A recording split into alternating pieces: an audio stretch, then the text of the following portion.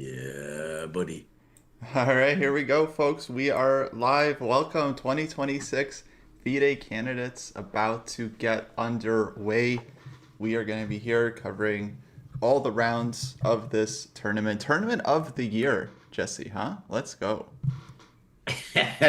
Now, I just realized though, these people might look at that eval bar and not All realize right, that's here a we go, folks. sense. We are Oh, live. sorry. Welcome, 2026. Yes, folks, it is a human eval bar. It will not update as moves are made. It'll be up to us to update it. But I think we need to write that somewhere. We Hmm. need to say the human eval or something because people are going to see that and be confused. Okay. Should I write it under the bar? Something somewhere, yeah. All right. Let me think. Okay, I have an idea. I'm gonna add a little icon under the bar that indicates that it is a human eval. But you guys watch the games. Let us know when the games are starting. Should be actually any minute now. I'm watching. I'm watching. They're about to make a ceremonial first move. First move done on Fabi's board. Oh, Some old guy played e4 for him, and maybe Fabi will keep it. are you on the FIDE Chess YouTube where they have I'm the? watching. Yeah, they got the live stream of Fabi versus Naka. He's pulling the pawn back, but I think that was just a ceremonial move. His clock isn't gone yet. Okay, I'm gonna open it up. I'm gonna post a link for everyone in the chat if you guys want to see the players live, because we're not allowed to post it on our channel. FIDE would get mad, but if you want to watch the players along with us, and that's it. There's the handshake. Hikaru starts the clock, and Fabi goes one knight f3. My boy, that's been my specialty lately. Knight f3, huh? Very interesting. Played in 9% of all games because I got the dojo database open. Oh, and d5 c4 c4 already very aggressive, offering the chance to play d4 where black can fight for the advantage from the opening. Hikaru says no thank you, quickly goes e6 and g3. We have a Catalan. I think, by the way, that D4 move has been a bane of the knight F3 player's existence because of it, people are playing like knight F3, D5, D4.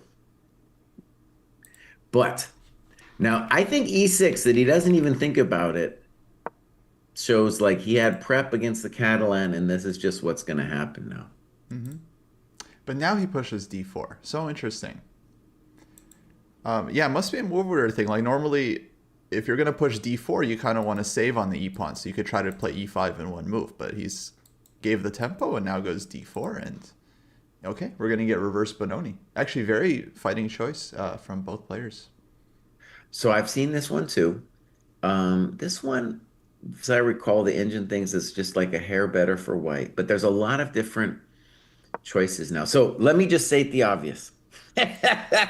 We have a position that, although it's kind of well known, it's not that well known. And there's a lot of different options for white, like potential to wait on, say, playing b4. Also, now he just plays bishop g2. So now we're going to see like their c5 is an option. He goes knight c6 immediately, which I think is arguably better. But let's just state the obvious. If he had played d4 immediately, then he gets the option of playing knight c6 and e5. And now he does not have that option. Yeah, exactly. Okay, wait. So I got to get my eval bar on. So you sent me the eval bar and I got to get it going.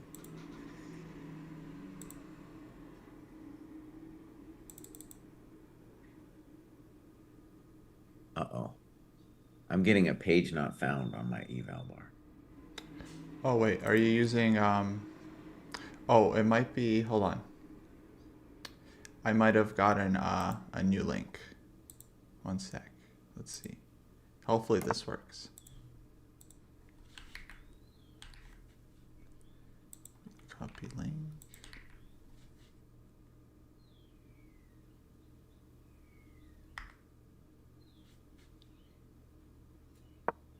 Okay, hit that and see if it works. No, it doesn't work. It says page not found. Mm-hmm. Hmm. Google AI Studio page not found. All right, one sec. Let me see if I can figure this out. But in the meantime, what did you want? I can set it for you. Nah, point 3 for white.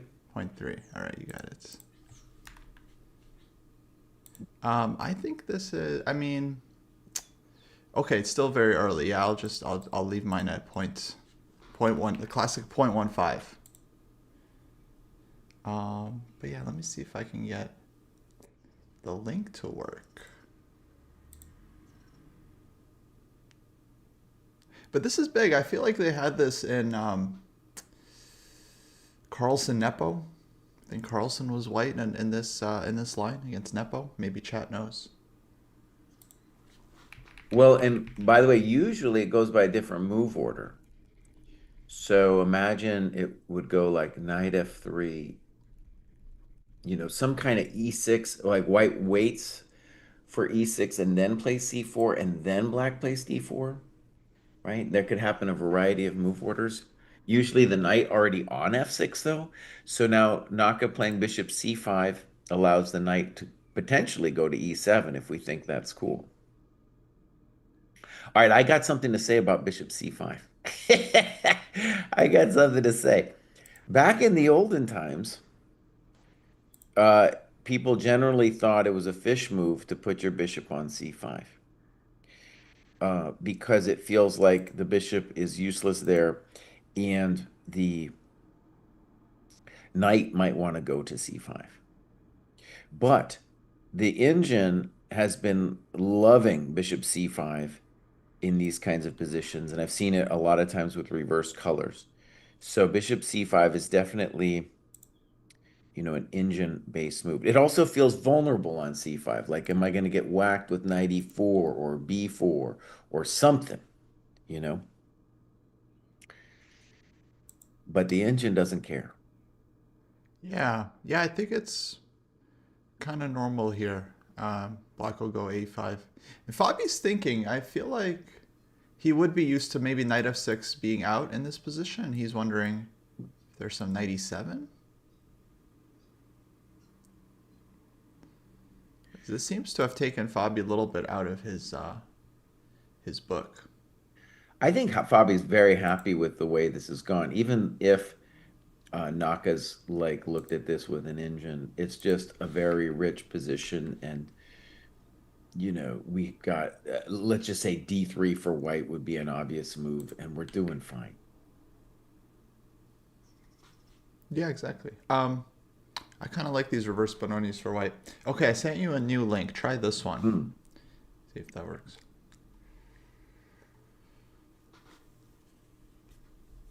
Yeah, buddy. Okay, I'm here. Okay, in business. Nice. All right, now I just have to make this our main one. And I put it to point 2. Originally I was at point 3, but put it point 2. I don't know. Oh, but a real bummer for me is when I look, this is really unfortunate. When I look at the players, which I really like to do, they've got a little eval bar superimposed on it. Can't Oh, escape. man. uh, they should just put the eval in the center of the board. Save some time. Okay, I need a little human icon here. Oh, by the way, so I'm looking at the Dojo database, and one of the things that's interesting about bishop c5 is the main move in that position is actually knight h6, which in a reverse color situation is a move that Kramnik came up with the idea that if you can put the knight on f5, you can really squeeze the opponent. And what's weird about putting the knight on f5 is like you're saying, nah, you know what, buddy, you're not ever really going to move. And I'll just use space to try to control you. So bishop c5 has been played 129 times. As expected, d3 is the main move here. You could do all kinds of stuff here, but d3 is the main move. All right, now I have to move away from this view, unfortunately. I got hosed. E3.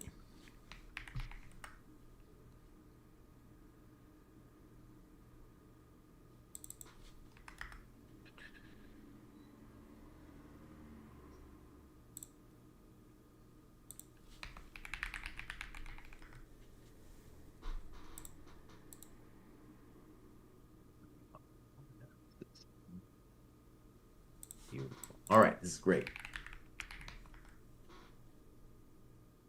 So E3. The other reason for me not to look at the faces is the Chesscom relay is a little bit faster than the other one, the one with the faces. Now, Patrick Daly says E3 standard Benoni stuff. Nah, yeah, it's going to get weird. So let's talk about why D3 is more natural than E3. Because with E3, if you ever take on D4, Black has won the battle of the D4 square. You do get to put your knight on C3, though. So I would say we're now in a position that's pretty unconventional.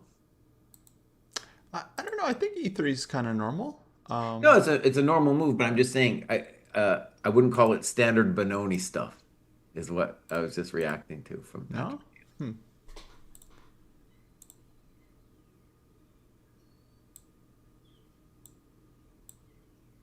Okay, here we go. All right. Okay, here we go. You guys ready? Uh-oh. All right. Now is it clear that it's a human eval bar? Hope that's better. I also have to be careful because, like, I was able to get rid of a little video feed on the Chesscom game. So it's just like that eval bar is just pushed. It's pushed really hard on the viewer. Okay. All right. I'm back to chat. So chat. Hello, everyone. Uh, who are you guys rooting for? I want to see it in the comments. Do a little human poll.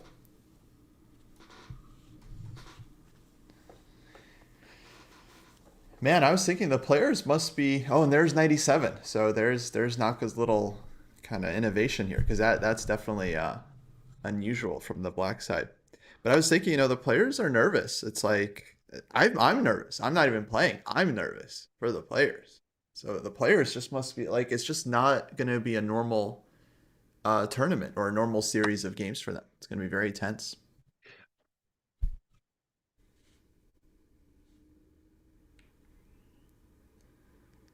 Okay, I was a little surprised about knight takes d4 just then. Oh, but Fabi has a whole idea. Holy shimoles. Holy moly. Here we go, my friends. Yes. Well, okay. I got to see the video. What's happening? We got a whole situation. So Fabi spent some time, but now he's yeah, Holy crap, this was playing intense. fast. So they're both still in their book here. Oh, and I see what you're saying. FIDE put the eval bar on top of the Right, video. right on top of it, dude. They won't let us, won't let you look. No, and they're like, oh, this is an improvement because now people can see the position. But it was like, ah, no, no, FIDE. That was the one last safe space on the internet to see the game without the eval bar. Okay, so what we want to say is this move, knight takes d4, is not something you just come up with at the board and then play it that quickly. So this is some intense crud that he's throwing at him.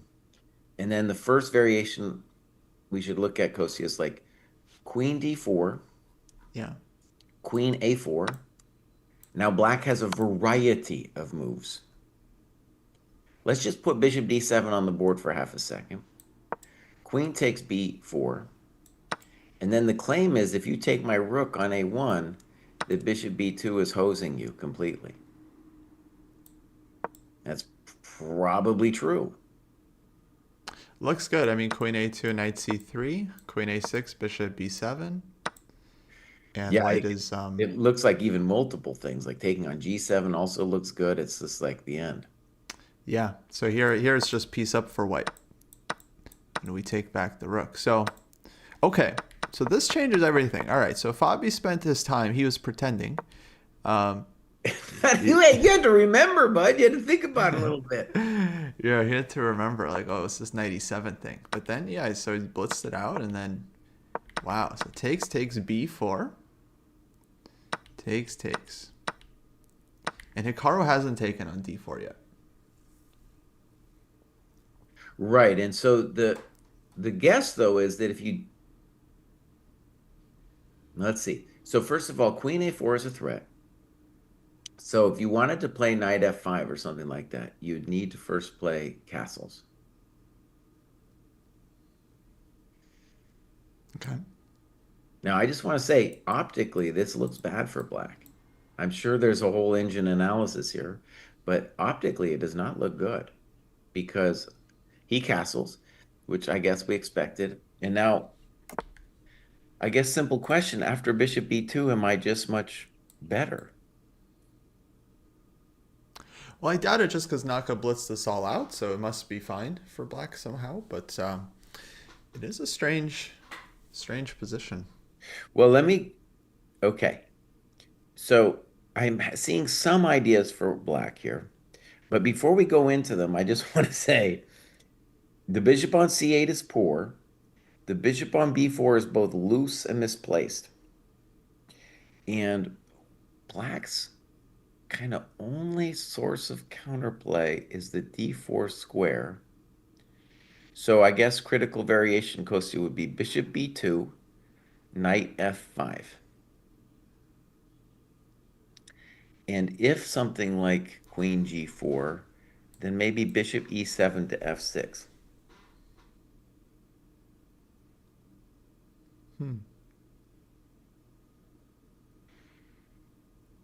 Okay, so I think that's the critical idea for black. If white plays d5, then black can always say, well, then I take, I free the bishop, and if you play bishop takes, I'll play c6, I'll be okay. Yeah. Yeah, it's kind of funky. Other than bishop b2, don't really see other moves. So yeah, this makes sense. Bishop b2. Now you could play queen b3 first with the thought that if you wait and play bishop like bishop b2 knight f5, then he's going to play bishop e7.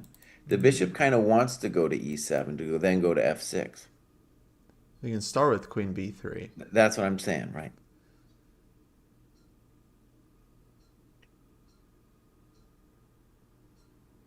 Yeah, could get kind of awkward for black. Like if queen b3, if he goes wrong, like c5, white takes, Oh, it's just nasty then, right? bishop takes, and then like bishop. Yeah, it's like a very nice Catalan all of a sudden. You go d4 and Hmm. black's just not developing. So light square bishop here is, I think, the issue for black. Has to figure out.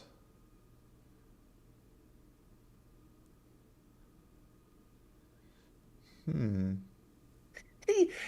All right, Chad, do you think Kostya's little icon with the head suggests that that's a human eval? What? I don't know if they know that that's the human eval, All bud. right. Like, I don't, what am I? What do you want? How else can I? There's not a room for a full sentence, you know. All right. One of the things that I'm going to try to do as much as possible while watching this is first, Coach is going to want to watch other games. Now, I think today I'm safe because this is clearly the game of the day. But in other rounds, he's going to be like, I know I want to go look. I want to go. And I'm going to have to fight him. Yeah, I'm gonna want Uh, to see the women's games too, Jesse. Can you believe it? no, no. Then, so I got that fight. And then I want to try to force myself to play guess the move for my own edification.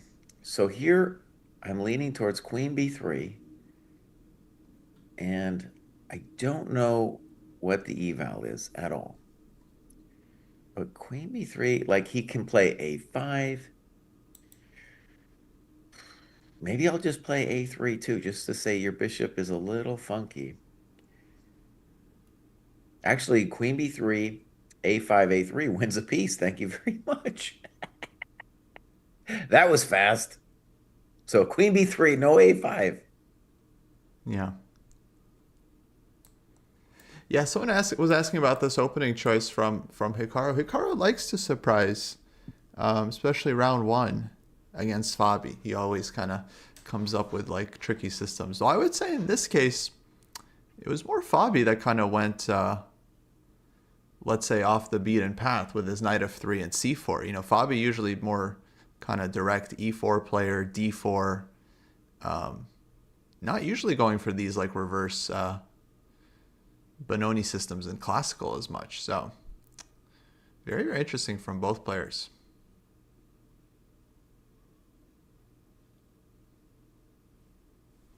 In fact, I'm going to go ahead and guess that I'm going to look at just, I don't usually believe in percentages, but after c4 on move two, yeah, the move d4, as expected, has a winning percentage for black. That's what I thought. It's a very hard move to face. So it's got 39% winning for black, 36 for white. And with e6, g3, d4, um, you know, white's doing fine. So I don't know what that was about from Naka to play it this way. Yeah, some opening subtlety. Okay, let's try it. Let's try this, folks. See if this is. Let's see if By this the is way, better. I'm not seeing knight takes d4 in the database. So presumably Naka has seen knight takes d4, but it is not in the database. It's clearly a computer move from Fabi. Wow, dude. So Wow. knight d4 novelty. Fabi bringing the prep as usual. Okay, but he's thinking. So can we? So then, where did Naka kind of deviate from the book? Was he expecting that Queen d4 is the only critical move here? It seems hard to believe. Like it's so concrete. Like if you as black castles makes a lot of sense. You just wanna think about it, like because Queen B3 and Bishop B2 are, vastly different games.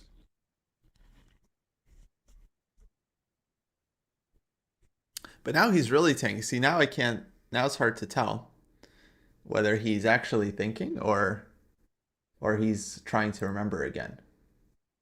Maybe he has some options.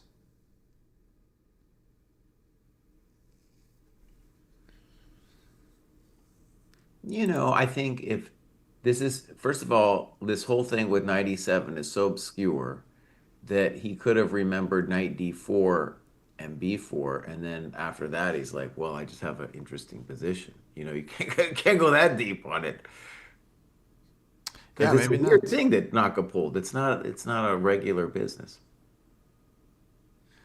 Okay, I do want to keep an eye on the other games. What do you do though, Kosi, after queen b3? For Queen b3 for black. Yeah. What do I do?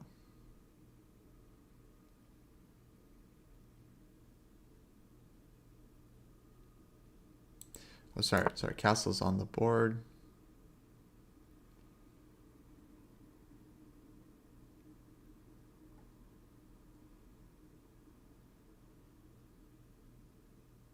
Maybe it is c5. Maybe Queen b3, c5. You take. Bishop takes. Bishop b2, bishop d4. Or maybe knight f5. Maybe bishop d4. So if it's c5, like if I'm Fabi, like I'm looking at that kind of thing, I don't believe that black is equal there at all because the bishop on c8 uh, is like pretty nasty, and it's going to take a while before you deducive stuff. Whereas if bishop b2, knight f5, then I get what black's play is. It's very hard for white to avoid playing d5 at that point. Yeah. No, queen b3 is definitely a question. But we agree that black should have something, right? I don't know. I mean, queen b3, it's very concrete. You have to come up with something. a5 is not it. c5 isn't it. I don't think you can get away with queen takes d4. So I don't know.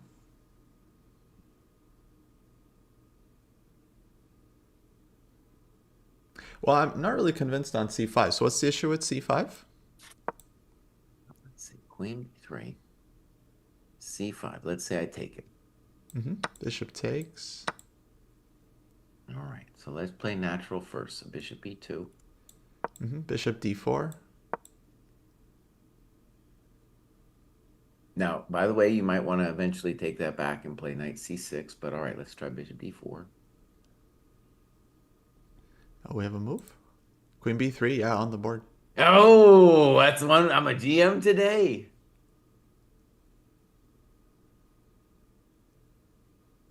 So yeah, Coach, with this final position we have with bishop d4, the issue is just your development. So I don't know. Knight c3 is the obvious one, but I could do other things. Yeah, I'm just not sure, like, maybe it's playable for black, you know? Because sometimes positions look good, but then, yeah, Compy makes the moves and black gets out. Now, I would say though, Kosi, if I was gonna defend your honor, it would be instead of bishop d4 to play like knight f5 or knight c6. Yeah, I can try knight c6 as well. I think more solid, actually. But I have another boneheaded question here. On c5, what about the basic a3? Yeah, a3 is a question, for sure. And that's where black has to have some kind of good answer. So, okay, now if queen takes d4, there's bishop b2. All right. That doesn't work. Okay, so bishop a5, you take on c5. Then maybe knight f5. Bishop b2. Bishop b2. And can this be something for black? Like knight d4? Seems like Naka made a move already. Just bishop a5. That's what he did. In 1 second. In 1 second, bishop a5. So 100% Naka is in his book. He's not just bluffing this out. You never know with the Naka. You never know. All right, so knight c3 Knight played c3. also kind of quickly. Also, quickly, man, these guys are tricky. All right, so let's just think about this for a second. So the argument that the thing about bishop a5 that's a little spooky is that, well, first we want a tempo with queen b3. Two, like if the bishop is going to be amazing, you have to be able to win the pawn on d4, and you have to be able to get the bishop back to b6.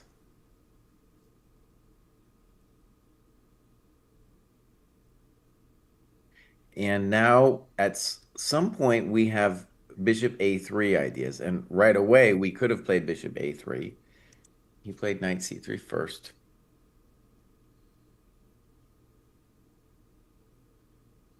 I Now I guess we can say that on queen b3, he's probably out of his book because he spent almost 10 minutes on it. But he clearly had intended knight c3 right away. So there was something wrong with, I guess, yeah, bishop a3 was a real question for me. Maybe just rook e8 or something. We don't care. All right, Kostya, let's ask the obvious question. What, if anything, is wrong with queen takes d4? I'm wondering that myself. There's bishop a3, there's bishop b2, there's queen a3. Oh, queen a3, Kostya, good move, buddy. Shit.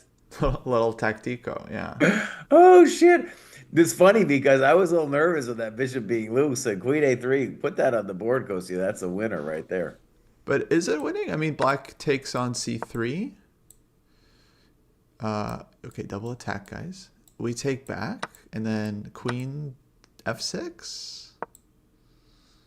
That's a nasty position, like bishop f4 or something, or yeah, probably bishop f4 at a minimum. I just feel like we're. It's definitely great, amazing comp. It's just that we're down.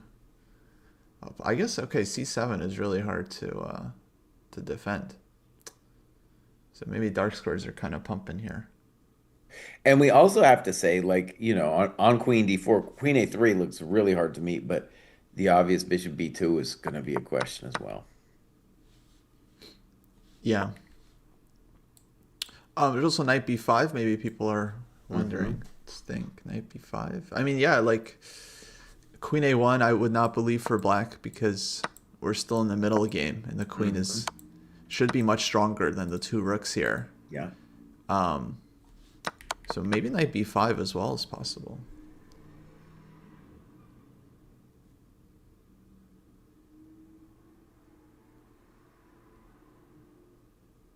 Hmm.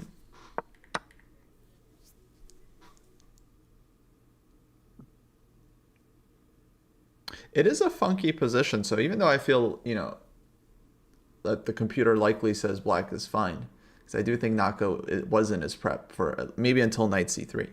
Um, it's still like it's just not a typical position where you just have like obvious moves to choose from. Like one mistake and you could possibly end up much worse just because pieces are not really placed naturally, and black still has to figure out how to connect the rooks.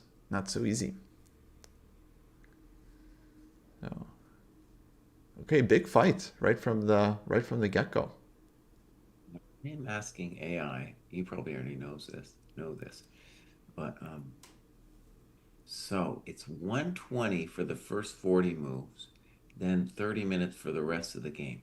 Now get this though, it's 30-second increment, but only starting from move 41. Right. Did you know that already? Um, yeah, I knew it was no increment until move 40. Now, what was the deal? No, they've been fooling around with this no increment thing so much. Wasn't it like they really loved it for the excitement? And it was the last world championship, right? But wasn't that like the whole game that they didn't have increment? In the World Championship match, I don't remember Yeah, if right. they had increment or not. But yeah, it's FIDE's strategy to artificially generate drama by exposing the players to a no increment.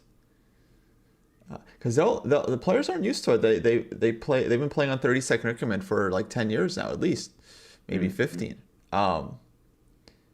So there will be some flagging, if not outright flagging, just some huge mistakes caused by the time pressure. So I just looked it up, and so the it was exactly this time control. So 120, 40, 30 minutes rest of the game, 30-minute, but only starting from move 40. And that will, I mean, we're going to get some excitement for sure on that kind of business. Oh yeah. So Prague played the Grand Prix attack against Anish Giri, which is a very very bold choice.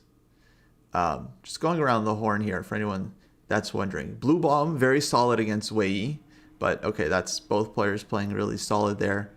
And Sindarov Esipenko, they've got a big fight in this game too. So Sindarov Esipenko, that's like one game I would expect. Like okay, maybe Sindarov goes for it with the white pieces.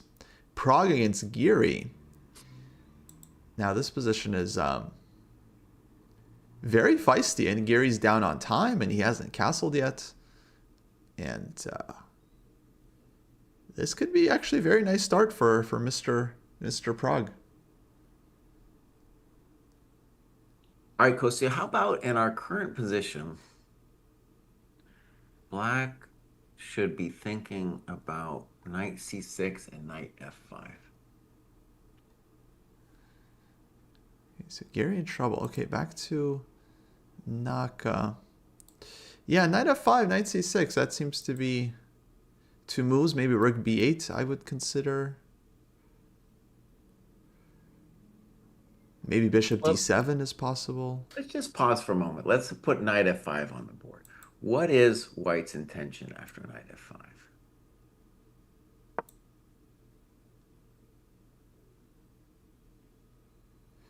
Um, Actually, one thing, detail I just noticed, Kostya, is if knight c6, then queen a4 could be very annoying. yeah. That's fun. So queen Okay. a4 on the previous, like before knight c3, queen a4, c6. Black would be okay. Right. It's only if you put the knight on c6 that you And run. then and Okay. then knight f5, queen a4, also c6. Yeah. Right. So knight f5, I think, is the main candidate. And I don't know what Fabi's intenzione is yet on this knight f5.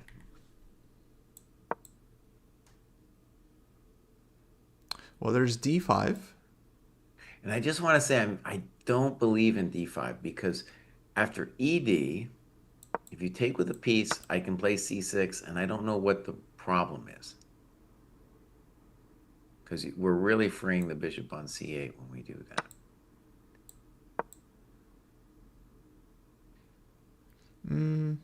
Yeah, I don't know. I would maybe think about the structure. Like if knight e3, what's black doing? Well, in that position, you put a knight on d4 and ask you why he isn't better. So go knight d4. Yeah, because the trade on e3 I didn't like for black. Knight d4 seems like black is okay. All right, my friends, let's ponder this. So knight f5, what is... So Naka's thinking about...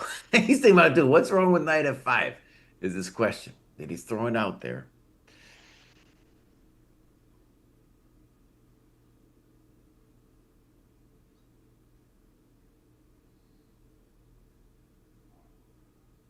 And the answer maybe goes, I don't know what else to do, honestly, is to try to go for it with knight e2. I feel like there's options. Um, So the knight on e2 says, if you do not take my pawn, you will lead a life of suffering. So you need to take my pawn. And then I play bishop b2 at the end. And I claim that I have immense compensation. Is it true? Ah, that's a good question.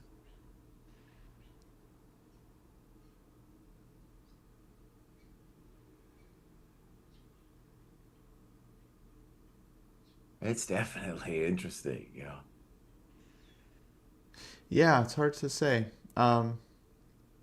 It's this thing from the Jan Marcos book where it's like you have the bishops that are, white's bishop on b2 is dominating because the other bishop is just on a different side of the board. Still, I mean, after queen takes d2, it's two pawns. And then rook ad1 would be natural, and then you have queen b4.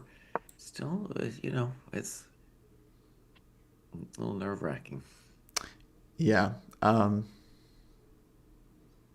would basically believe any eval from this position. Be like, white's bad. I feel like I don't know. I feel like engines would like white. It just seems like you have all this pressure.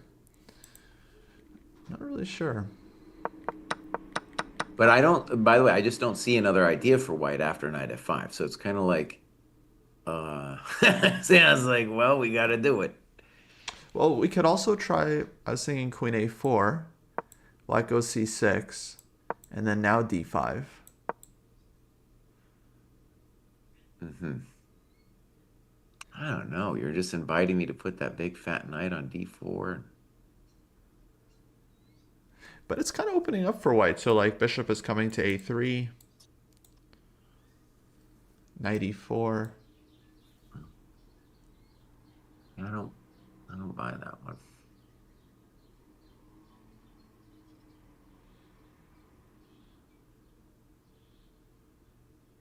Yeah, I don't know. I mean, the it's like sacking two pawns. It feels like It did feel intuitively like that position White had enough, but it's always hard to play it yourself.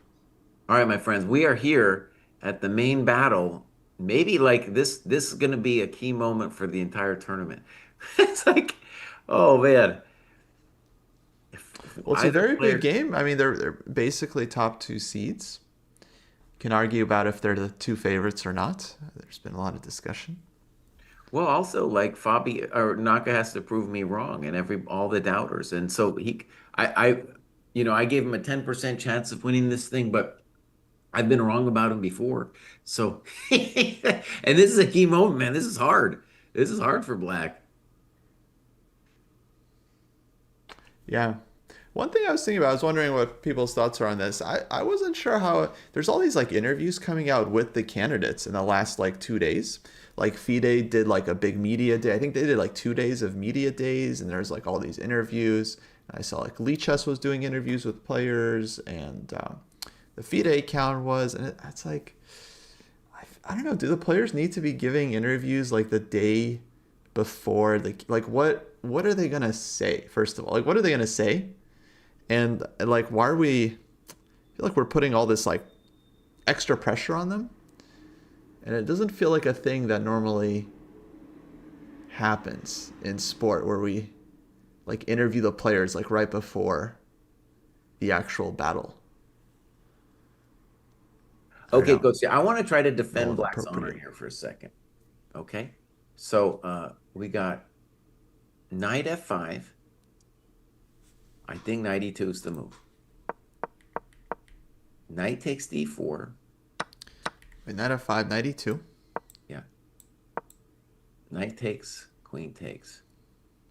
Let's say bishop b2. Maybe if you wanted to change your opinion on that, we could change it. So queen d2. And I want to try to defend this position for Black for a second. Just because I want to I want to sense how real the compensation is. Yeah, rook d1. Okay, but I'm assuming a d1. I'm on queen b4.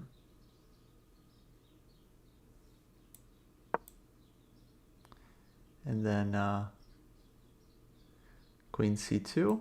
Good. Okay, so this is the position I was looking at, and it's a little scary for white because there's no clear threat yet. But I'm so tied down. Yeah. I think this is the one that my guess is maybe this is a position that Naka's looking at right now. All right. Yeah, but was this Fabi's intention when he played knight c3? Because that's kind of deep. I think Or so. queen b3 even. He played queen b3, knight c3 quickly. So he's expecting knight f5, knight e2 into sec.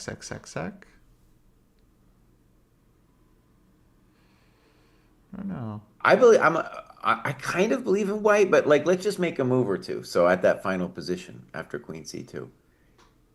Mm-hmm. Uh, like let's try c6 just for a second because it's natural. And now I could do a bunch of different things. Let's mention h4, but let's play bishop e4 first. Yeah, bishop e4, I think.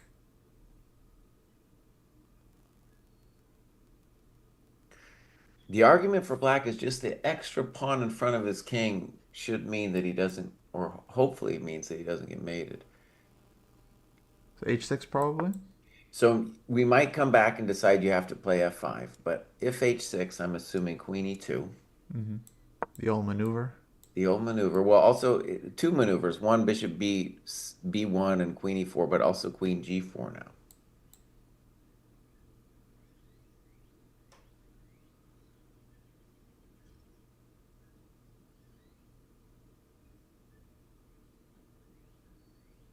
Knight Yeah, f5 move. played. Oh, I'm a GM today. Now, Knight we're going to f5. see the real GM. Am I right about knight e2? Kostya's, I think you're still voting for d5, Kostya? I got queen a4 and then d5. That would be my bet. Okay. It's my guess. All right. So let me just see this queen a4 for a second. So queen a4, c6, d5. I at this point I think I want to be black with this thing. Um, Wow. because how do you mess with my knight after knight d4? Knight d4, I go bishop a3. Wait, rook e8. Okay, and then I go, I'll try knight e4. Interesting. Okay.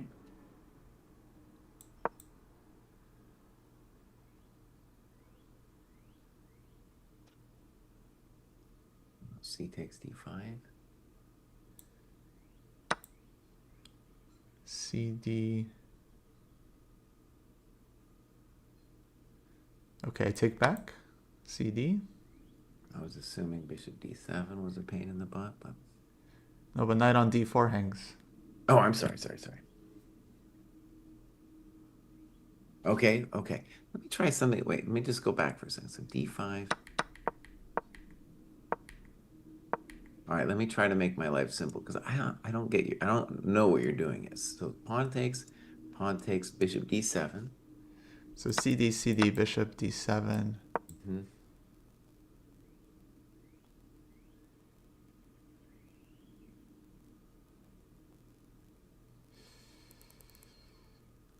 Okay.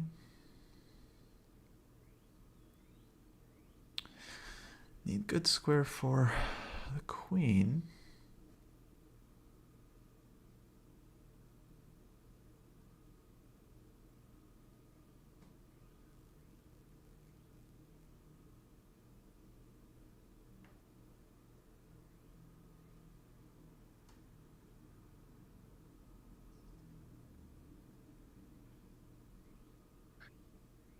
Yeah, I'm not so sure. Maybe We got to move queen played, buddy. c4. We were both wrong. Bishop a3 was played. Bishop a3 on the board. Ooh. Sharp.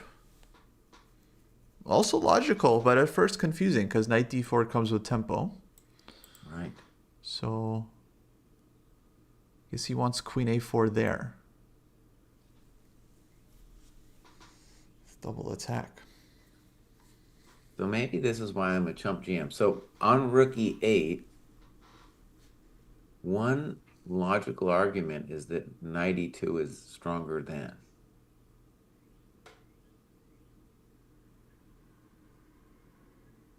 Oh, bishop a3 is interesting. Okay. This is going to occasion a think. I guarantee that this is going to occasion a think. Knight f5 was 16 minutes. Holy carolis. Um, Bishop a3 pretty fast. But Fabi was thinking on Naka's move for sure because other than knight f5, it's like kind of feels like that's the most critical move. okay, Kostya, let me just first let's just ask about the exchange sack. So knight d4, queen a4, and let me just try c6. What is the eval in that position? Okay, do we have to take? I think so. So I we gotta take take. with the king, King which is a takes. little awkward.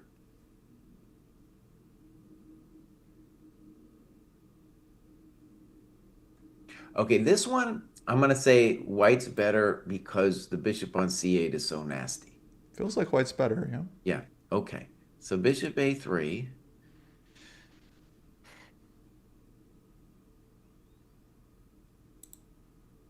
Bishop a3 is a strong move. Excellent.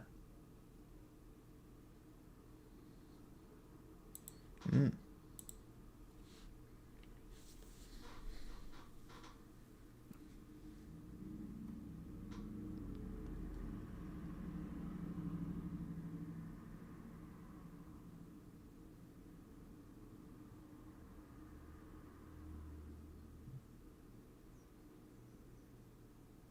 So we'll say the obvious is that if you play bishop a3, rook e8, all the ideas with d5 will make rook e8 into a developing move, right? Yeah. D pawn is still a problem for whites. Oh, I got it, buddy. Check this one out.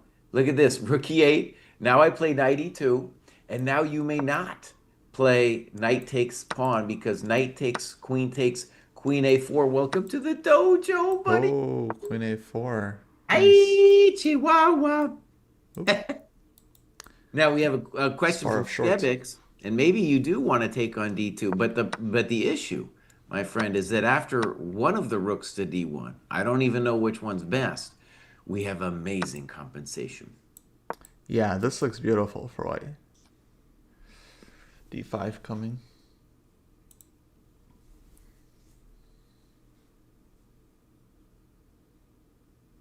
So Costa's rook e8, obsessed with knight e2. d5, by the way, and in general, I want to hold off on it. I just believe that if the bishop on c8 and we control the d4 square, let's just say strategically, that's what it's about. We control the d4 square, we are going to be better.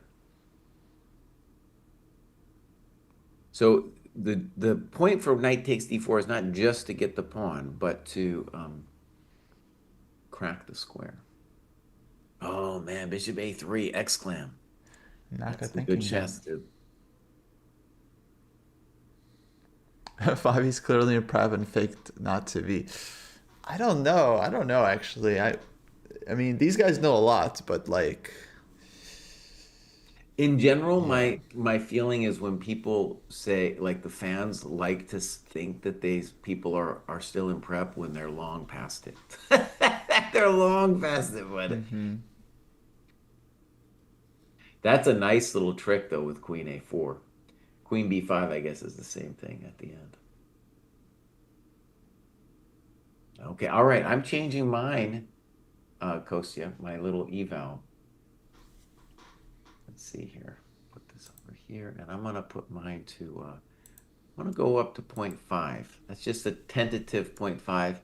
Me appreciating especially from a practical perspective too. I know I'm not supposed to do it from a practical perspective, but that makes a lot of sense to me that black is feeling the pain after bishop a3. Okay, back to the interview question about interviewing players before the tournament. So people mention the Super Bowl and other stuff, but this Mhm. isn't the Super Bowl. I would understand for World Championship, or you have some big UFC match, some big boxing matches, 1 versus 1. You want to get the players face to face. I get that, but this is still a tournament, and it's like, I don't know. I mean, chess is one of those sports where it's just like you can't really give anything. Like you don't even want to appear to be giving something away. You know, so it's like, I don't yeah, know, I Coach. find it awkward. I like the thing about the football too. I mean, it's kind of like you demand of the players. I'm predicting 92 here, by the way. You demand of the players that they do this as even part of their contractual obligations because money is made by publicity. And now I'm wrong. I thought I was a GM today. Apparently not. Apparently not. Hmm. Yeah, I thought 92 would be the idea. I really like the 92 move, man. All right, let's think about this D5 for a second. Yeah, mostly I just find the interviews a bit, just a tiny bit pointless because it's like the players don't give anything away. They always give these kind of manufactured answers. And yeah, rarely does anyone say something interesting. If they do, it's usually not even in their favor because they're just dragging attention to themselves and putting a target on their backs. I don't know, All right, but it has to be something. all right, Kostya, let me just say I don't get it. So let me just defend Black's honor. You tell me what White's idea is. Maybe we'll figure it out. So after D5, let's say I take that thing. Okay, let's think. Yeah, so Fabi knows.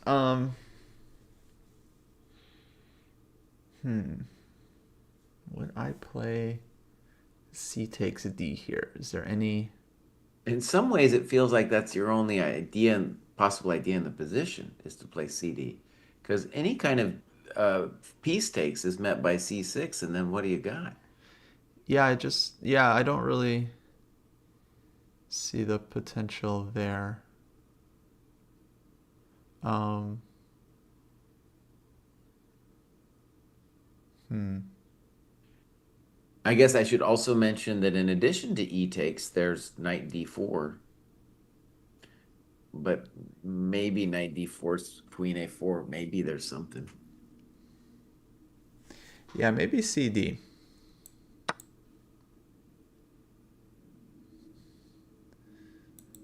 All right, so what's interesting about this is me and Kosti are leaning towards the idea that white, the intention here is ED-CD with a bind, and that we're not worried about knight d4 now because of queen a4. And my first thought, Kostya, was ED-CD and a simple move like bishop b6. And I still kind of lean that way. But it's true that the bishop on c8 really doesn't have a natural home yet.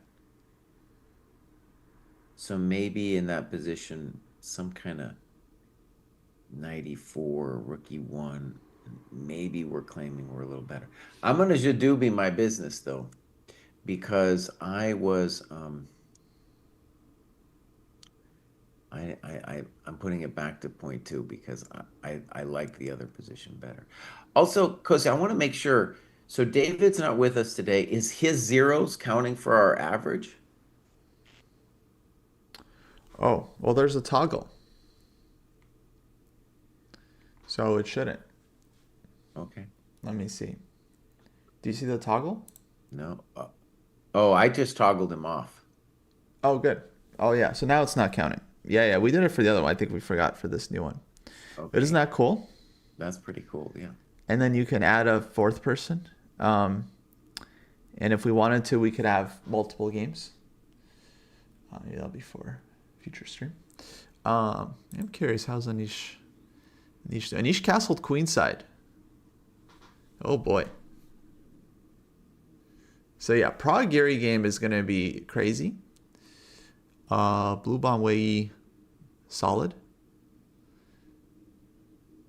And Sindarov Esipenko. Okay, mostly solid there, guys. In the meantime, we got D5. The other prediction I have for this game is that we are going to get some meaningful time pressure. Now, Naka will never like lose on time, but you know, you get a crazy position, you want some time to think about it. And this one definitely is there's a lot of things to think about here.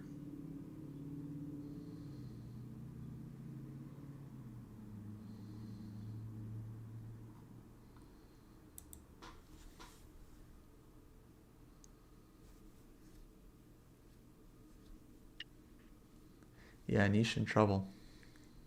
And maybe if I was gonna try to understand why I'm a chump GM and these guys are better. So on 92, maybe you say something like, well, black, I'll just play c6 and I'll sit there and your knight on e2.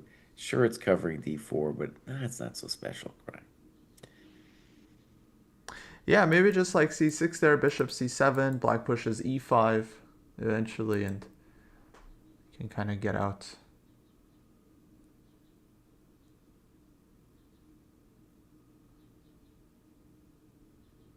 This one is very hard to judge because white has given black, first of all, like a lot of potential plans. The position is going to transform now. And it's not, even though this ED-CD thing looks a little bit like a bind, it's not really clear what the plan after that is going to be.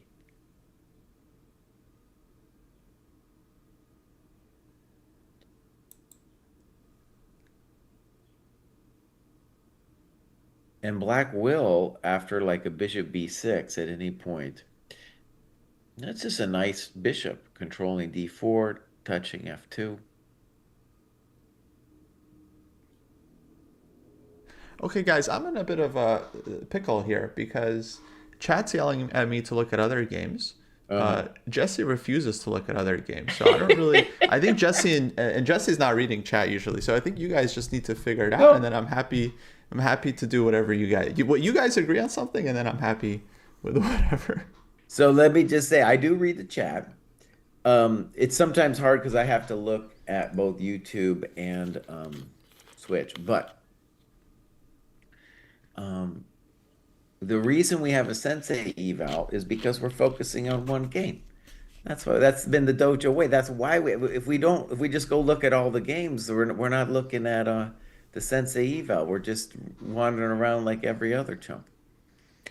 I mean, personally, I am able to evaluate more than one position at a time. No, you're not. This No. one, for example, this one goes to you. Not even Naka can do it. He doesn't know either. Right. I mean, well, we're just giving our evaluation, right? It's not like we're getting it right. It's just Well, we're trying to do it as best as we can. And you're yeah. just going So I'm just around. saying I can definitely do that for more than one game at a time. No, you can't. You have to like look at it. It's hard. Like this one. Like what is your eval here? About equal. Okay. So by point two, point zeros.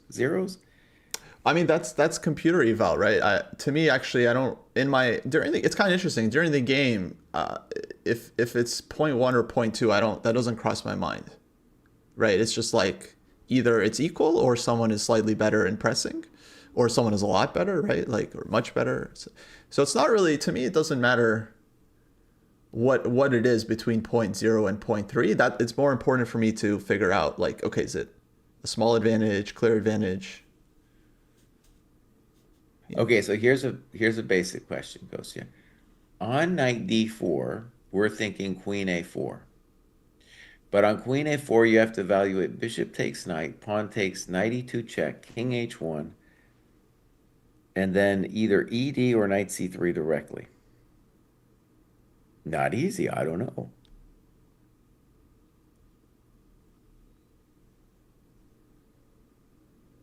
This is what I mean. This is what I mean. It's no simple sauce. Black's got a big question. If we go around, then we won't be able to understand the game from the player's perspective. Yeah, yeah, I totally agree that that point of view, or at least I see it. I also see it from chat's perspective. Like they want to watch all the games and they want to see us talking shit about Geary and stuff. You know, that's fine. That's His also turn will fun. come. His turn will come. Um, so yeah, I just don't like that. I just don't like ignoring chat. So I just wanted to address it. If we want to stay on one game, that's fine. I like the deep dive too. Um, Maybe this game peters out. We can look at other games as well. I All just right, want people Cozy, to know what here's we're a doing. variation I want us to consider here. So we got to look. Knight d4. This is what Naka's calculating. Queen a4. We can Yes. talk about queen d1, but queen d1 is just sad, right? So queen a4, trying to force the issue. Bishop takes, pawn takes, knight e2, king h1. Now I think we're Wait, gonna one play. sec. Yeah. Wait. Hold on. Why is Bishop C3 forced, or you're just looking at it? Well, that it's just the main question because can I win the pawn on c3? Maybe I can't. Okay. Yeah. I mean, to me, it looks very, very scary to do this, just optically. But yeah, I think takes on C3, and doesn't the knight get trapped? So king h1, e takes d5. Oh, you take first. Okay. Let's say CD. Good. So now if knight c3, we're going to say queen b3 should be a thing, right? No, but it's still oh, no, queen. I don't know. That's a good question. So Queen knight C4. c3, queen c4, correct? That probably is enough. Okay, so not knight takes c3 there. Okay. So I think what Naka's trying to so we have to like it's a process of elimination, right? So does knight d4 work? At the moment, we're leaning against it. Though it has to be said that even knight d4, queen a4, c6 is its own special variation. Yeah, I thought C6 maybe would be the idea. And that transposes back to a variation that me and Kostya had like 3 million years ago. Yes. That one's also super hard to evaluate.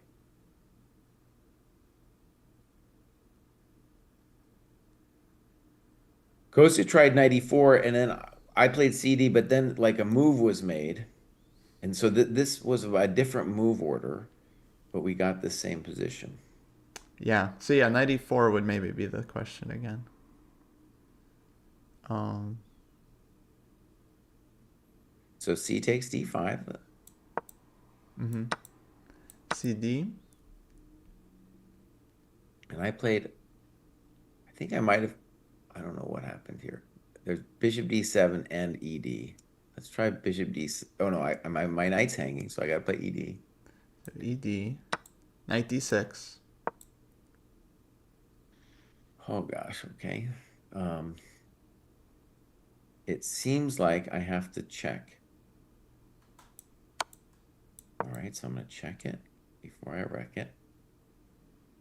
King H1. Yeah. Is my knight a hero or a victim?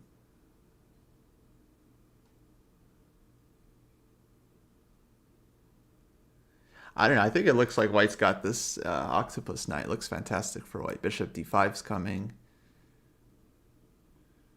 And yeah, Okay. knight on E2 is too deep.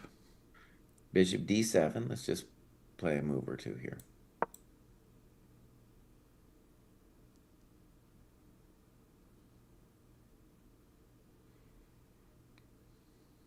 Maybe Queen B3.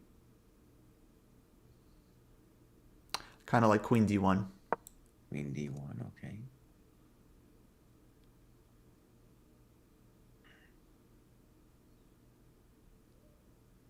And then maybe knight D4.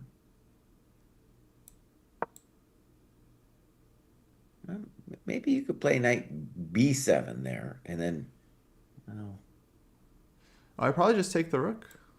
maybe you take the rook. I don't know. I was thinking, what, that I had compensation here?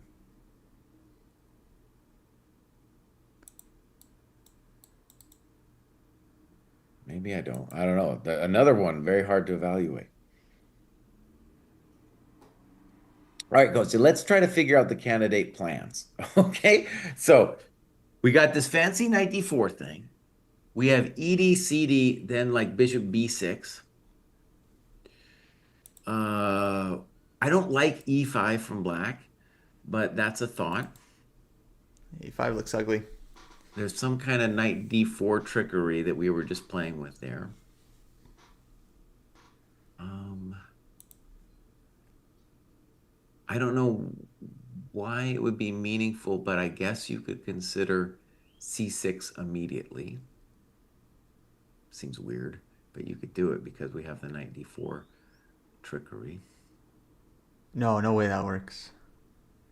Well, okay, just put it on the board just because it would be nice if we could eliminate it. Oh, C6 you want to take back. Yeah, I'm just going to take it back. But it's really weird to play C6. I want to stress that's a really weird thing to do, but maybe you could do it. Yeah. Just to put it on the board is like a candidate move. 94 maybe. I think Naka's going to take on D5. I really haven't seen a reason why this is... it's a little surprising how much he's taking here. Like what... I mean, we were looking at like options, but like what was the issue with ED5? Like why would that... Well, the what's question so... though on ED5 is CD5, and then you still need a plan for black. So if you're going to play ED5, you have to think about what plan you're going to do after ED-CD. Right, but you have... Okay, you have to develop still. You have bishop B6, bishop D7, knight D6. Okay, so let me just try to address what I think the concerns could be. So let's say bishop B6, and now you say to yourself, if you're black, you're like, okay, what will white do to me? It's an unconventional position. His knight can go to E4. My knight can go to D4. Will my knight be stable on D4? Interesting question. I don't know. Right? Should my knight go to D6? I don't know. Is there going to be pressure on the A and C files? I don't know. It's a hard one to judge. Where's my bishop on C8 going? So I like if I was playing this as Bliss and I would play bishop b6 and feel pretty good. But if I'm playing this against Fabi, I'm like, well, what is Fabi gonna do after I play bishop b6? I don't know yet either. I don't, he's got a lot of choices here. Queen c4, knight e4, rook e1, rook c1. Yeah, I don't know. It's hard. Yeah, definitely unconventional structure with these two d pawns. It's not really. Yeah, it's hard to even think of another game that had this. So. No, yeah, players spending a lot of time. I think there is a lot of pressure in the moment, and yeah, they've got to make it to move 40. So Naka uh, can't really afford to spend too much time here without just getting into massive time trouble. The other thing that's interesting, Coach, that you could ponder is if ED-CD, instead of going bishop b6 directly, it might be more clever to play knight d4 first, because now the queen has to guard the c2 square. So it kind of forces queen a4. And then you get your bishop b6 thing, and then you say, oh, that was a better version. Because now we're threatening like knight e2 stuff and yada yada. Yeah.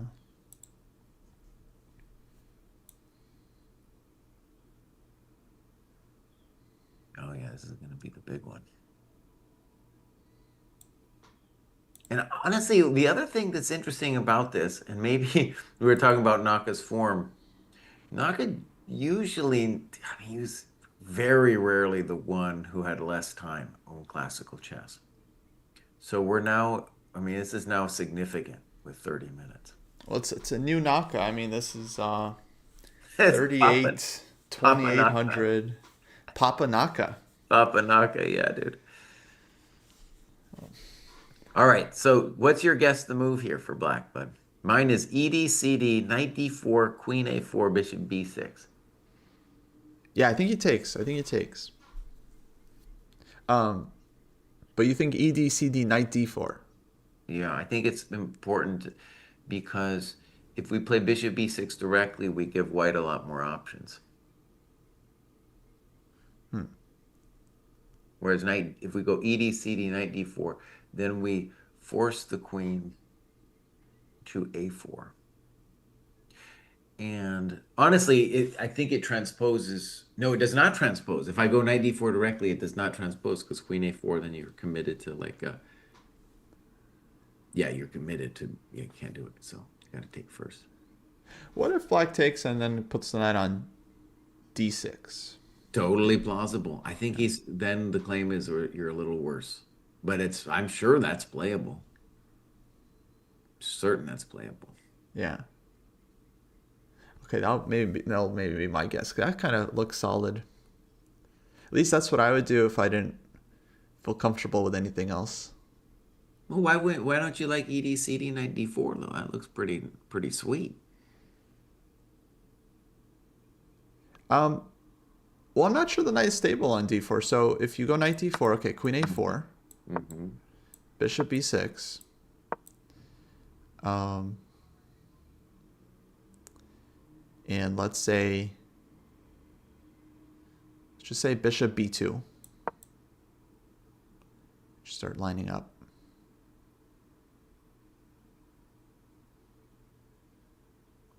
Okay, I'm drawn to knight e2. I think we got to move. Knight d4 played 20 minutes, 21 minutes thought Okay, knight D4 without taking. without taking, right? Without taking. So, Interesting. okay, so we looked at this about 20 minutes ago. And let me just try to summarize the reasons why this move was ultimately dismissed. Is because after knight d4, queen a4, there's the move c6, which honestly is interesting, but I didn't think it was that clear for black. And on queen a4, bishop takes c3, pawn takes knight e2. I was trying to make it work for black. I ultimately could not make it work. My knight was getting trapped. I think he wants c6. Yeah, like what else? I mean, yeah. So he didn't take. So bishop b6. Now there's c5. Right. So and black doesn't have any. Doesn't have any funny tricks here with like bishop d7, queen a5, b6, queen b4. White just walks out. So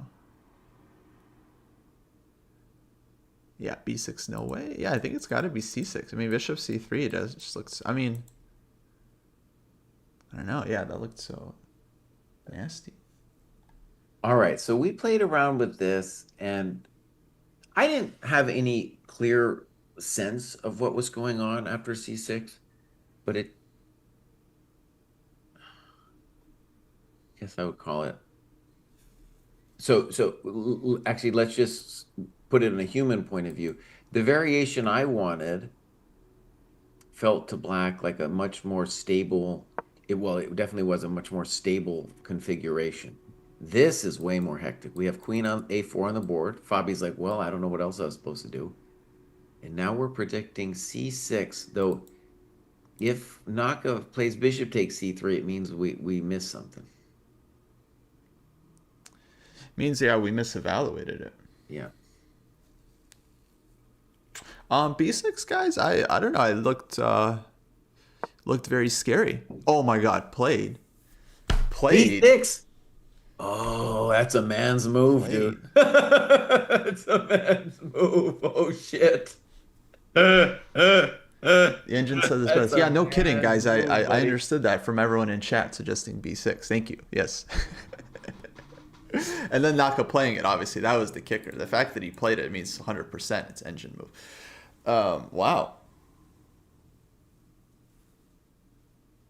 Wow, dude. That So might be that's where the good chess. time went. That might be some good chess, my friends. Okay. So, Kostya, let's just lay it out. It's a pretty basic idea. And that is if DE, bishop E6, bishop A8, queen A8, black says, I'm winning. And I think he's right. Oh, it's huge. Wow. Okay, so that's the intention. It's huge.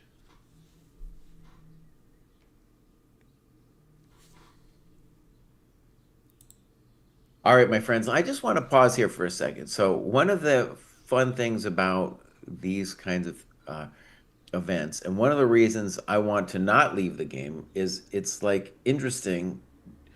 Does Chump GM find some of these ideas or not?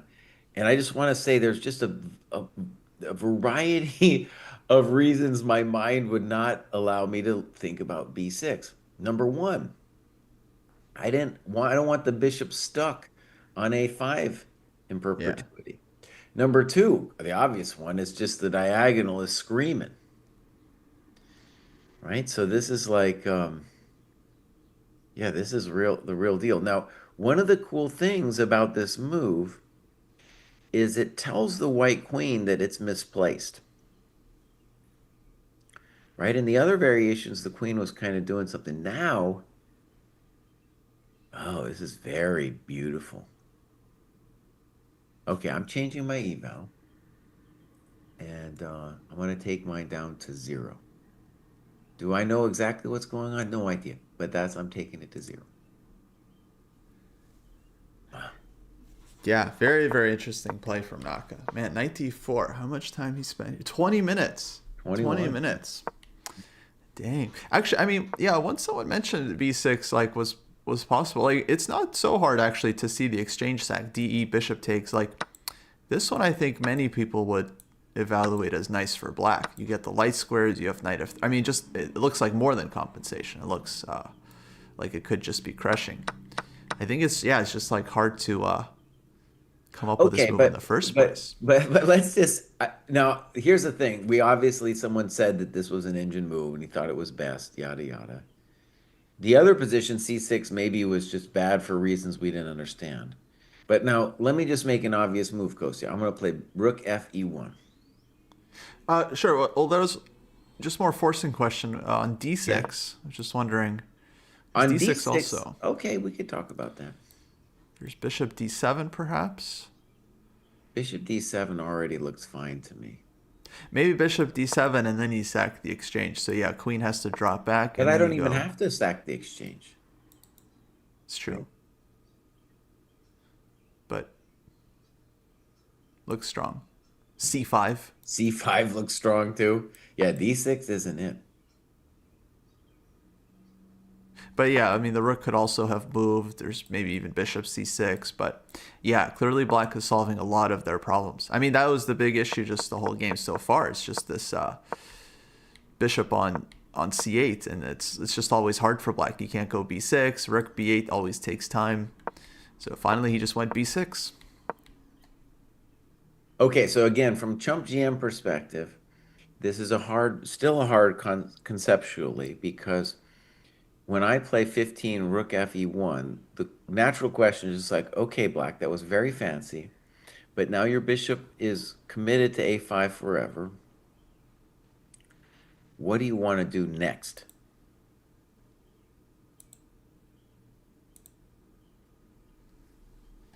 I've got an idea actually, Kosi. How about this? On Rook FE1, I play Bishop D7, Queen D1, and then C5 exclam. Telling you you've got one chance for your. Oh, that's a nice. Black's better there. Holy crap!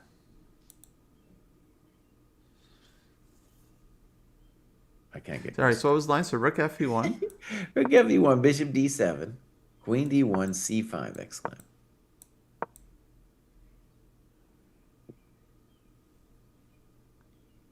I am here to stay. But I really don't get this bishop on a5. Like, is it just gonna like okay? White goes bishop b2 there, and then what's the plan for black? To trade? Maybe eventually I'll trade, but I don't have to. No, I'm just gonna sit on that position. I could move my rook somewhere. Rook C8 would be a natural move, for example. Once you don't take on let my pawn go to C5, I'm just stabilized. I just feel like this bishop is just misplaced. Okay, good. So, by the way, what Kostya's just said is the reason why B6 would not appeal to the Chump GM's intuition. I didn't even consider it. Yeah, no, it wasn't even on my radar, man. Especially because in those other positions, the bishop went to B6 and it looked so comfy there. Man, it's like that video, difference between 2800 versus IM. It's just like that's the difference. That's the difference. I didn't even consider the move, and Hikaru finds it in like huge game under pressure. It's crazy. Okay, so I Wow. want to say more obvious things. Besides, Rook FE1 is just like a move to develop. I don't know if it's a plan.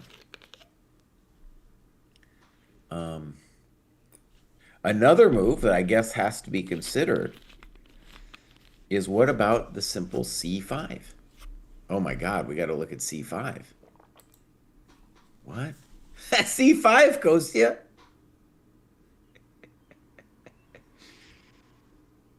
Yeah, so if I'm playing a game and I see all this stuff and I see C5, I'm like, well, not doing that.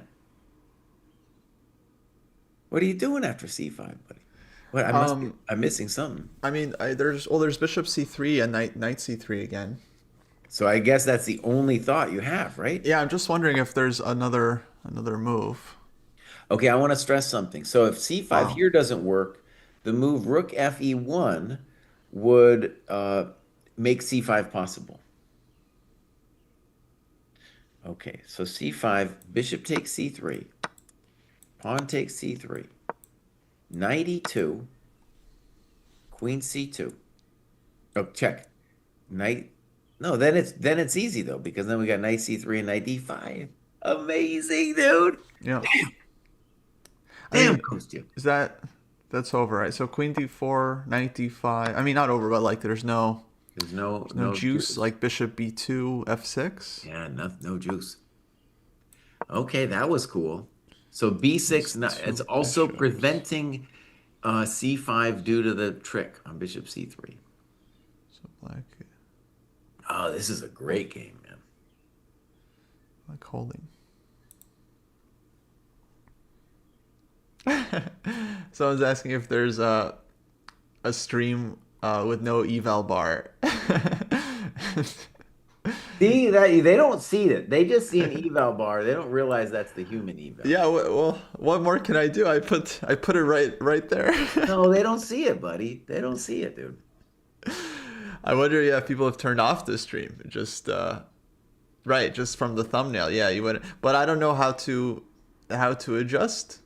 The How to thumb, adjust. it's got to look different because it just looks like we're putting an eval So it bar. has to look like a human. Okay, it has to look okay. Well, for tomorrow we can adjust it somehow. But yeah, what does human colors mean? Like it has to be maybe not directly next to the board. I don't know, some other place. Ah, okay, okay. It's just, but that's just the perfect. All right, so my guess the move is Spot saying for that we're it. going to see rook fe1 and then bishop d7 and then queen d1. I think people just have to watch, and then yeah, they'll get it. They'll get it eventually. But I just love that the response. Someone's response was to, is there any commentary without the engine? It's like Dojo, but you got to turn the chat off. Just fun. Not true, actually. I mean, actually, I think we do pretty good. We do pretty good.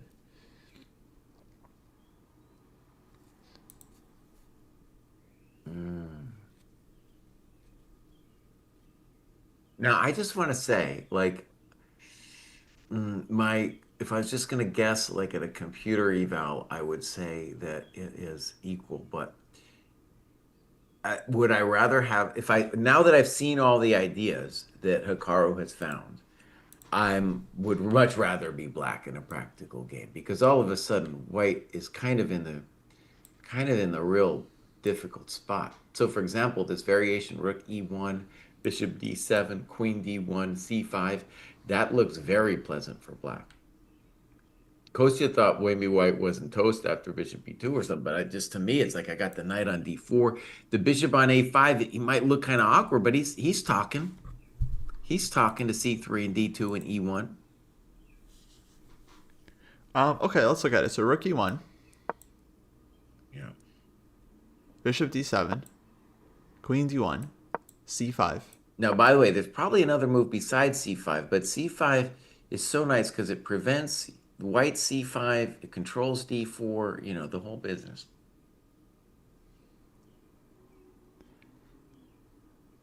Then I was thinking bishop b2. Do you still want rook c8 there? I don't know. I don't know. I'd have to think about it a little bit. On rook c8, maybe I have to worry about knight e4 or something, Probably not, but okay, I'll play rook c8. It's just the natural move, first question. So if knight e4, I'm banking on ed.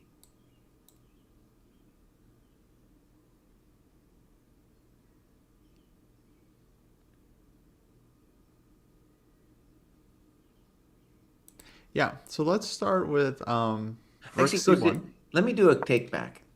And after bishop b2, instead of rook c8,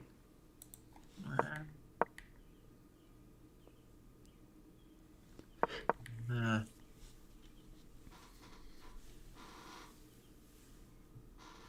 there's a lot of candidate moves there, Coach. Yeah, because the other big one, there's a couple big ones. One, I can just take the thing, but another nice one for black that just feels like zero risk is just to play e5 after bishop b2.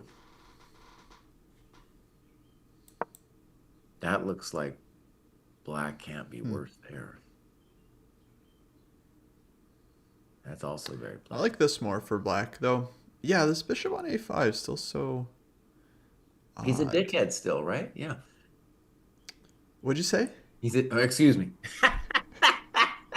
Excuse me, I'm not allowed to say that. No, no, you can say. I wasn't sure I heard. Fine. Uh,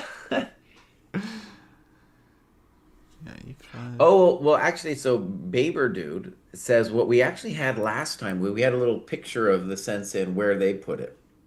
So maybe we could go back to that, dude. So like if I said point two, there'd be a little picture of my face at point two, and if you said equal, it'd be your face at equal. So tiny, a little head on the bar. Yep. And I'm changing mine. I'm changing mine. I'm gonna go to negative point two. Okay, maybe for tomorrow I can introduce this change. So it'll show my head and like where I'm at. It'll show your head and where you're at, and then it'll show Exactly. some kind of line between us to indicate the average. Or the eval could be the average, but it could still just show where the heads are. You could still have the Just put the average, head on it. the heads on it. Yeah. Okay, I can probably add that. By the way, folks, I vibe coded this eval bar thing. So for anyone that hates AI, vibe coded. Okay, live position. Damn. Yeah, Fabi's tanking here as expected.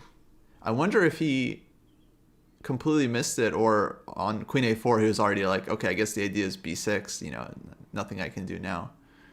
Not He might sure. have found it when he was tanking so long, you know.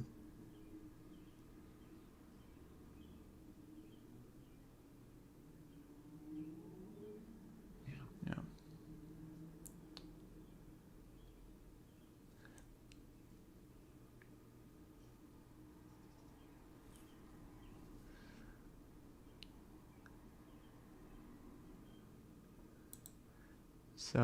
So C5 we're saying no good because bishop C3.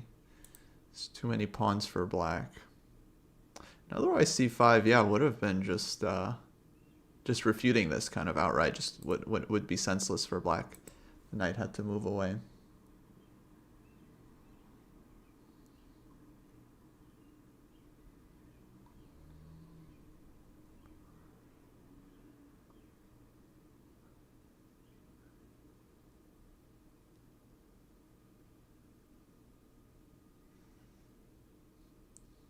D7.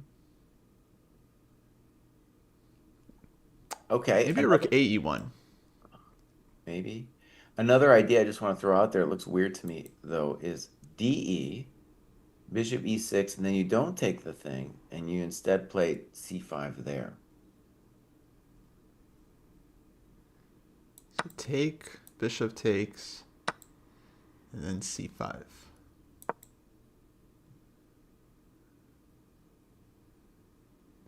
Now, I want to stress, it looks a little weird, but that's the kind of thing I might consider if I felt the position I was losing control of the position. But what does white want? Like if black just moves the rook to C8. All right, C8 or B8, and then I'm going to play my famous rook FE1. Rook FE1. And I'm just going to claim that the position's unclear. That's all I'm claiming. I'm not claiming anything special. I like that I'm preventing C5 for one thing.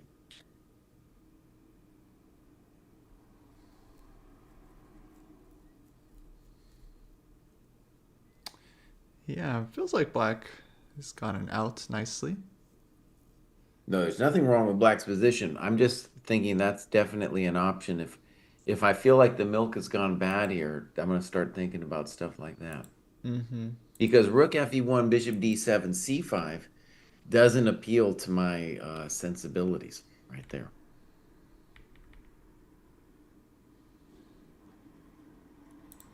So Lauren's asking about rook FE1, and right, we were just talking about that, and bishop D7, queen D1. C5 is the main thing, and the bummer is like the queen loses its activity, goes back to D1, he solidifies the knight. That looks better for black to me. Okay, let me just update folks what's happening. So Prague Geary, total mess. Geary 40 minutes down on the clock. But okay, position actually I think is not that bad for black. It's just very double-edged here and big time advantage for Prague. No increment till move 40, so this is going to be a problem for Anish. Blue bomb Wei Yi, this position is very solid. I think officially white is always slightly better against this IQP, but uh, overall I think black is holding. But big time advantage for blue bomb as well, so that could be a question for Wei Yi. And then Sundara Vesepenko is actually, I think, very complicated. This like Rogozin-ish structure, super, super double-edged. And actually, I think this one, all three results could be possible. Could easily see anything happening here. Though, optically, I've always taken white in these positions as a d4 player.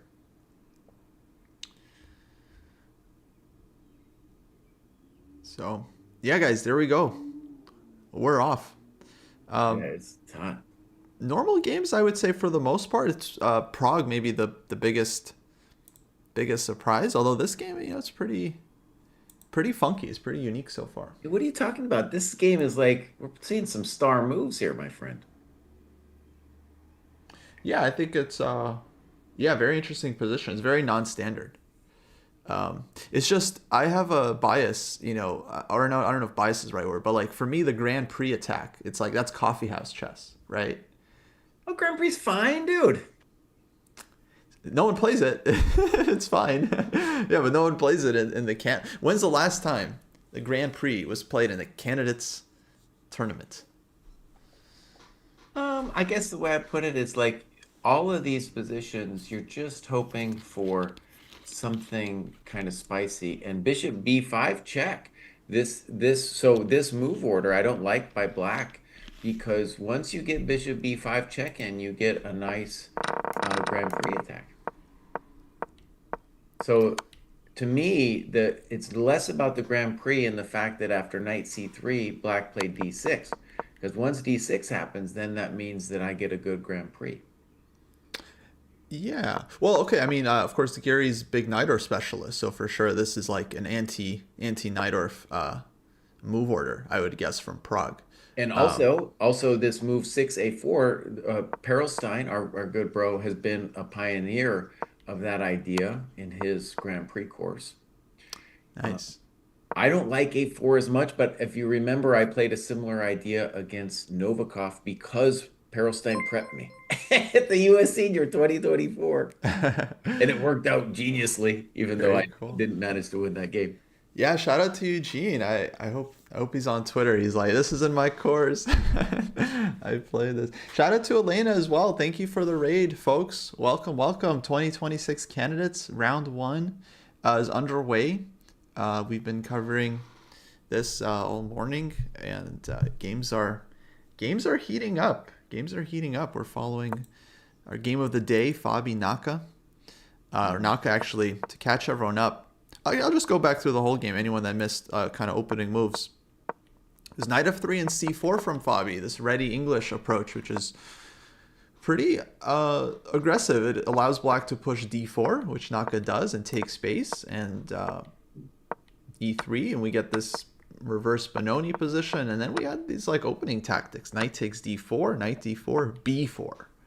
Takes. And Fabi played this quickly, so we presumed that he was mostly in prep.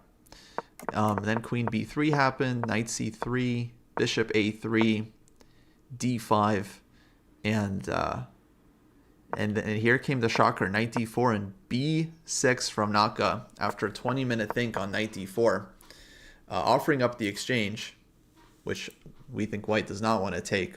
And now Fabi has been tanking ever since this has took place on the board, and he's trying to figure out how to deal. And my current guess the move is that Fabi is going to bail with DE, Bishop E6, C5. And when I say bail, I just mean to not get in a strategically dodgy position with Rook E1, Bishop D7, Queen D1, and C5.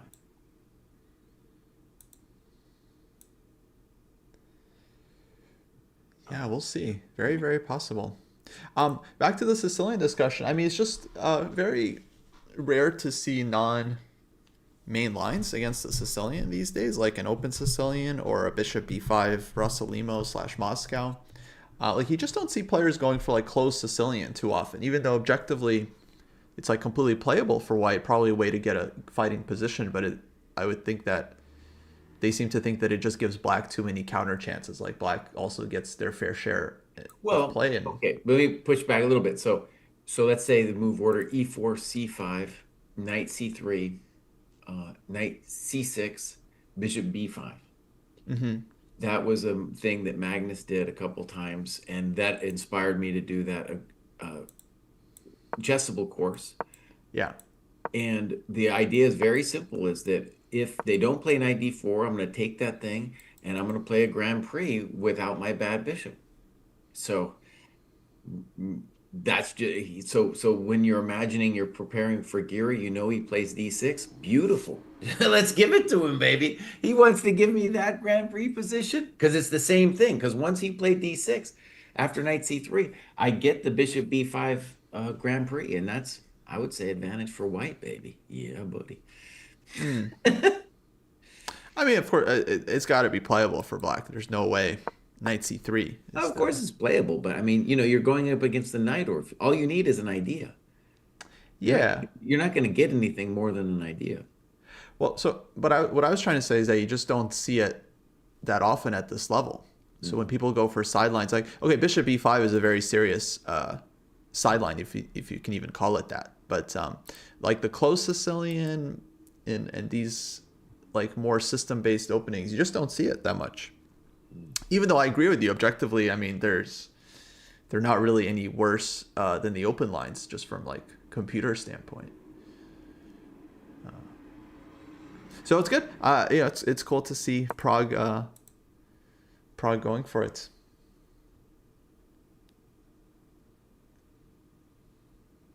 By the way, Kostya, we were talking a lot about rook fe1. I think you mentioned rook ae1, right? Mm-hmm. So a virtue of rook ae1 could be that c5, queen d1, you at least ask black, are you sure about e5? Because if you play e5 there, then I could play f4. So from that perspective, rook ae1 at least deals with that one plan of black. Black has other plans, but it deals with that plan of Yeah, black. I liked rook e1 as well because in the other line with the rook f on e1, I was wanting to play like put my queen out to h5, but then I have to deal with knight c2 stuff. So here it's like a little bit faster. White goes bishop b2, and then queen maybe comes out to h5, and yeah, I just try to play on the king's side. Good. All right, let's go down this rabbit hole for a second. So rook ae1. This would be, I think, the ambitious way to play. So bishop d7. By the way, no other real moves besides bishop d7, right?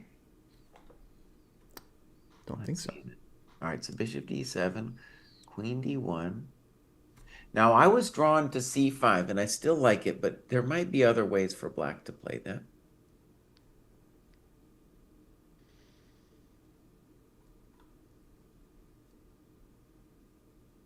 One basic way to play, for example, might just be ed. That could be a good question, ed. Put that on the board, Kostya, and then you can try to figure out how you want to recapture that. Okay, I take with knight. All right, so here my intention was now I play c6. Oh wait, sorry, ed where? Where did you want to So right away? so so queen d1, ed5. So Uh, bishop d7, queen d1, ed5. I see. Okay.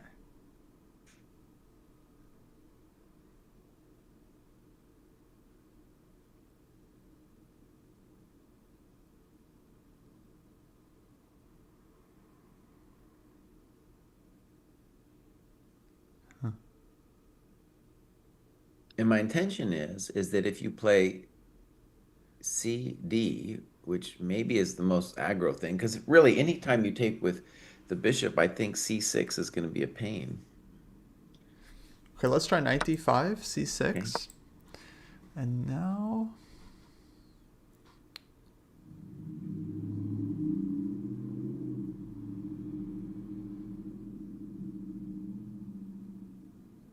Okay, knight e7 check. Right, king h1. King h8. Need a really good move Yeah, where are you going, my friend? here? Bishop B2? No. You're playing with fire now, though. So rook e7 is fine for black, but you have to worry about like bishop e6. You got to worry Okay, about. let's try queen h5 instead of bishop b2. Okay. Okay, maybe queen h5. All right, bishop e6. Bishop e6. Knight c6. Is that unpleasant for me? Maybe. Okay, maybe that's a little something something. Was b6 prep from? Yeah, I think b6 was prep. No, shut up. Don't encourage them, I Costa. Don't think encourage this them. is the prep he's been hiding all year by not playing real tournaments. I think Oh, this is come on. it. He was working on Stop. b6. Stop it immediately. Okay, wait. On queen h5, let's follow through on the whole opening idea here. Place c5. But then queen f7? Just get Yeah, in. no, that's not good. Okay, timeout. All right, so maybe knight takes. Let's think about it. I still don't believe. Um,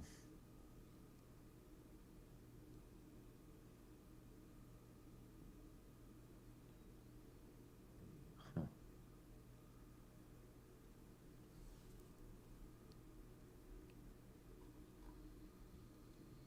Okay, okay, it's at least a thought. I was thinking maybe it wasn't. I was always going to play c6, but maybe it's kind of complicated.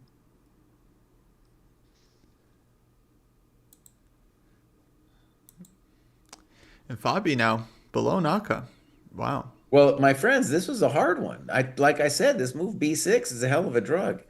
Yeah. Like black had so many different options after d5, and now Fabi has all the options after this amazing b6 move.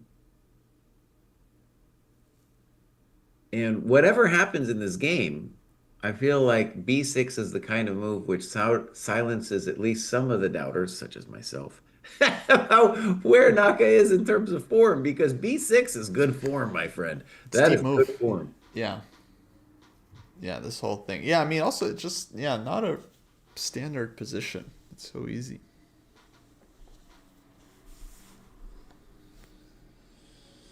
Okay, we're 2 hours in. I probably should take a little break. Let me stand up for a second. All right. I'm guessing rook AE1. I guess. I don't know. Okay. I Okay, think I the weenie in me would feel play this. ED and C5. Probably the weenie would play. Yeah.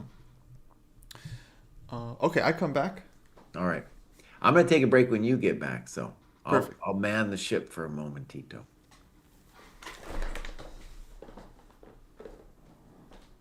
All right, my friends. I don't get to move because Kosi doesn't let me move, so I just have to tell you the moves. Yeah. We used to have a thing called an analysis board that we put up, but then Kosi didn't like that. No, he didn't like it. So that's a bummer. Um, I think that the most ambitious move is rook for sure. The most ambitious move is rook AE1. In fact, it's hard to find another move besides that. Maybe he will also surprise us. Just crossed my mind now. I don't really like it, but maybe you could think about something weird like 94. It looks really weird though. I mean, it looks kind of silly.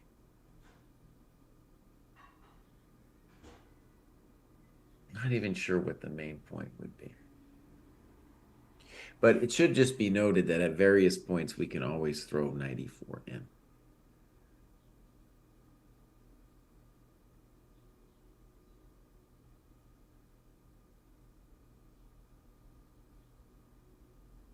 There, Queen D1 seems really weird. You might as well, he's gonna make him play Bishop D7 first.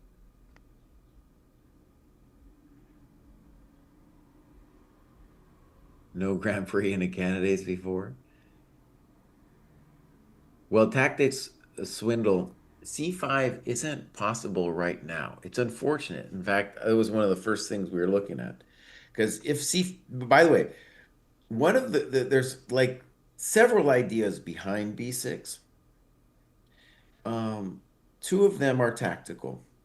Okay, so one is that DE, Bishop E6, Bishop A8, Queen A8 is terrible for white. And the next is on C5, it doesn't work out because bishop takes C3, pawn takes C3, knight E2, check, king moves, knight takes C3, and then he zaps your D5 pawn before you have a chance to open the diagonal. Yeah, that's right. Quick. I'm gonna see that. Now you when Kostya gets back, you just tell him that we need an analysis board. There's a variety of reasons to have an analysis board. All right.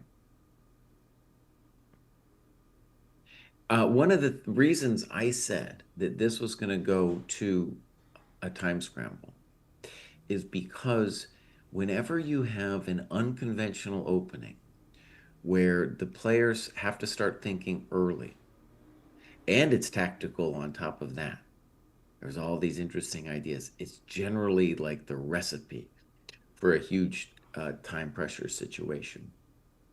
So here we're move 14. They got to make 36 more moves. And not 36, excuse me, 26. And it ain't easy. It ain't easy. And this one here, we're tanking good already. In general, like you, it should be said that this is faster than a typical 90 plus 30. So you do have more time, but there's no increment until move 41, which means that the time situation is going to be disastrous. Sweet Blue says already 37 minutes on this move, right?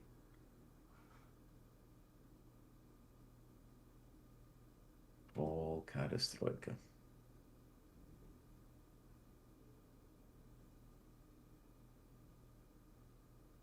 Yeah, okay. So,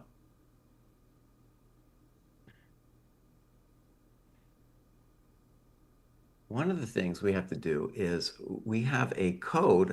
I think it's just, actually, we'll have to see what the code is. I'll ask Kosi when he gets back. But whenever we do this thing, we usually run some kind of promo where you can join the dojo for 20% off. So we'll go get that announcement in once he comes back.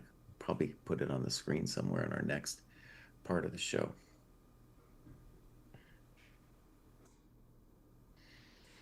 All right, my friends, I can't move the pieces, but I will tell you rook AE1, bishop D7, queen D1, C5.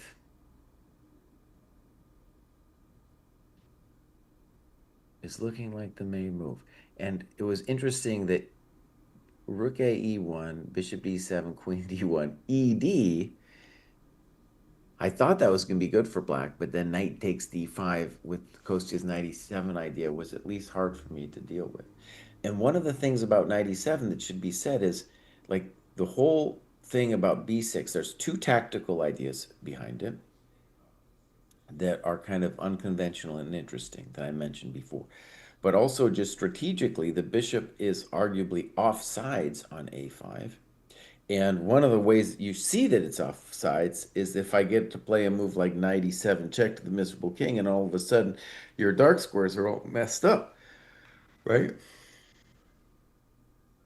Oh, there it is. Thank you. Why it's been talking. I can't do nothing. Now we'll have to ask Kosi too if that's just for the normal dojo, what we sometimes call core dojo, or also for the new live classes, which include special topics like openings, going over classic books, and then also the game and review tier, which is close to my heart. It's been a beautiful journey so far.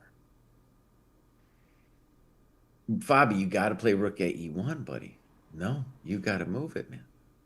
Oh, he's tanking hard, dude. This isn't good. This is no bueno.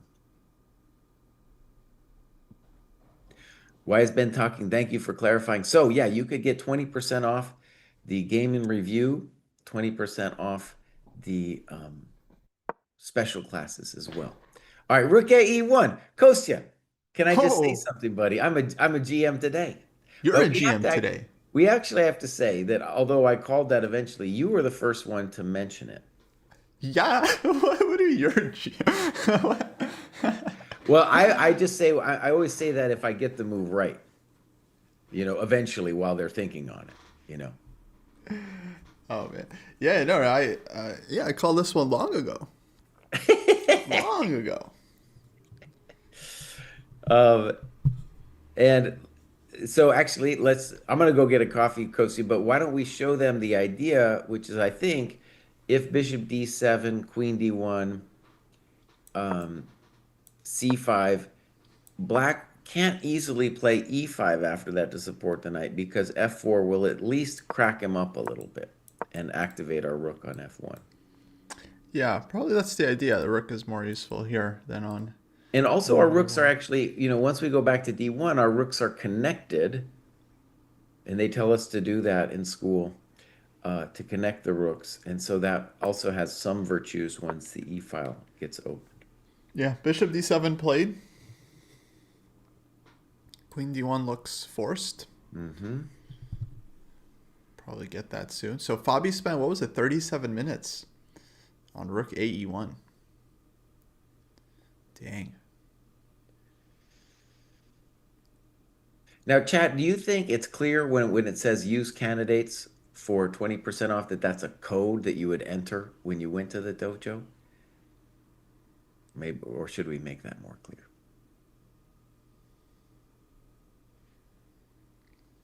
PTMX says it's clear. Okay. Hmm. Yeah, folks, candidates discount is live. Never been a better time to join the dojo. Actually, lots of new features coming out on the site. We now have a timer you can use. We got rest days you can add to your heat map. Lots of new changes and improvements coming up to the site. Working on the tactics trainer. Mm-hmm. We got a new visualization drill and Yeah. more coming out. So We got a um, checkmate problem server. But we've had that for a couple months, but people might not know about that. yeah, yeah, yeah. We got the live classes. Now the live classes are out, so that's something people probably don't know about because a Yeah. lot of people don't watch us unless candidates is happening or something big. But we've started teaching live classes. It's basically the dojo within the dojo, Mm-hmm. and if you want to learn from us every month, check out the site. Get 20% off now.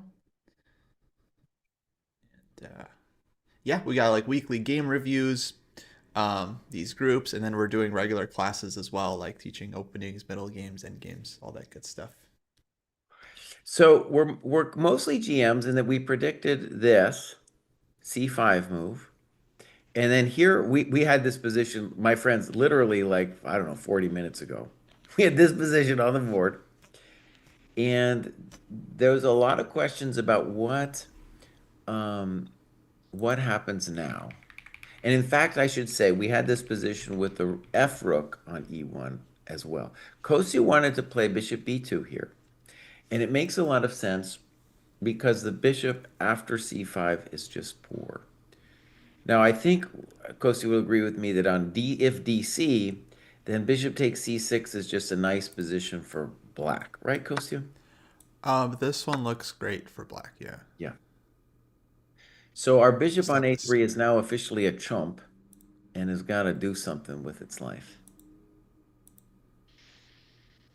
So bishop B2 is certainly intuitive, but notice that it's not immediately clear. Like if you could, would you take the knight? It's not clear that you would actually want to take that thing.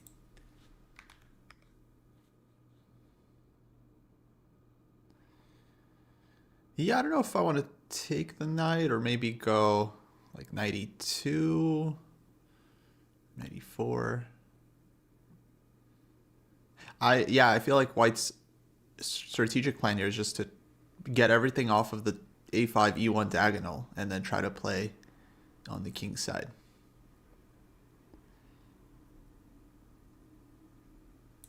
Okay, so now we're here. Bishop b2 feels natural. An argument against it is there's some universe maybe where the bishop wants to go to c1. It's a little weird to say that, but maybe, I don't know, maybe someday you're going to go to c1. So, okay, yeah, let me put it this way. In a blitz game, it would be obvious to play bishop b2, and that might be the right move. But the problem from White's perspective is like, well, what's the plan after that? And when we were looking at the similar position with bishop b2, we also didn't know exactly how Black would play. Is it rook b8? Is it rook c8? Is he going to keep his rook hanging out there? Is he going to commit to ed? All of those questions were going through our head, and we didn't really figure it out. Kostya, let me get a gut check here. I'm changing my eval. I think b6 was an amazing move, but there's no reason for me to think here that Black is actually better. So I'm actually going to take it up a little bit. I'm going to say zero point 0.2 for White. Okay, yeah, no, I literally just updated mine to point 0.2. Okay. So I guess we're equal there. I mean, I definitely feel like, yeah, I would rather take white, but objectively, I don't know. I kind of have faith in Naka in his position and his play here as well. Well, how about we start with this question, Kostya? Let's say you played bishop b2. What would your next move be? So next move after bishop b2, I was thinking queen h5 is there. Um, you always have h4. I think h4 is interesting, yeah.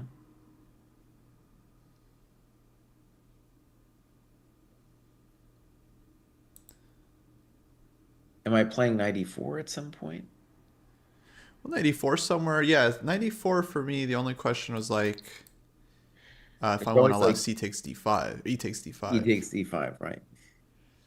So actually, let's identify that there is a mutual tension over this d5. White does not want to move the pawn, and so far, at least, them taking on d5 is also not the greatest for Black because it gives White the d5 square. Yeah. So it's like there's one of the hard things about coming up with a plan that is like trying to imagine what your opponent's going to do. Um, and maybe you shouldn't even try. You should just be like, screw it. I'm just going to play bishop b2, man. I'm just going to play bishop b2 and carry on. Yeah, and Fabi's thinking here again. So, One issue actually with bishop b2, Kostya, is maybe I play rook b8 and make you wonder whether I'm playing b5 next.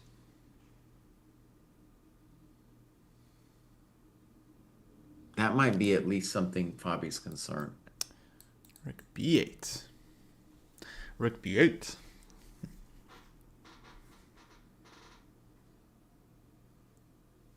That might be kind of clever with b8. And I'm just saying, you know what? I'm going to play b5. I'm going to say your bishop is going to be loose on b2. All of that. Yeah, that seems like kind of an equalizing plan for black. Yeah, if allowed. I guess white can always play a4, but then you just go I a6. was just going to play a6. Yeah. And it's, yeah, basically opening up. Everything gets traded off. Eventually, this d pawn might even be kind of a weakness. Uh-huh. Okay, so now I think we've identified at least why Fabi is concerned about the natural bishop b2, which, like in a blitz game, yeah, you just play bishop b2. The virtue of keeping it there is A, the bishop does not become a victim to rook b8, and black can't easily play b5 for a while until he at least guards the c pawn. Okay, Kostya. So I'm going to propose a different move for white here. How about h4? It's very Fabi-like.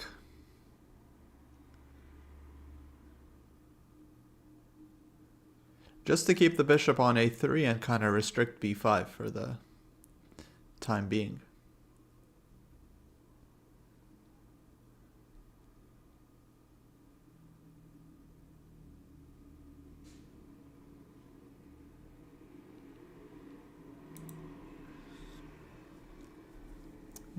a spicy position.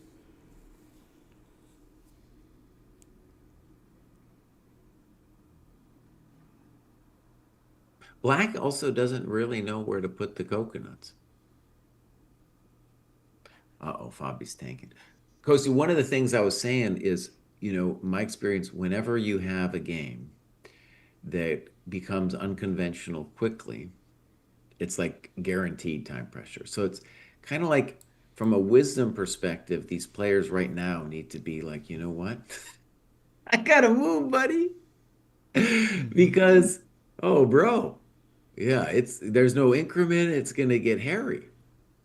But they're too good. They're just trying to figure things out. They just want to figure it all out.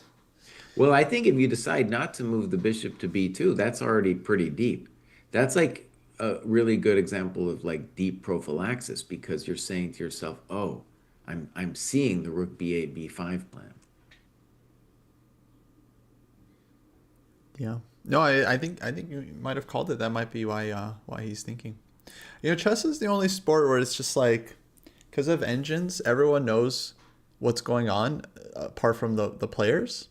Apart from other sports, it's like if they make a mistake or they miss something, it's like they don't, they just kind of walk out into the world and like everyone is aware of it except for them. It's kind of weird. Like in football, if someone fumbles, it's like okay, they know they messed up. It's like they Uh-huh. don't know it's not a surprise. But for these guys, they miss something, they miss a win. They didn't see. It's like yeah, they come out and everyone's just looking at them like oh, you know, wait till you find out what we know. It's a bit odd. A lot of pressure for these guys. Okay, I'm gonna just throw this other move out there that I don't believe in, but I'm just gonna mention it. Is there's a world in which maybe you think about playing rook E4. Yeah, I was thinking about one of these rook lifts, but it's hard to see the vision exactly.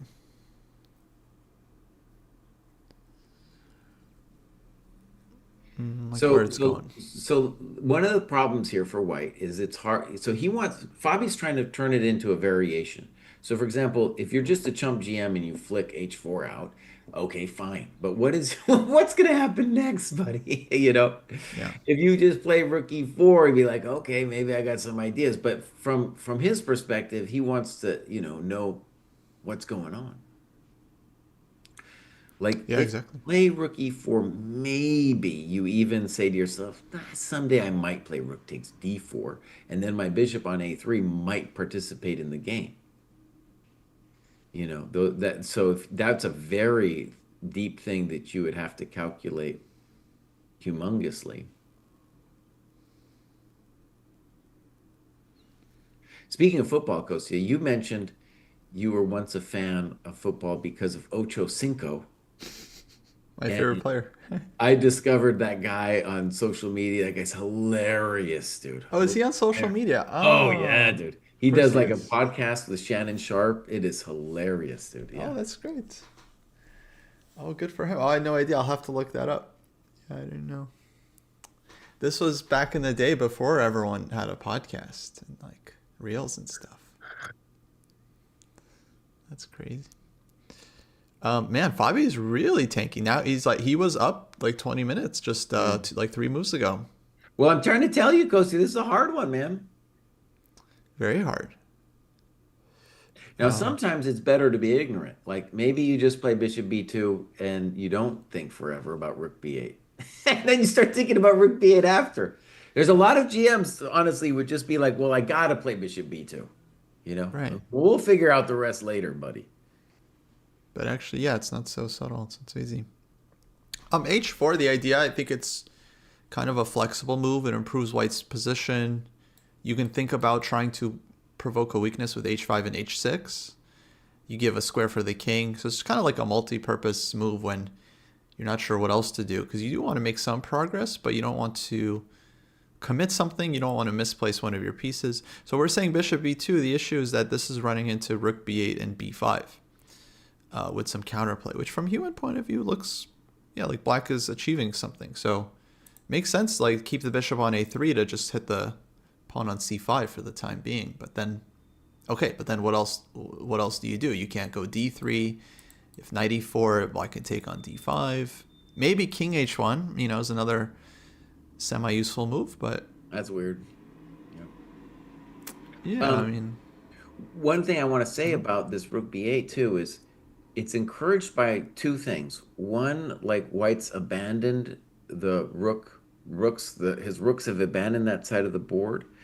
And two, like you just imagine my bishop somehow getting to b5 and looking at the rook on f1. That's the thing that all of a sudden, like even Chump GM's thinking about bishop b2, rook b8, you know. Fabi probably saw it. It's funny, like when you see it, because I don't know if I would see it after rook a e1, queen d1. Like, yeah, it's one of the things that fascinates me about the difference between like a normal GM and a top GM is like, at what point do you see your opponent's idea of c5? I'm guessing, for example, that when Naka played c5, he already saw it. But did Fabi see it coming when he played rook a e1? Probably not. Probably not, because now he's tanking forever. Maybe. I mean, I think c5 is not the kind of move that is like, he might have thought like, okay, on c5 I can decide what to do. It's not like he only has one move here that he has to find. Well, I don't know. Well, let me put it this way, Coach. Like the bishop on a3 really does want improvement. So, Yeah, yeah, yeah. your intuition of bishop b2 is certainly like, even if we don't know exactly what it's doing, that's what it needs to do. It don't like looking at that pawn on c5.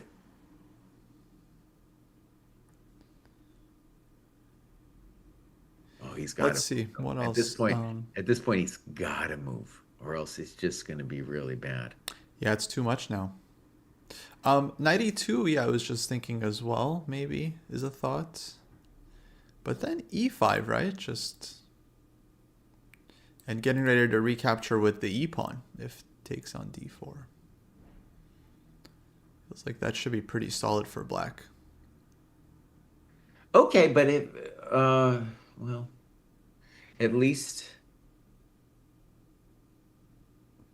yeah, okay. I'm not seeing great ideas here for white.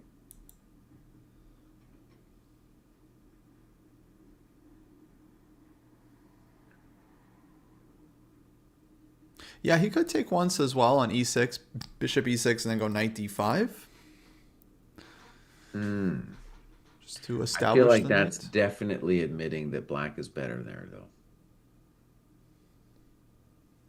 For Yeah, sure, it kind right? of like, Yeah. yeah, it's just like helping black.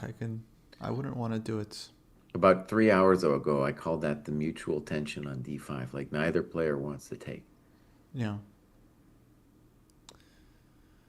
Lauren's asking about bishop a8. So de, bishop e6, bishop a8. The grief is that queen a8 looks like ball game. Oop. I mean, there's still f3, No. I don't know. I don't think so. but no, a lot of stuff is hanging. I'm just saying Yeah. it's not like resigns, but it looks really nice for black. Yeah.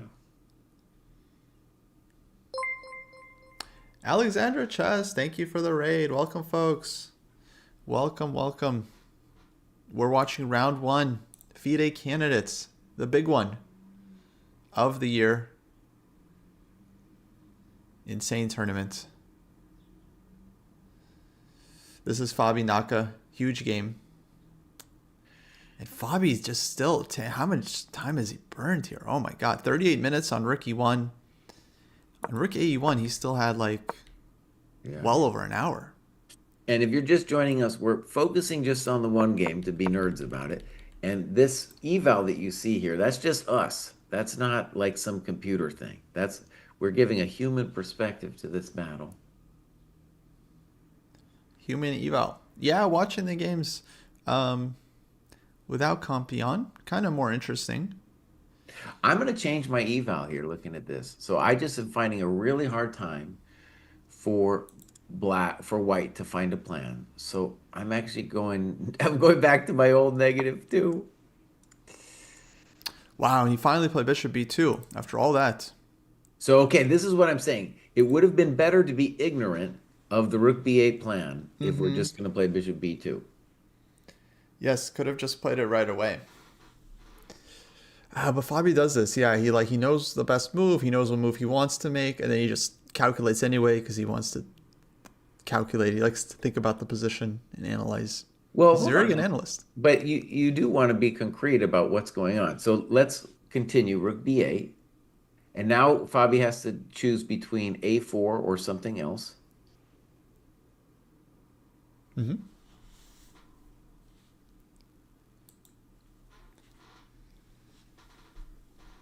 Kostya, let me try to defend his honor by playing knight e2 here. So rook b8, knight e2. Hmm. I'm not convinced, but this is my idea. So let's say, well, I was thinking just e5 as a Okay, good. response.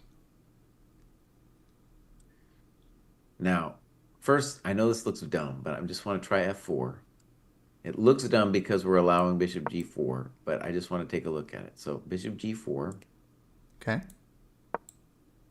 And my hope is that I'm going to be able to say that the bishop on a5 is a chump. So now I'm going to play bishop takes d4. I don't know about this. This is nothing special. Okay, again, though, at least I got a weird idea. The idea is that the bishop on a5 is a chump. Mm-hmm. So ed. And now I got to play h3.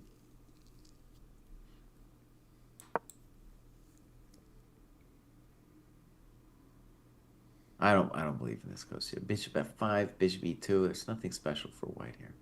Yeah, agreed. Um, Okay, so let's try to come up. We're thinking that Fabi's gonna or Naka's gonna play rook b8, and we're wondering what Fabi's idea is after rook b8 because we're saying to ourselves he thought for 17 minutes, 17 precious minutes on bishop b2 because he was worried about rook b8, and now he has to he has some idea up his sleeve. yeah, so if a4 is just a6 and then b5 is renewed for the chat, and white still has to come up with something here because b5 is coming. It's pretty annoying. Um, yeah, well, yeah, it's interesting if this was what he was thinking about. If not, what else? But if it was, then yeah, I would assume he has some kind of plan here. Maybe. Can we try? No, it doesn't really. I was thinking bishop a1, Mm-hmm. but okay, just b5. And Yeah, let's try it out. So bishop a1, yeah, b5, b5, right? c takes b, Mm-hmm. Knight b5.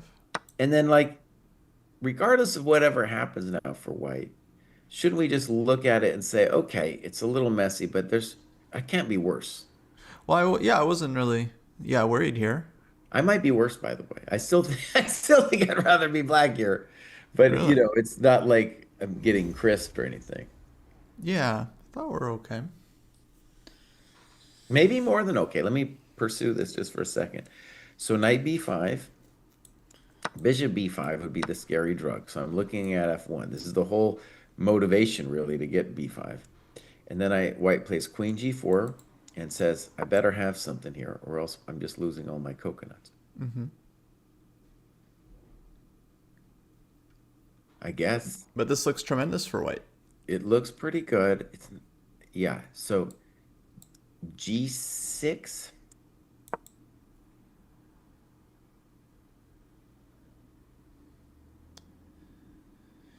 Yeah, I mean queen f4. Right. So we're saying that after queen f4, we fundamentally believe in this madness here. Okay, good. That was a good variation. Yeah. So bishop a1 might be the idea after rook b8. Actually, it's kind of interesting. Take, queen g4, and Now, I mean, like bishop on a5 is really, really misplaced. Mm-hmm.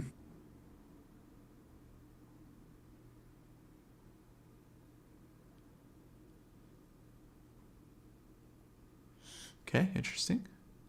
Now, of course, rook b8 is not only about b5, but it also, obvious thing to say, I guess, it also gets out of the way of the bishop on g2. So it wasn't a complete jumperino. Rook b8 played. Rook b8 played. On bishop a1, uh, black could play ed, and if knight d5, then b5. That's also a thought. Right, you can take on d5 first. And that way, if you play the natural knight d5, I get to play b5 without having to move my knight on d4. The knight wants to stay on d4 to say, hey, bishop on a1. If you want me, you got to take me.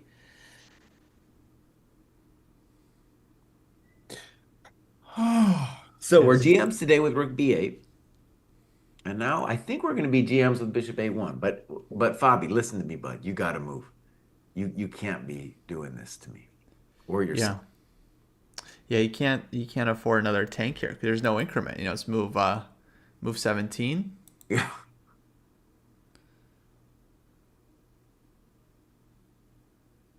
It's a lot.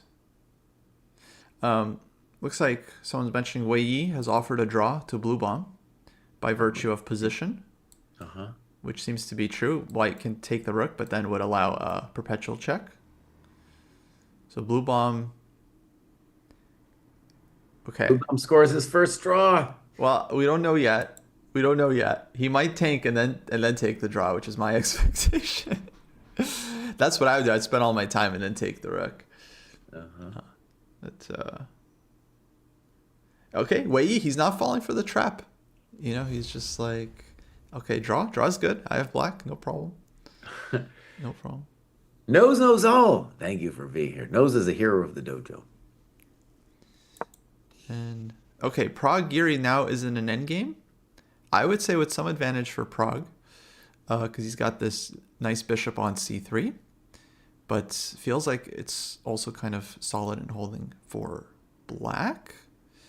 And then Syndrov Isipenko, for me, this is the game that really feels like it could still blow up because it just has very dynamic structure on the board. White has this e5 square, and Sandara, a very, very aggressive player. Maybe the biggest, like, one of the biggest question marks of the tournament, like how he's going to do. A lot of people hyping him up, actually. I was hyping him up. I am hyping him up. Yeah, you had him second? Yeah. Yeah, I think I had him third, but just a hair behind Prague. And yeah, people are expecting big things from him. The Uzbek number 2. Noterbek cousin. I don't know what to call him. Oh, Fabi, you got to. Okay. Okay, Blue Bomb did take the rook, but well, did take the rook, so we're gonna have our first result here, guys. Officially draw. Blue Bomb Wei Yi. And Fabi thinking. Fabi's still thinking. Fabi's still thinking, bro.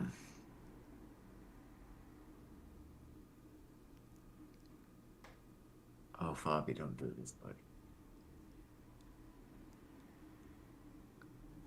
Knight b5 here. No. No good.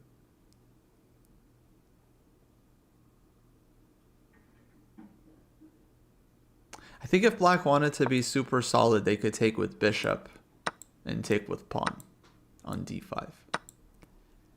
And then I think this would be hard for white to prove something here. If knight b5 and bishop b5, then I feel like we have that same juice with queen g4 as before. Okay, That's kind of interesting. Oh, you're into something. So there I think white might have something, but Just bishop takes b5, and then black's probably better or something, right? yeah, knight b5, bishop b5, yeah, I think is. And then maybe you don't take on d5. Maybe you even push e5. But knight b5, oh, doesn't feel like it makes sense to me in general. Well, it Oh, stops Fabi, b5. bud. Oh, God. Oh, Fabi, buddy, you can't do this to me, man. Oh, this is bad form from Fabi. Really, really tanking. Yeah, I don't know. I mean, something's going on. Just unable to make decisions all of a sudden.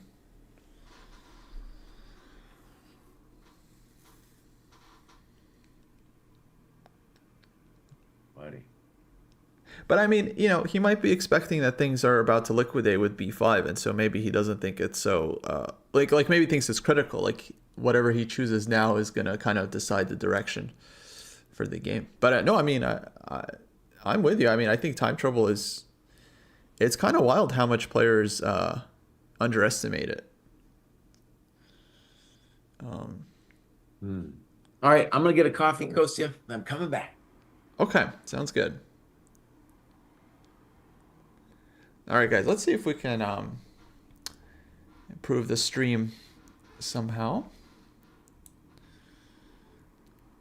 People are asking about a live board. Problem with live board, guys, is real estate. Real estate is very expensive on this channel, on this stream. So if we were gonna fit a live board, I mean, I could squeeze me and Jesse into one webcam. We can share.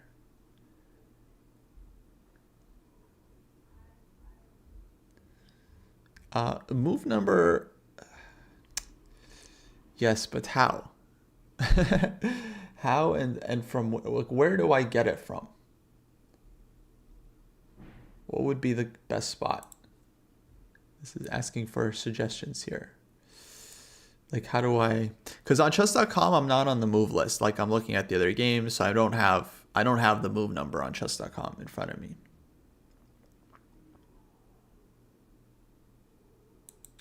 So if there's like an easy way to get the move number, I will add it.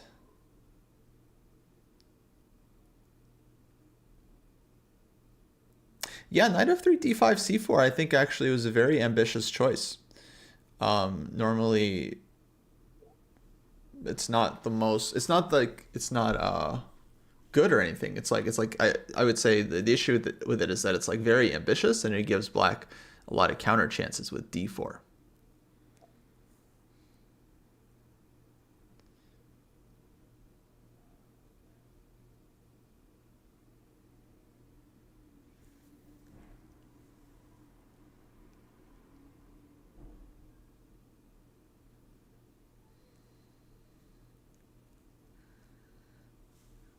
But in the meantime, let's see what's going on with Prague. So Prague, this endgame, for me, feels like black is okay.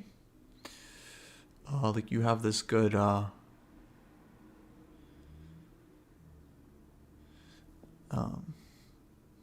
have this good bishop on c3, but it's not actually hitting anything. And in the meantime, black feels solid. Pawn on f4 is a little bit weak. You never know. I mean, you might see Prague squeezing Geary a little bit here, but I think Anish is okay. He's getting closer on the clock as well. It's not so bad. Fabi down half an hour down, by the way, so that's a lot. And then this game, I feel like, this game could get really spicy. G3.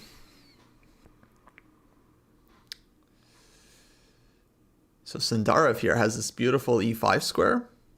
I would think that white is better in this position, but of course it's very, very sharp. And black doesn't have to take on e5. I think white wants that, but black, of course, can leave this tension for some time. So this one is very complicated. I'm really not sure what's going to happen here. Vibeco, the move number in your eval bar app through Lichess API. Okay, maybe for tomorrow. I'm not sure where I would put it. But yeah, that's not something I could do for today's broadcast.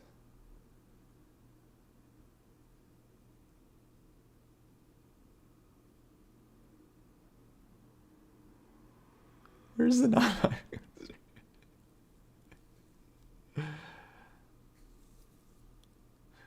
A6 now for Mesipenko. Very, very solid move, indicating that he's okay here. He's not fussed about the position. Like he's not like trying to throw everything in. Just okay, defending, improving his position. Maybe some Queen A7 somewhere.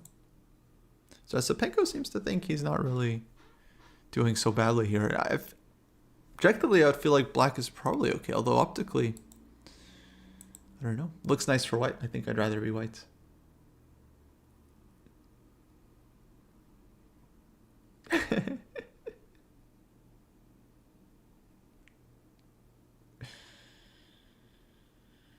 Subway Surfer.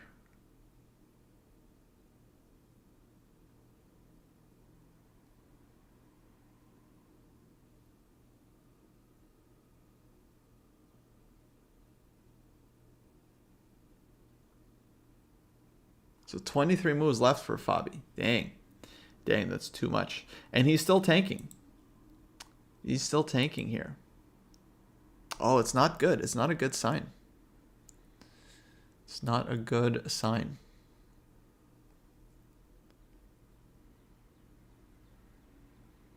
I haven't been watching the video feed from FIDE because they put the eval bar on top of it. So I haven't I don't I didn't want to haven't been wanting to spoil it.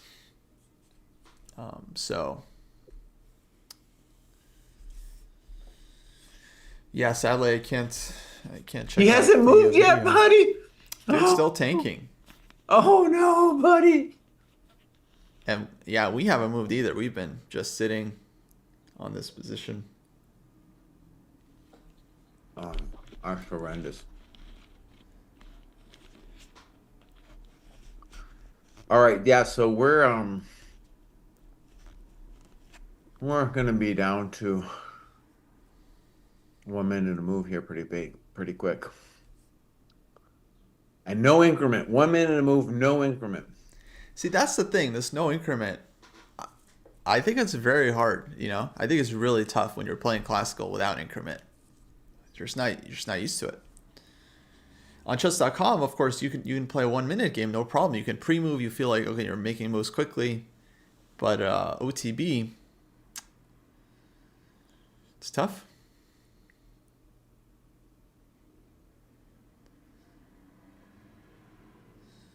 Very, very tough. I do wonder if Fabi is nervous, because it's like everyone's picked him as the favorite. Okay, A4, finally. A4. Okay. But I don't think he's just one of 8 players. It's not like he doesn't even win the tournament most of the time, right? So no one is giving him more than like 50% chance. So it's not like he's this insane favorite, but everyone's calling him as the favorite in a very, very strong field. So it's like, it's tough. It's a lot of pressure. Well, also it's kind of like his best chance for sure. Yeah, and I don't think he's been a favorite like this before. Like in past year, because it's like, okay, it feels like Naka hasn't been playing much. In previous years, it was like Naka, was in form, active. Nepo was there, like number 4 in the world, number 2 in the world. So it's not like Fabi was ever, I think, such a clear favorite before. The year he won was very competitive. The years he came close, it's always been very competitive. This year, it actually feels like he is the number 1 favorite. Okay, everyone else has kind of dropped down, except for maybe Naka. Something obvious goes to you. So, black, it's very nice for black because basically knight b5 might now be a threat. And so black can play a6 and tell white, maybe I'll play b5. You don't even know. And white's the one that's got to figure it out. So a6 feels to me like a pretty automatic move where black isn't the one having to commit. But yeah, right away, it's still going to be the same question. What do you want to do? So a4 doesn't really change the dynamic of let's call it the bishop a1 question. Yeah. One thing that's maybe nice about a4 is that if we imagine a later b5, we will then get a full liquidation, which should lead us to believe that we're not getting wasted. We're not going to lose. Yeah, I don't know. Yeah, for me, b5 feels more of like an equalizing threat rather than taking over. Well, okay, let me try to defend Black's honor then, to defend my -0.2 evaluation for Black. So if I imagine A6, the main thing actually I want to say about it is that it's harder for White to play after A4, A6. But maybe we look at Bishop A1 first. What So do you, a4, a6, so what do you and want? bishop Bishop A1? a1, Okay.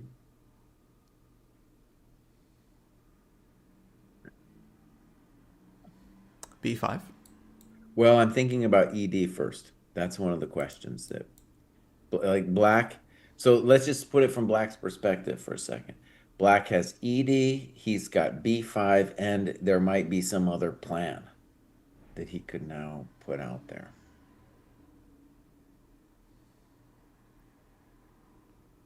But okay, let's first look at B5. That'll help us decipher the position.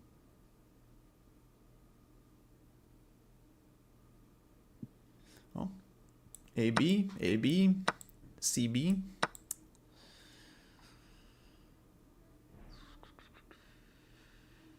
knight b. Well, hold on before we do knight B.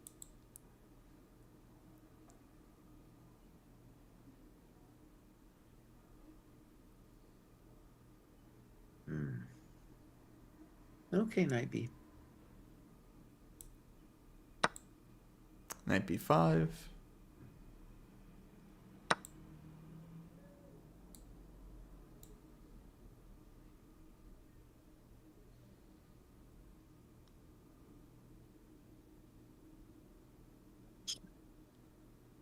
I guess DE would be my main consideration there for White.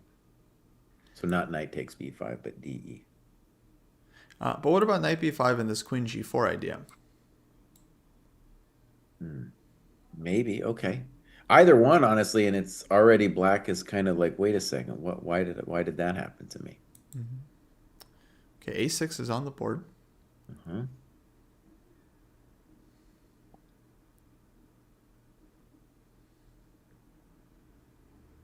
Now, if we were to interview Fabi, I think one of the things he would might tell us is like, yeah, I realized it was kind of hectic with the time, but he's seeing to himself, well, it might just liquidate over there, and if it liquidates, what do I got? I was gonna be a champion today. Well, that's not a must-win game for him. No, he wants to win this game. Sure, he wants to, but I think given his record, recent record against Naka, probably draw's not so bad. No, come on. Come on, friend. What are you telling me? Naka hasn't even played a game. Sure, sure, but I mean, I'm just saying, like, you got to stop the bleeding sometimes. He's 6. You definitely got to move on the clock. I'll say that. Will there be a mid-game interview? Yeah, in other sports, at halftime, you like interview the coaches, in football and stuff. So one confusing Can thing, you Kosi, imagine? about Bishop A1 is that I haven't actually seen a variation yet where the bishop hangs. So Bishop A1 maybe is the argument it could be it's just a comfort move that we're doing because we're worried about something that isn't real. Hmm. I don't know what else to do for white. Like I don't have a great building move for white. I mean, H4 like we a have our wild. H4, we have our rook E4.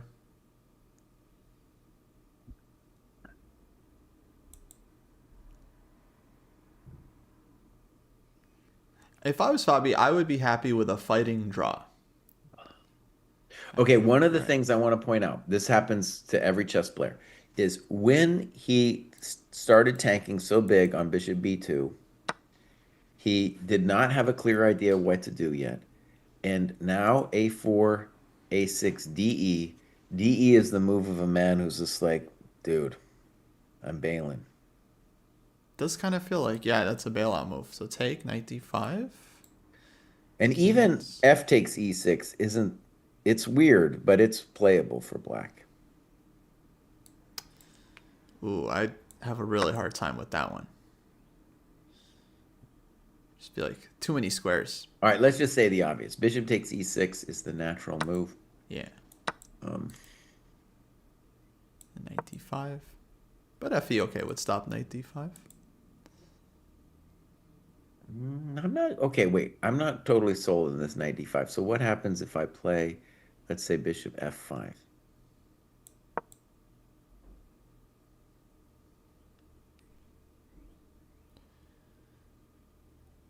Um, well, I think maybe simplest would be bishop takes d4, Mm-hmm. pawn takes, and then let's say trade on e8 and d3.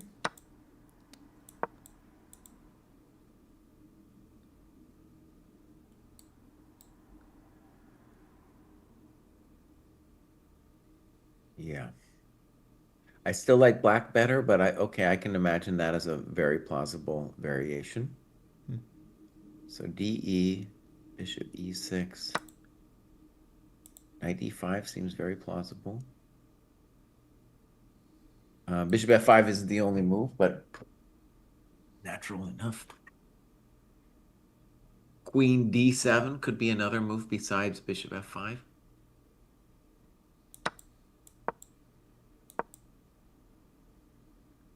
Yeah, let me try Queen D7, Costa. Okay. Um, yeah, I'm wondering about all these Benoni positions. I wonder if white has anything to fear there. Maybe. I don't like that the A4 pawn is loose. Seems like you're going to have to play bishop takes D4 because bishop G4 looks like a hell of a thing coming. Yeah, definitely. Okay, let's try bishop d4. You take Mhm. like rook e4, maybe? Okay, good question.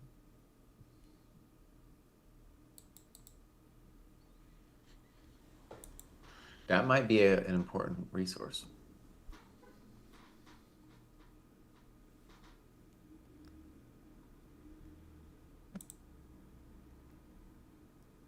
Mhm.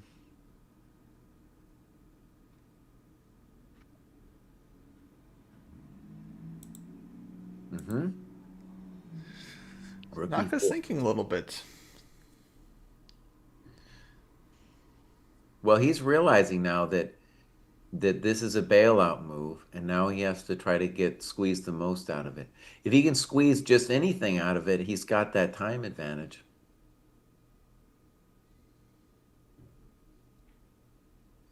Yeah.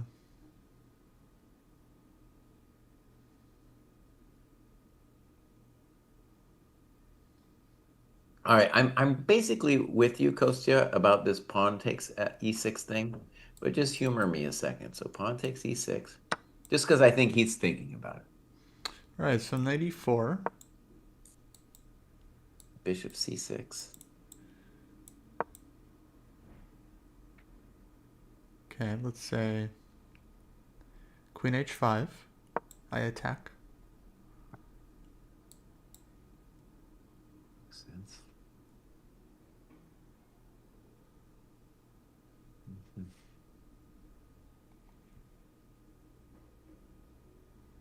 Yeah, okay, yeah, it's like bishop on a5 is a chump. All right, so the first instinct that FE is wrong. It's probably right. It's probably wrong. Now, is there any difference, Kostya, with rook e6 instead of bishop takes e6?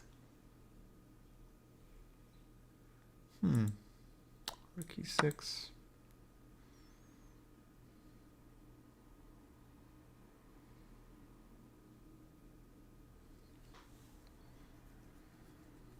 Seems weird, honestly, to play rook e6, but Yeah. Don't see a huge difference. I guess knight d5 anyway. mhm. And the bishop really doesn't want to be on d7.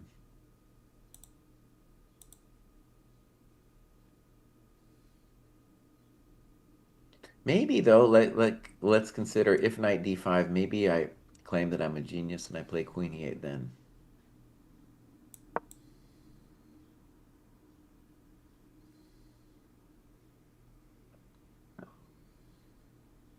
And takes on e6.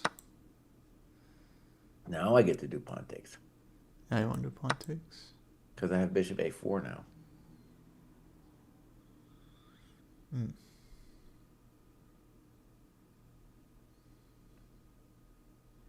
But let's just say rook takes e6 is a very strange move. There's a lot of things that Yeah. white could do, including just rook e6, kind of giving us the same position just with the rooks off the board. Yeah. Let's So see we're what. we're predicting DE bishop e6. See what El Nakamura comes up with. Love it. Yeah, bishop e6 looks normal.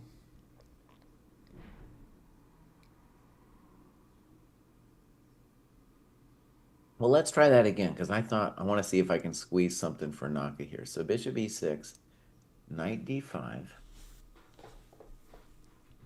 Wait a second, Kosi. There's an obvious question after this knight d5 thing. Can't black play b5 there? Isn't that a little bit of juice?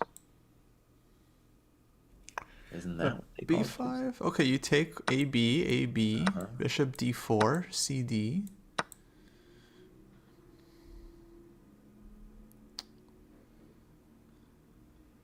That's juice.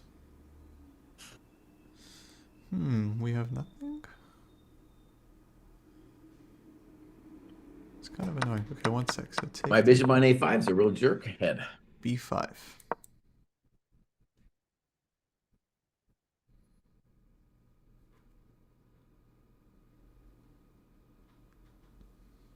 Hmm.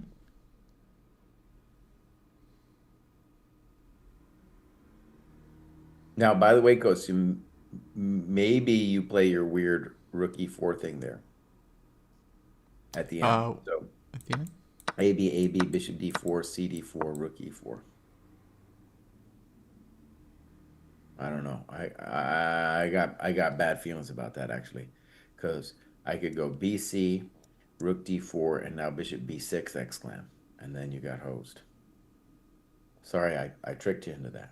I Oh, I like tricked you into that. c5 from Joaquin. c5 is nice instead of rook e4. C5. Okay, nice move.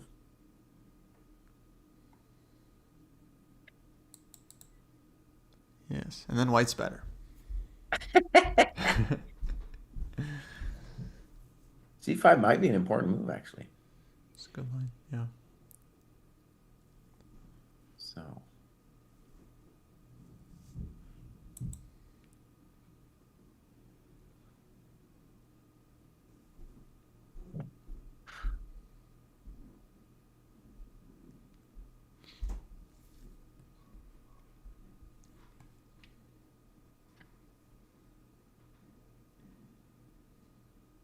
okay, Kosi, let me try to defend Black's honor.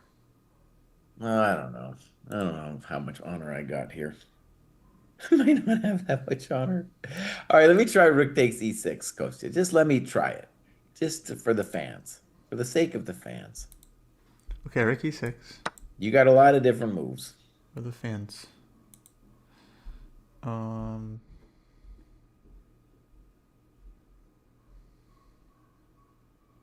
I'm not really threatening anything.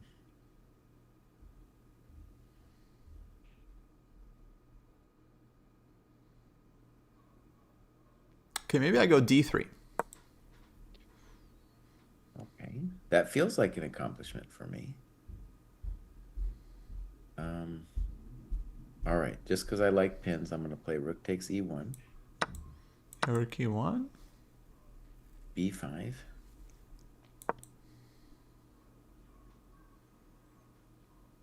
B5. Okay, a b.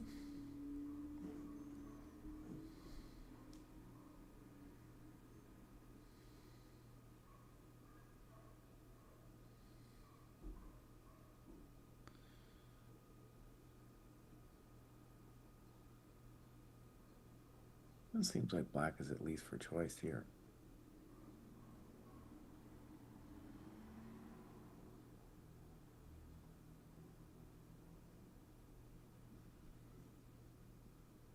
Joaquin doesn't like D3, but we're just giving some examples.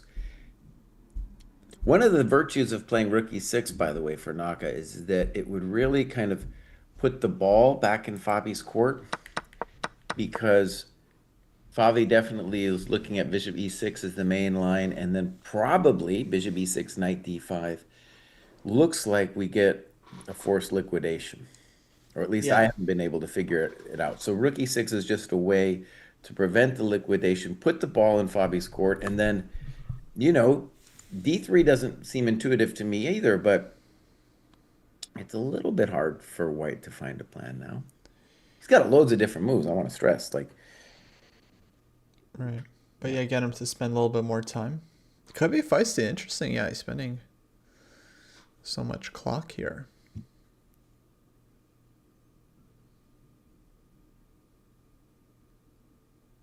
And I feel like I know Naka well enough that one of the things he's trying to do is he wants to get his moves ready. He wants to like have a line in mind and then have it ready to play the next moves quickly and put the kid under pressure. He's no longer, they're both kids. But yeah. Interesting. So Kosi, you still have this at equal, huh? But you'd rather be black. Come on, you gotta give black a little something, something, buddy. Come on now. Let me think.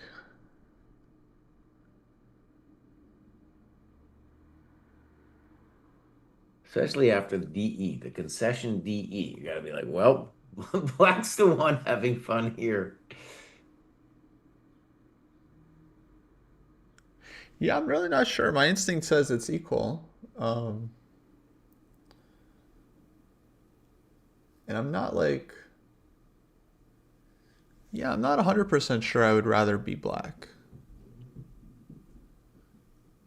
You By still the way, like Rookie 6 as best? well, let me just say the idea of Rookie Six is to get one of the ideas is to get out of Joaquin's idea. So if now Rookie Six, Bishop E6, Knight D5, which is I think White's like main thing he wants to do, then I play B5 and there's no snip on D4 and pushing past with C5. So that's the main idea. Also, then if you do later, if you play knight D5 now, then I'm going to say, well, later if you take on E6, then I'm going to FE you. Okay. Okay, I have an idea. How about Rook E6? Okay. I'll go Rook E3. Oh, instead of rook E6, you can play rook E3. Yeah. Okay, fair enough.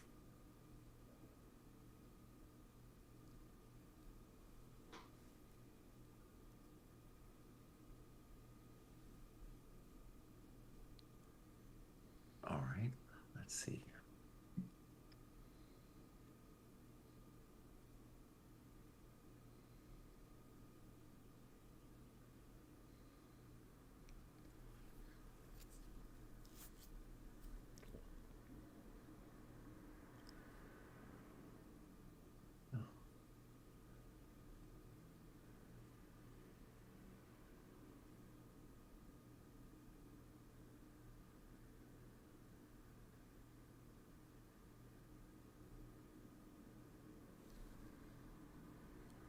All right, bishop C6.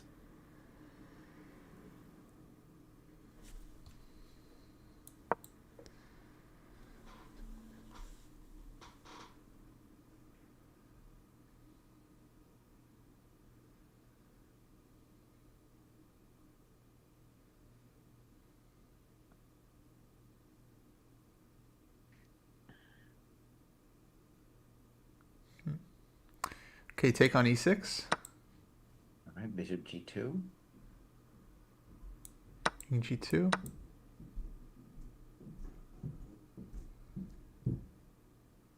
All right, so the natural move, of course, is 96.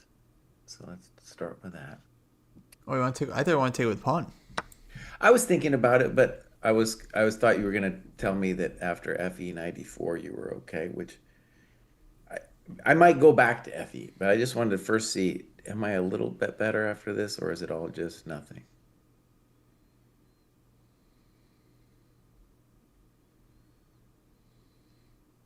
I don't So, know. I think white's better. Knight d5. well, but okay, in any case, the hope was that after B5, I was a little something something here. But b5, I have some queen g4. Take once and queen g4. Okay, take once, hold on. All right, I'll play pawn takes C4.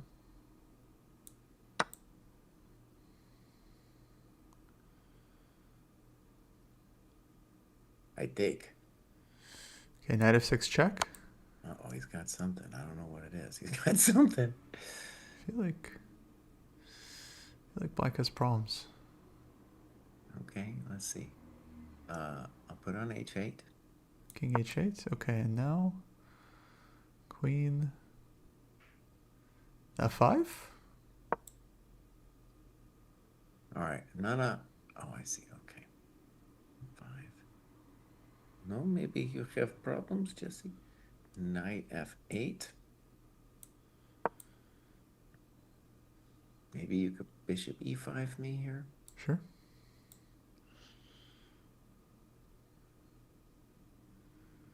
That looks good. Okay, I'm still not sure. Let's just play. Okay, wait a second. Rook B6.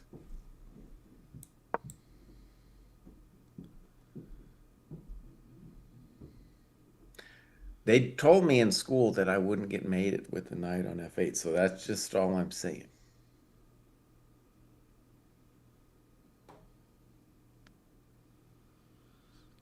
To me, it looks super dangerous. Well, it's And I don't also really. dangerous for white. I mean, I mean, you got to mate me or else I'm up a pawn. I got queen D5 coming. Yeah.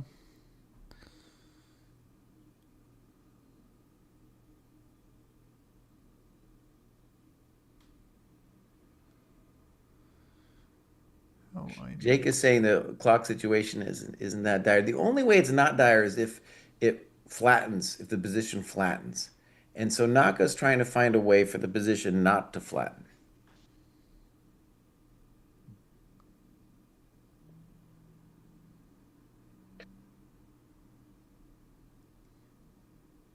This looks pretty good. I don't know. This one didn't work out for you, Coast. Maybe not. Okay, let's go back. So knight f6, king h8. Hmm. Queen f5, knight f8.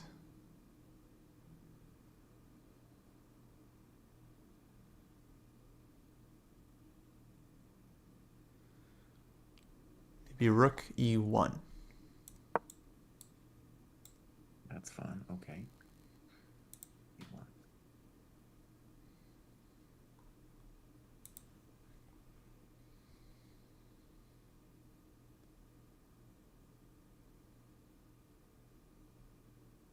We got some spice happening here. Here's a fun move. C3 exclam. Woo, baby. Who's nuts? These nuts. Damn. Wait, but rook e8? Queen takes. Queen takes what? Not rook. Rook. Knight takes. Oh, maybe it is complicated. All right, watch my friend. So what he's saying is if I go CB, he's got queen E5. It still doesn't. Oh, it's still Queen complicated. f7. Queen F7, even better. Okay. Mm, okay, wait. That was a crazy variation. Wow. Okay. Oh, man, I thought C3 was the end. I was celebrating and everything. c3 was pretty brutal. Okay, okay. So rookie one, I'll go back to rookie one, maybe. I'm gonna try to make my chess life easy before I make it hard, though. That's what they told me to do anyway.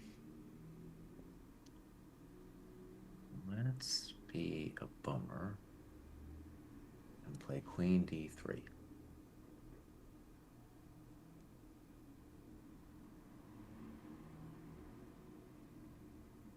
Maybe, I guess queen e5 is the thing that scares me.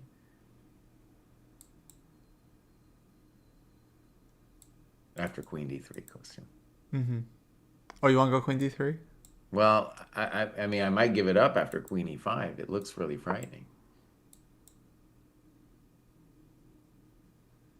But okay, I'm not going to give it up quite yet. I'm going to play. This is hectic. Rook d8. I don't know. d8 feels like knight d7. No, something should be. Knight d7, good question. Knight d7, I have knight e6.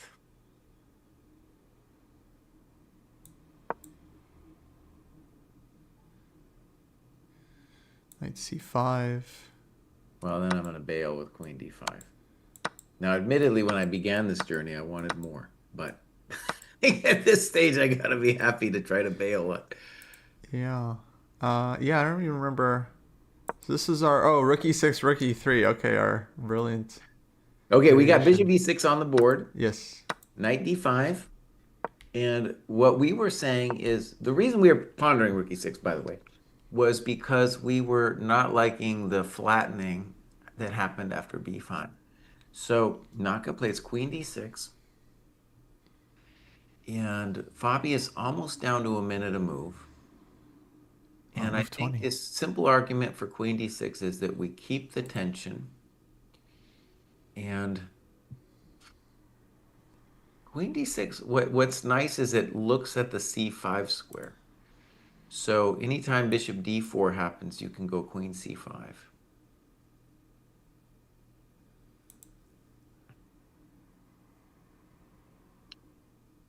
And our old friend, we connect the rooks. We connect the rooks. Yeah, black's a little bit better here.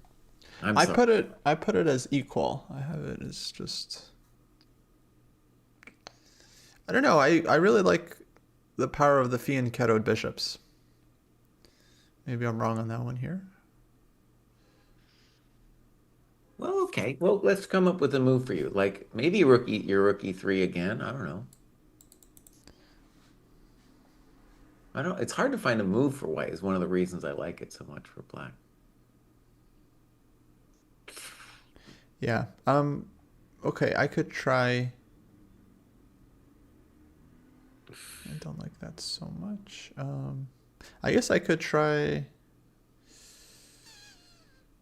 Can we try?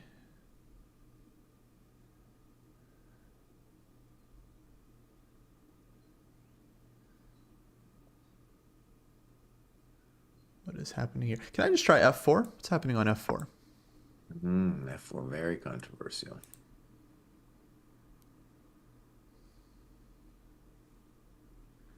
So notice, my friend, that Kostia is getting romantic. I just want to take, maybe go f5.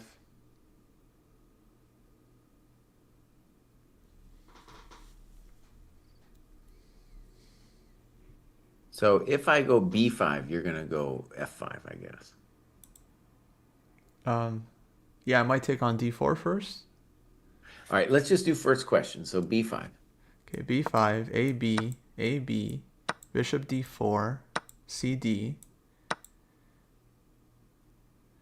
then f5. Okay, my first intuition is bishop d7, but I'm just gonna look at a couple other things here.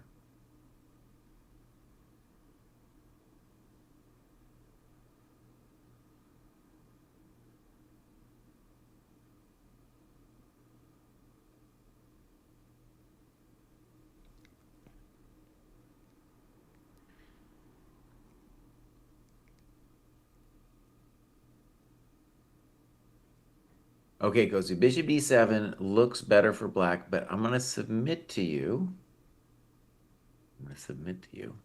That bishop d5,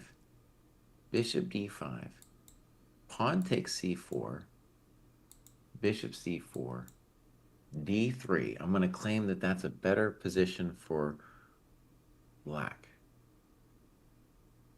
And I'm putting that on the board first because I don't know if it's true. But if it's true, then we just could forget about, because the bishop d7 is a more of a positional way of playing it. Wait, so you're saying bishop d5, bishop d5, Yeah. BC, bc, bishop takes. and then d3.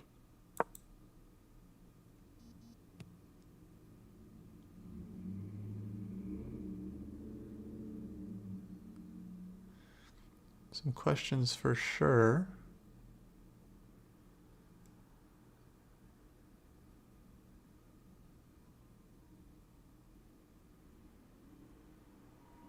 Yeah, that's kind of, that's just unpleasant, isn't it? Maybe, yeah, white's king feels a bit open for me. Not sure I like white here.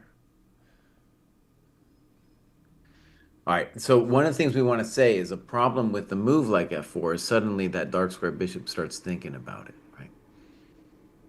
Starts thinking about the dark squares. It's like Yeah. that scene in the Fellowship of the Ring, where those dudes on the horses start smelling the ring. They start smelling the ring, man. You touch the ring, buddy. You gotta be careful about touching the ring. Yeah, that scene would give me anxiety. It's like rough. Um, well, people asking about Naka's chances here. I mean, even if Naka wins the tournament, it doesn't say anything about his odds going into the event, right? I mean, it's just you can still win a tournament with a 10% chance. In fact, you would win it roughly 1 out of 10 times. You know, Yeah. it's that's just how odds work. Blue Bomb might win the tournament. It doesn't mean that it would have been correct to put him at 100% before. But I think, well, Great one Blue Bomb question sweep. is, if I was to ask, like, what are Black's chances here? I definitely like Black's chances in this position. I think he's played a great game. And Queen D6 is a great move from a practical point of view because it's just keeping the questions on. And Fabi, dude, has tanked again. And he can, like, it's only 4 minutes, but 4 minutes at this point, my friend, you know, that's 1/5 of your remaining time. No increment. So we are now less than a minute a move. And there's some hectic shit that's going to go down here. No, I mean, I think this is actually quite. I'm quite nervous for Fabi here because it's just it's less than a minute per move. And it's ticking down. Naka now has twice as much time. All right, I'm going to try to defend his honor, okay? So I'm going to play bishop d4, cd, rook e4. Now, I do have Yeah, a real concern with this, and that is that you play queen c5. I think that's the intention behind this queen d6 move. All right, so queen queen c5, c5. and then I want to play your sad d3 move. Okay, thematic d3. And now I'm most worried about the move b5. However, I have dreams here of liquidating this thing. So, for example, AB, knight f4. And this is the kind of thing where I'm going to say, well, if we go to the opposite color of bishops now, even if you have a pawn, it's not that special. Yeah.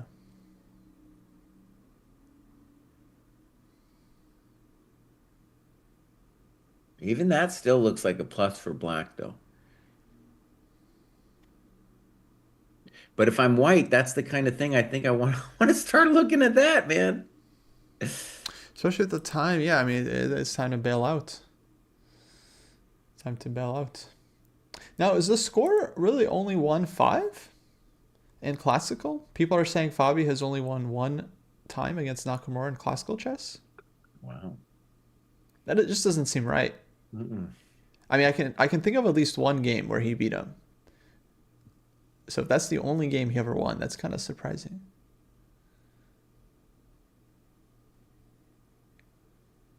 I'm going to ask our friend. Since the pandemic, yeah, but that's okay. That's yeah, cutting off a big chunk of their career. Recently, yeah, it has been all Naka, but before that, I remember Fabi scoring at least. It's really only one classical win. And it says 12-8 for Naka with about 35 draws. In classical? That's what it's saying, yeah. Okay, do I trust Twitch chat or Jesse's AI? Well, that's, Classic. you know, that's lifetime. I didn't do. Lifetime. Okay, it says for much of the 2010s, Caruana had a slight edge. However, Nakamura has had a significant run in their recent classical. So that's what they're talking about after pandemic. Okay. Oh, 5-1 is on the USCF site, which maybe excludes some FIDE events. And then if you include Blitz, then it's like plus 40. For Naka. It's like plus 40, dude. Oh man. For Naka. For Naka, yeah. Yeah. But that I think might be older results versus like I feel like more recent results actually it's probably a lot closer. All right. It looks like we got some moves. Oh, I called it. I'm a GM today. Dang, I'm good. Ricky 4. Yeah.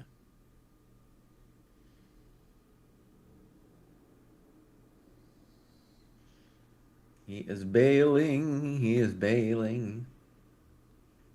All right, Coach, I'll tell you what. I'm going to give in. Okay? I'm going to give in. Let's just go look at the other games just real quick. I give in.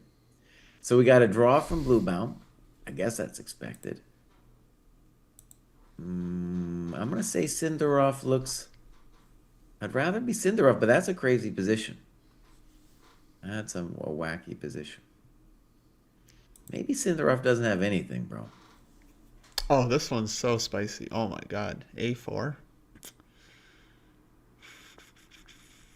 It does feel like Esipenko is kind of like he's got the time edge and he's chilling. Now, earlier, I really believed in Prague's position. I guess I still do. I mean, he's up a pawn, but it's gonna get. Yeah, What do I you guess. mean earlier? When earlier? Well, just when we came out of the opening and you were talking smack about the Grand Prix, and I was like, his position looks pretty good to me, Bobs. And anyways, I mean, I wasn't looking at it deeply, but it seemed like he had the edges. Looks like now he's up a pawn, and dude's got to come up with something. Uh-huh. So you had opinions on this game. You're just keeping them to yourself. I wasn't looking deeply at all. I was just like when you were talking all that smack about the Grand Prix, like it's not common at this level. I was like, what are you saying? It's not smack. Ask ChatGPT how often the Grand Prix gets played. That's how you solve all your life's questions is a chat GPT, my friend. No, I'm telling you. I'm telling you to go ask because that's the only thing you believe. If I say, it's not true, but if the AI says it, oh.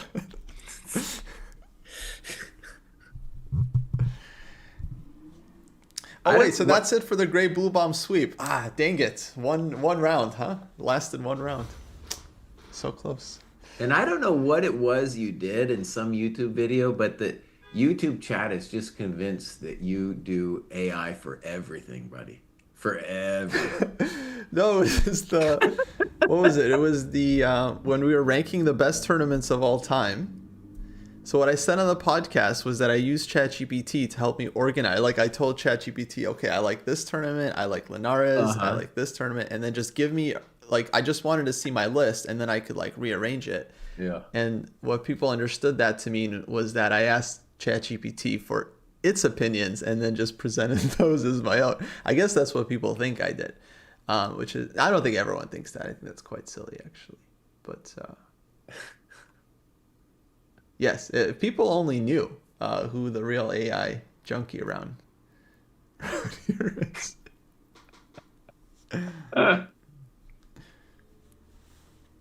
Okay, so Prague. Wait, so right now, he is up the pawn, but I mean it's very weird, right, for his knight.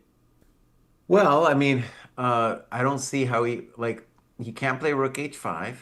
Oh, Bishop D5 just played. Bishop D5 in the Naka game looks like I'm ready for a draw move. That's what it looks like to me. Maybe I'm missing something, but that's what it looks like, Kostya. Tell me I'm wrong. Oh, Naka just took. Okay, yeah, no, okay, no, that's yeah, he's ready for the recap. He's ready for the recap. Ready for the recap. That's right, buddy. He's ready for the recap. That's another thing that's crazy about chat. I mean, you would never see like Tom Brady after the Super Bowl on a YouTube video. Be like, hey guys, it's Tom Brady. Just wanted to recap my thoughts on the Super Bowl. It's not a thing. It's wild. So then, you know, that was weird, Bishop takes D5, because when I just look at that position, well, now unless he has some spicy thing right now, which I don't see, I'd rather be white then. Why did you just give me this big old bishop? What are you You doing? normally, yeah, normally this would be better for white if we just entered here. I mean, B5 was the thought, right? Yeah, I thought B5 was the main question. He just snapped like it looks like a fish move unless he has some idea here. Well, maybe B5 here. But B5 here, I could play either D3 directly or AB D3, and I'd still rather be white. I mean, my position is nothing special, but my bishop is good and yours isn't. Yeah, yeah, yeah. But okay, just to be clear, like, okay, BC4, you take with the bishop. Or the But pawn. this should be like very holdable, right? I mean, it really doesn't Oh, feel like, but hold on. We weren't talking about holdable. We were talking like Naka having a little something something, and now all of a sudden it's like Naka don't got nothing, and he's the one.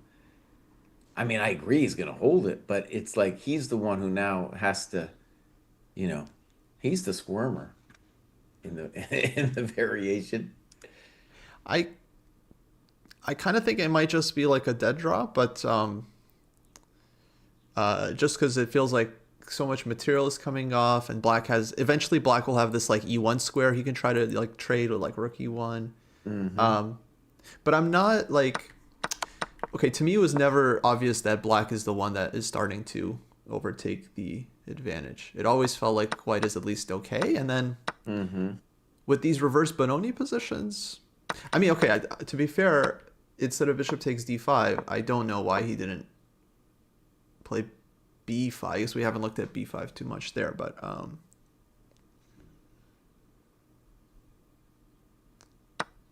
Naka's. definitely feels like a bailout for sure. I'm watching Naka's facial expressions before Bishop D5. Mm-hmm. He's definitely given it the old this game is dumb, kind of the famous Naka like oh this game's dumb.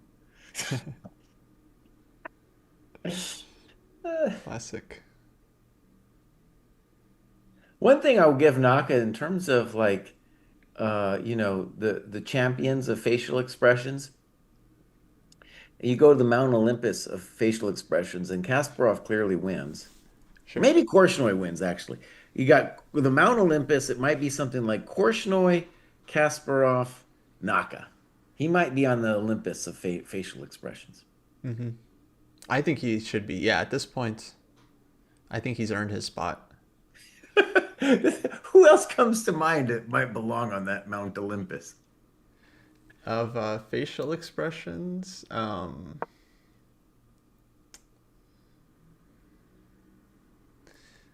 bishop b4. There's some expressive players. I think a lot of the juniors actually they're up and coming. Nepo definitely he could Yeah, Nepo's contend. up there. Yeah. Yeah, I would put Nepo up there. I think one of the reasons Fabi is hard to be for casual chess fans is hard to be a fan of the guy is he's so non-facial expression, right? He basically, you know, I know he's not a robot, but I think at first glance, it feels like he's a robot. Yeah, no, famously kind of somber. Um, yeah. Well, it's nice to have variety. Do you know if there's like specific draw rules here? Like, do they have to make a certain thing? Does it have to be a repetition? I don't know. I don't know. Maybe chat knows. Be Well, you know who interesting. I'm gonna ask. You know who I'm gonna ask.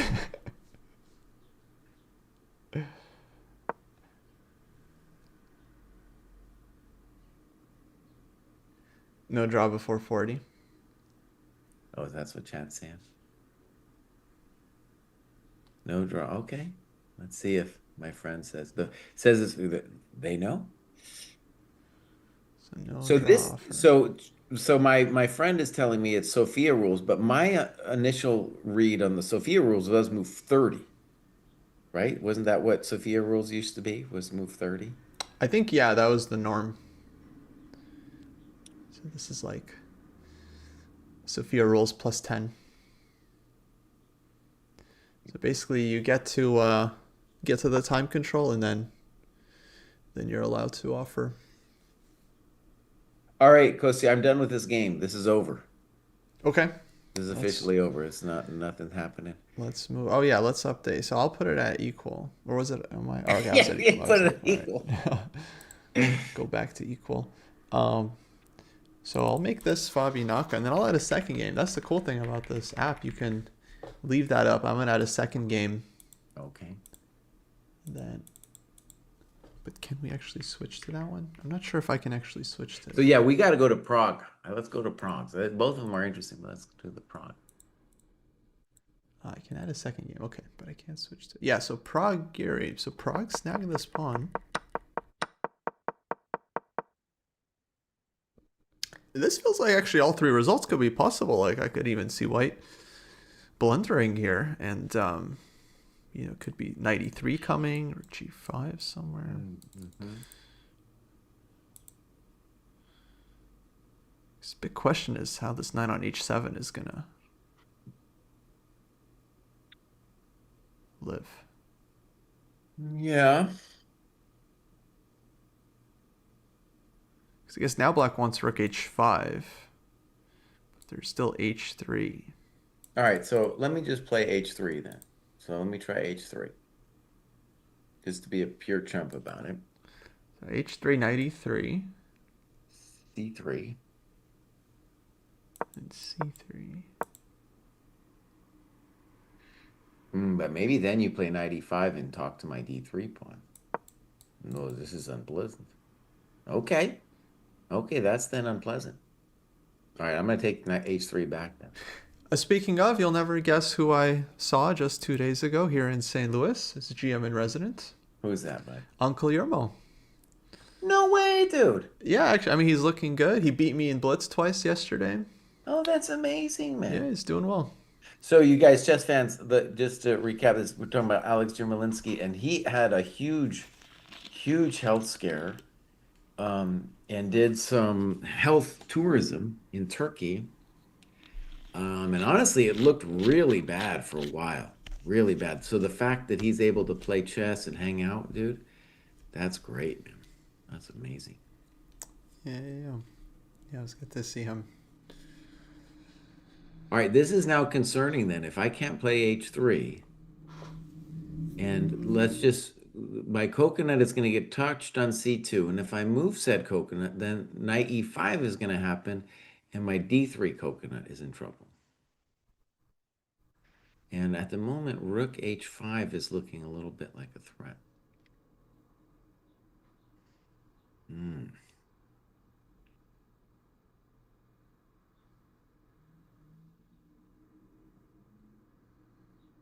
This is a little frightening, my friend.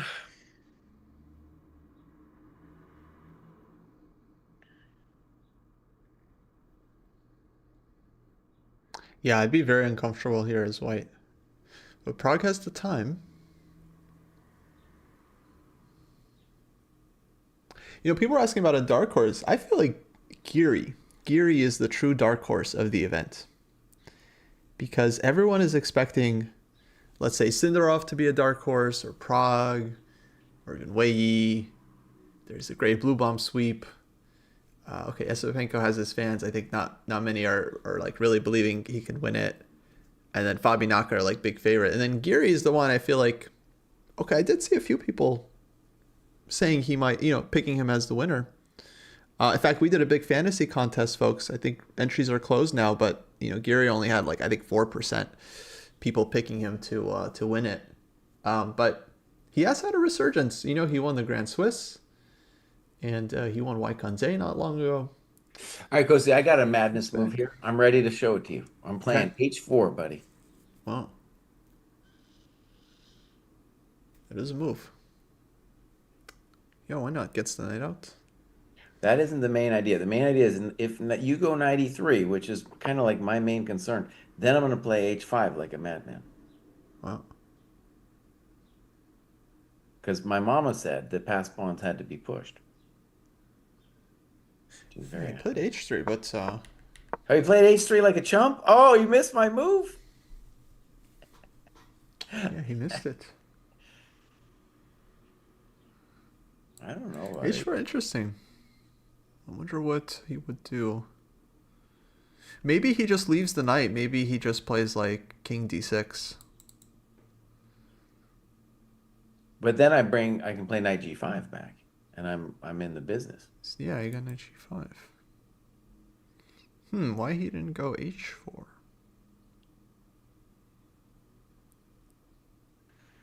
All right, well, Maybe we're in about to h4, knight e3, h5, knight e5? wait. H4 what? Knight e3, and then h5, knight e5.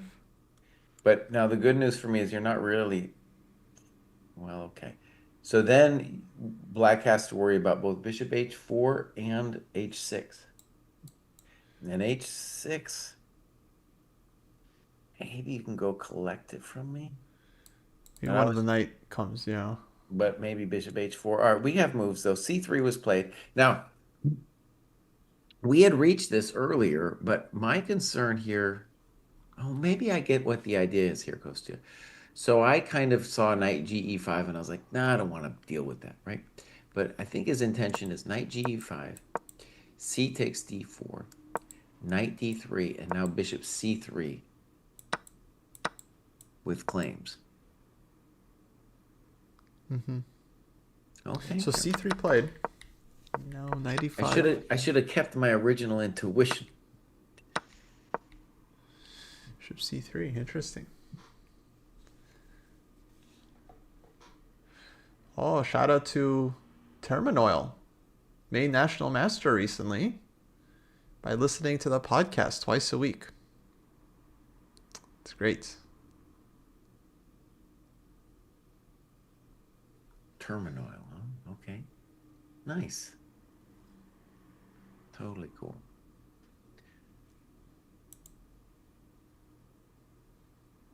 Nice. We got people. It's funny because we do these podcasts and, I'm mostly just talking, blah, blah, blah. But then it's interesting. It's like there are a couple people who have listened to a lot of them, to a Mm-hmm. lot. And then when you talk to them, it's like, oh man, they know me better than myself. They have a sense of what's going on. Yeah. This looks very dangerous. So actually, I'm gonna do this, and I'm going. Oh, I see what you did. So we added another game. That's cool. Oh, it doesn't work though. So It we doesn't just work. we just stick to the. Well, that's the thing about the vibe coding. It's like, all right, let me add another game, and then but then it doesn't work. You can't All like right, I'm click on going it. then to 1+1 for white. That's where I Plus am. one. Plus one. Dang. Okay, I have to think here. Try to find. King is so unfortunately placed for black. And also, this knight on e3 looks cool, but I don't know. Not really doing anything.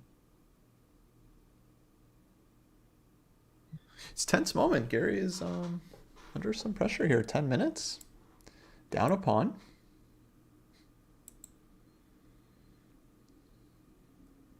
And on f3, I think I just play cd like a champion.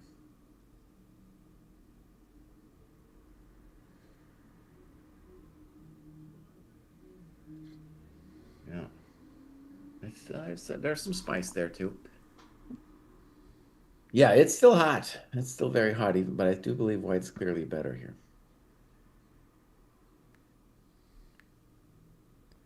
Yeah, I'll put it at point 6 for now. But yeah, I'm actually kind of nervous for Anish here.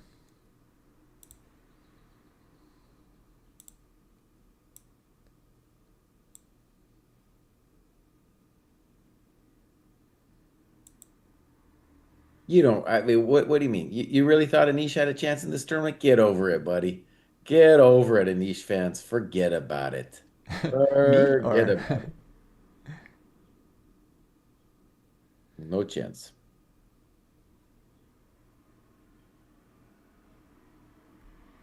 I mean, he's an enigma, you know? No, he's not. No, he's not an enigma. I What do you mean, the mean? guy got close to 2,800. Then he had Yes. some kids, and he's never recovered to form.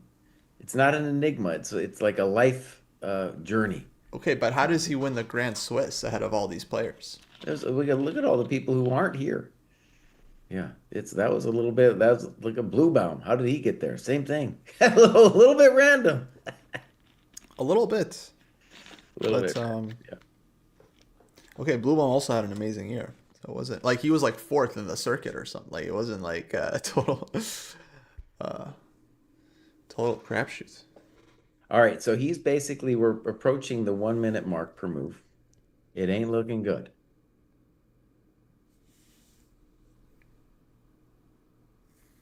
And this is definitely a heavy calculation position, so it's a real bummer for when you don't have any time.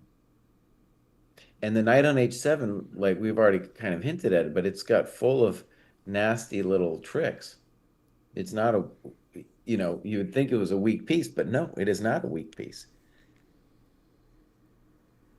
Yeah, surprisingly annoying. No, I'm not seeing a move for black.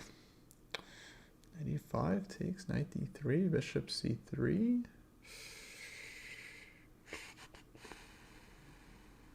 c4? I thought about it, but I don't understand what you're doing. C4? When do you play C4? After bishop c3. Oh, okay. Yeah, you could, there's let's just say with that position, that was one of the reasons I put it at, +1. It's just like I'm up a pawn. It's kind of confusing. Yeah, it's a very weird two knights bathtub structure. I haven't quite seen The two knights bathtub.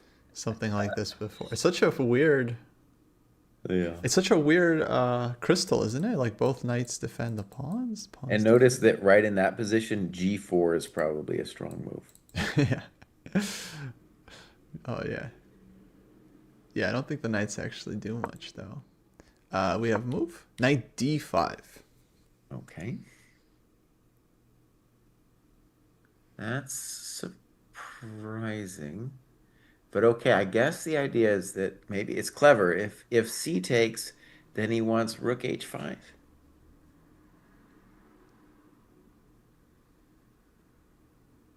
Oh wow. Okay. So Smart he's trap for the hanging on by the knights. seat of his pants here with Mm-hmm. this knight d5 thing.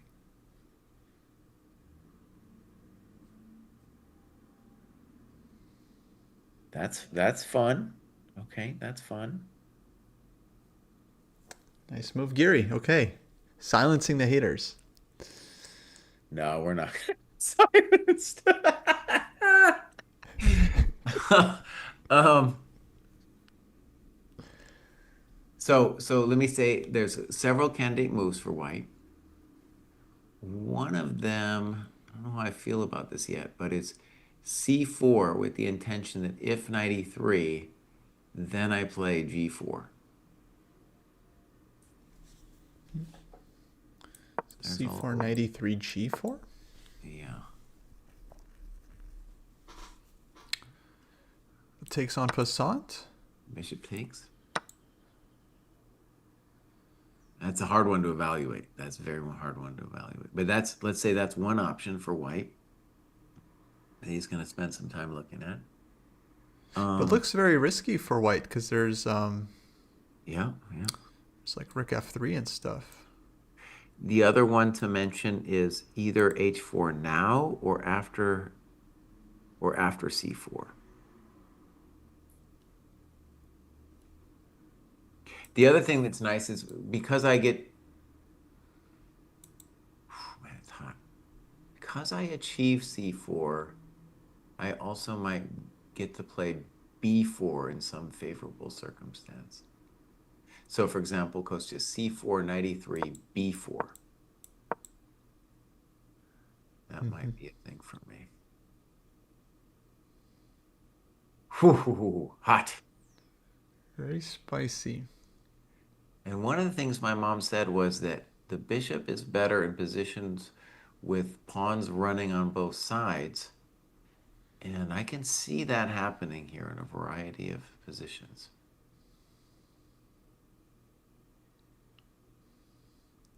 So Maybe f3 here after b4. maybe, I'm not sure I get it the way. So on GF, what's your big idea? Knight e5. Oh, 95. Interesting. Okay. Yeah, that could be, I mean, yeah, that could be a thing.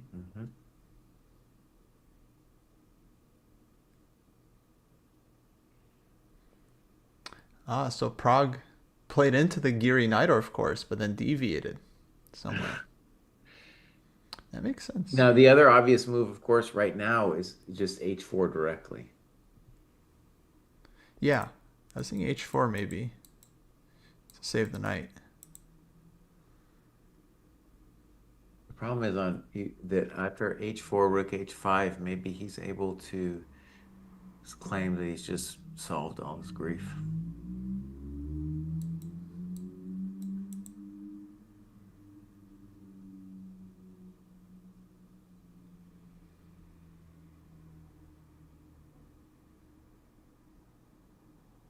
Now, the other thing, Kostya, that we gotta maybe at least mention, I don't know if I believe this would be a risky, would be CD, rook h5, DC, rook h7, and then some kind of d4 or something, I don't know, b4, something crazy. I don't like that though because the knight's too strong, d5. Whew, that's odd. Sure.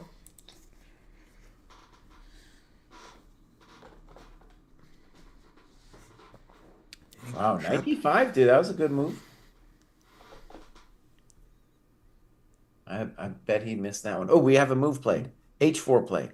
Yeah. All right, so my question is, does white have anything after rook h5? My first view of the situation was, no, you don't have much. But maybe there's maybe oh, how about this, Costa? Look at this. Knight g5, knight h4, knight e6, and we say welcome to the dojo. Wait, rook h5, knight g5? Knight g5, knight h4, knight e6.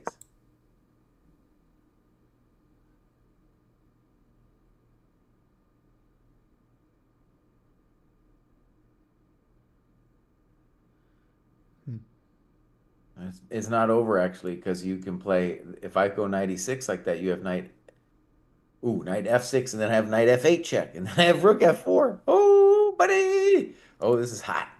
Oh, this is hot. All right, my friends, we are definitely under a minute to move. FIDE wanted this drama. It's got it. No increment. So I think that's the intention is that Prague has rook h5, knight g5, knight h4, and knight e6 looks like a little something something. Yeah, that looked scary. Everything was hanging there. Couldn't find the move. Can Black do anything else? Someone's saying that Fabi has real chances. You better not be bullshitting us. Yeah, come on, guys, don't troll. Okay, let's see No, these. no, Fabi does not have real chances. Let's Excuse see me. chances. No, I do not see the chances. Now, I do want to stress one thing I said was when Naka did this bishop d5 thing, it's going to be a draw, but he at least put it into a situation where Fabi was the one who gets to massage. Yeah. But yeah, that's a draw. H5. I mean, yeah, Fabi's the one putting pressure, but I don't quite see the chances, guy. Is it chances or, as Jake says, did the computer say something other than 0-0? All right, we got DC BC. Makes sense. And besides rook h5, I'm having a hard time finding a good move for black.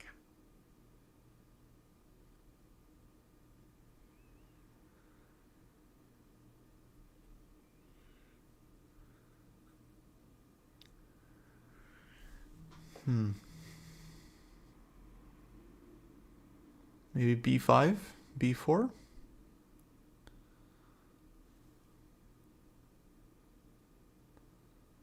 Well, imagine b5 and I go knight g5. I think I'm threatening rook e6. Oh, maybe I'm not threatening rook e6 goes rook g5. But you're are you really threatening b4? I kind of doubt it. I thought Maybe. maybe just to try to Maybe. liquidate. Yeah. Yeah.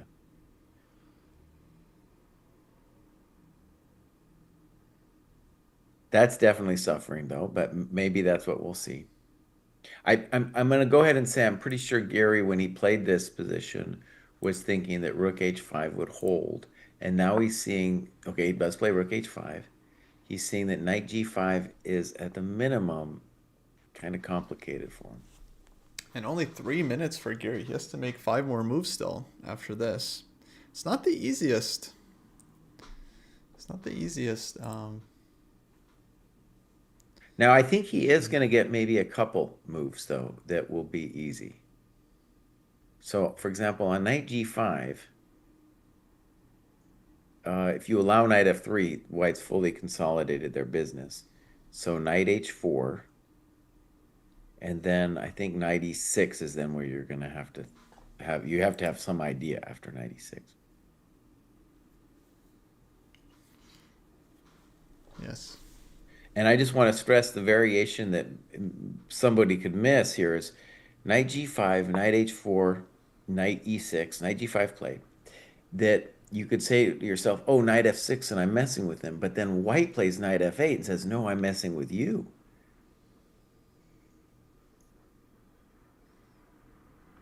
If knight f6 now, we got to believe in rook e6.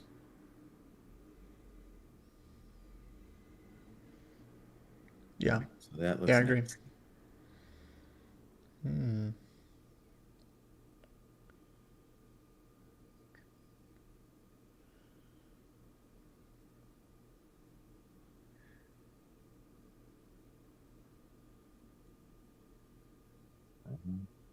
Man, Okay, 2 minutes for Gary. This is not easy to figure out at all. it's a little anti-intuitive too. For example, the key move is knight f8 check, but at the moment, the knight on g6 is holding the f8 square.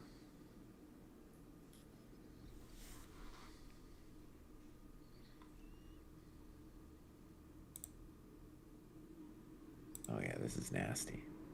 So we're running into a position where the danger is that he's just down a pawn and it's bishop versus knight, which will then be a technical exercise. Especially if he gets like, yeah, rook and bishop against rook and knight, or just pure bishop Mhm. versus knight. Outside passer, like G pawn or something. But my human eval says Giri is going to post more on Twitter than ever before after the candidates. Yeah, Knight he's gonna. f6. Okay, knight f6 played. Okay, and I was saying rook e6 is a hell of a drug. Yeah. Yeah, over under. How many tweets does Anish post during the candidates? I think if he's doing well, it's 0. But if he's not doing well, then Why yeah. isn't rook e6 just kind of winning? That's what I want to know. Okay, yeah, yeah. Question. So rook e6, rook g5, rook f6. If rook g4, I play h5 and I say goodbye. Maybe it's not goodbye. Maybe you play knight e5 or something. Wait, and it's only rook g5 after rook e6? There's no other move? I don't see nothing else. That's called a skewer or something. I think that's what they. Yes. Okay, so rook e6, rook g5, rook f6. Now, by the way, if white needs to, he doesn't have to play rook e6. He could also play rook c4. But I don't know. I don't like rook c4. I don't want to do it. Because rook c4 maybe b6, and I got to worry about knight e5. I don't know. I don't know. No, Maybe. but rook e6 is a very concrete problem for black. Well, this is Rook what I'm saying. e6. I'm just saying he's not forced. It's not the Mm-hmm. only way to pursue the advantage. Sure. Rook which sometimes G4, then you were saying sometimes makes H5. it harder. So H5, let's continue it. Knight E5, Yeah. and it is at least a question. H6. Let's go H6, but then knight F3 and then takes E1.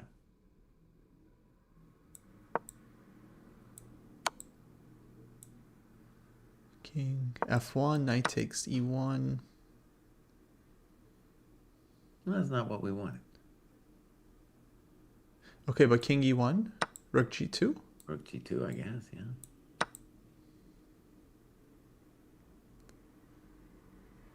That looks like it's holding to me. But Rook takes F4. Rook H6. Rook Rook H2, excuse me. H2, Rook back to F6. But like the reason I just believe in black here is because the king is cut. But maybe that's No, I go also to it's G1. unpleasant. It's Yeah, unpleasant. Okay. go to G1. Yeah, even this one is a pain in the butt. No, it could be really bad. Um, wow, big moment for Prague here.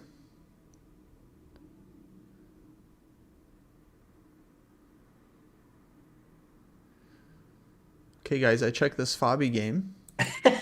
They keep demanding them. Well, and eval must be going up. You know, they keep coming back to it. Okay, guys, let's see. So, Queen D1 played. Yeah. Now Rook E1.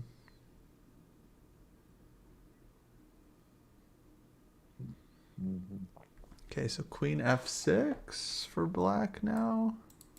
What they're excited about is that Fabi won the battle of the E file. That's kind of exciting, sure. It's exciting. One interesting question would be rook takes C6. Is that a fortress? It looks a lot like a fortress. I don't think Naka's going to do it, but that does look like a fortress. Naka shaking his head. Okay, that's all the eval I needed. By the way, this eval that we have on the board is not this one. It is the Prague game. Right. We got the what we expected on the board. I'm a GM today. Now, in addition to H5, Kostya, we might also have King H2. That might be kind of clever.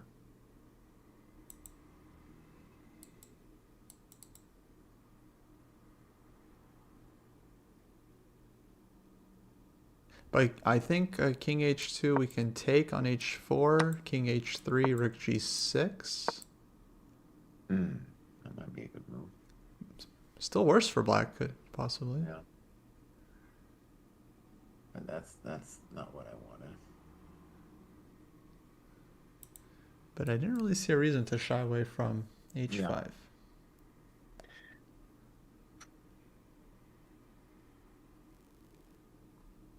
Well, he's trying to evaluate whether that's truly winning or not. And you know, you probably have more than one move. Oh, his bishop H4, my bad there. Yeah. So King H2, yeah, as a thought. Did he trick me, Nose? Oh, it's bishop H4. I trusted you, I Kostya. bluffed you. He tricked me. Yeah, so King H2 looks like goodbye. No, yeah, that just looks nice. But King H2, Knight E5? They told me that I needed to advance the king, so I'm going to play King H3. This is the standard coconut touch, I'm afraid. Rook G7. I'm probably going to play D4, but I'm going to think about it. Yeah, sure, I'll play D4. D4? Mm-hmm. Knight D. You take once, Knight D3. Knight D3 is a little bit annoying, I'm going to admit. Knight D3 is a hell of a drug, actually. Yeah. Okay. Yeah, unpleasant.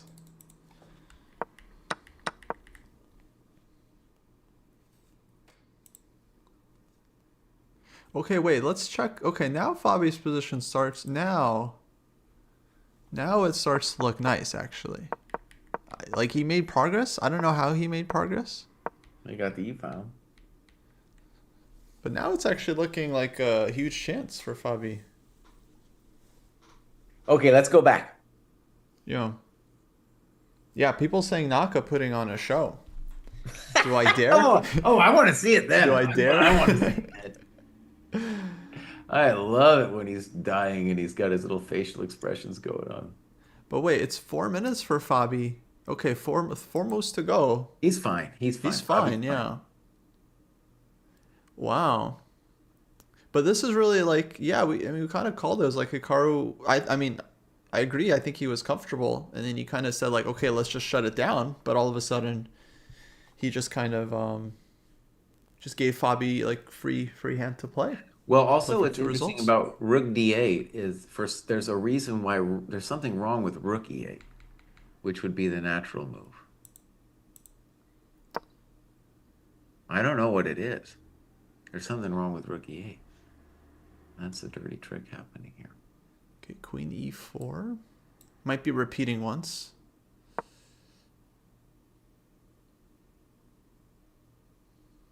Queen E4, King G8. And Queen F5. Oh, okay. He's starting the procedure. Bishop B4. Okay, Right, Queen Queen D7 though. D7 makes a lot of sense. Now if you take and give check, black goes Bishop F8. Mm-hmm. Fabi might have bet that he was gonna have Rook E8, but I guess Passive. Rook E6, flashy. Don't think it does much. Wait a second, Kosu. Queen D7, Rook takes, Rook E8, Bishop F8, Rook B8, and if Rook D6, I have Rook B7. And if I win the pawn, I'm at least then I got real massage. Still Rook F6 at the end though.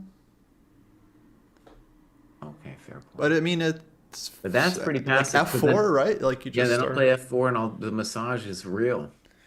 Okay, Fabi couldn't figure it out. It goes Queen F3. So he's kind of just keeping the tension. It does feel like a position you can just play long term. Like you have Rook E4 ideas, Rook E4, Rook You got to F4. be careful that now if King F8 is threatening Rook E8. But also, actually, on King F8, if nothing else, I have Bishop C6, and there's no Rook E8 business. Yeah. And let's just mention Rook E8, Queen F7. That's a familiar sight. Ooh, spicy.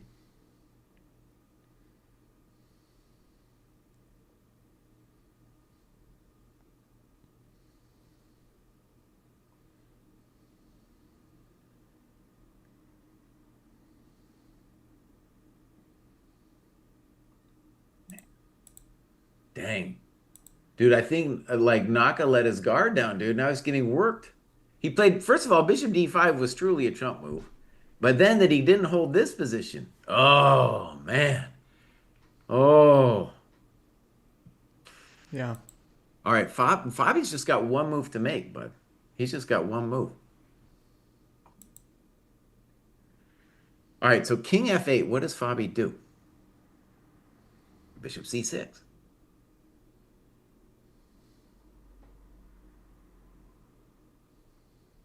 Oh, he's really thinking. Oh, buddy. He's trying to move fast, but he's got some time. Oh, wow. He Okay, clearly thought he was one just move getting here, started. and then yeah, we'll switch to Sandarov Esipenko because they gotta make some moves. So that's that could be easily that's gonna be decisive probably actually. Someone's up the exchange there. Oh my god. Yeah, crazy game. Crazy Oh, game. But first Naka. What Naka gonna play? oh, buddy, Naka, buddy. What have you done, dude?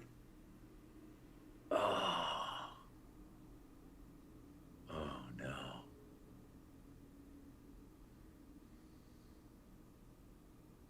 Yeah, Fabi looks very confident right now. I feel like he clearly knows He's better. Mhm. All right, rook f8 played. So I'm anticipating bishop c6, I guess. It'd be Rook an easy move. e5. Rook e5, huh? Tempo. Yeah, and he stands up, showing awareness of the time control. Dang, rook e5. So he can tie black down to the rook f5, but then of course the question it's like, well, yeah, I guess g4, g5. You just start to, Dang, yeah, just keep buddy. massaging. Oh, rook e5 was not what Naka was thinking. He was thinking he would have to play bishop c6 or some weird shit. Oh, buddy. Yeah, I think Naka's Fabi squeezing. Okay, let's check Sindarov because they're under 3 minutes. Oh, that's a fun position, man. Okay. Oh, and it's move 31. Oh my god, yeah, no, someone's flagging here. That's I mean you can't make 9 moves here with no increment. Like Mm. this is too much. We got to believe in black, though, here, right? My first instinct, yeah, I like black. C3 is coming. Well, also the bishop on d1 is just a sad chump. You got to Can we worry get a about the Jesse queen on speech about c6 kids, looking at you. blitz, and all the Oh, other yeah, this is reasons Naka is terrible losing this for white. game? Oh, buddy. Oh, this tournament's going Whoa. topsy-turvy this round, my friend. Whoa. Topsy-turvy. Oh, Naka's Well, that's hurt. why this tournament is so crazy because it's like, okay, if someone, Sindarov, for example, beats Esipenko, beats Blue Bomb somehow, plays d6 against him and tricks him, and then all of a sudden he's leading. Now Fabi has to start taking risks. Could open up very soon. And it's OTV, yeah, so it's just harder to get moves off. Okay, take. Wait, he didn't give a check. He didn't give a Took this check. one. I think Bishop it had f3. he doesn't want to expand the scope of the rook, and he doesn't want bishop f3 to talk to him. But I think we're gonna the question is still bishop f3 right now. It's not simple here. Okay, bishop a4. I don't know about that move, buddy. So queen b7, I think. What does he want? Is he trying to bail out? So I think the point was if bishop f3, dude was just gonna calmly play rook d8. Queen b7 looks like a hell of a drug for sure. But queen b7, yeah, if white takes on b6 and takes on d5, you have I know what he wants. It's queen b7. He wants rook e8. queen b7 again. Yeah. That's a Rook nice e8. trick. That's a nice trick. Queen b7, rook e8. Oh. That's a little cold shower for you right there. I'm certain he missed bishop a4. That was a hell of a drug. Now the rooks are talking. But is it over? Okay, you have bishop c5. But then my rook's out, and then like this scary shit's all of a sudden happening. Rook a8. Yeah. Yeah. No, definitely very scary. Very scary. Oh, Sindarov. He's going for it. Oh, damn, dude.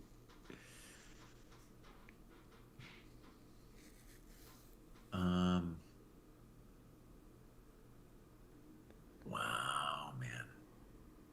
What a cruncher. Besides, we could have 3 decisive results here. Easily. Yeah, Prague's still cooking. Ooh, bishop a4 is a real unpleasant. Okay, so queen c5 played. Okay, looking at f2.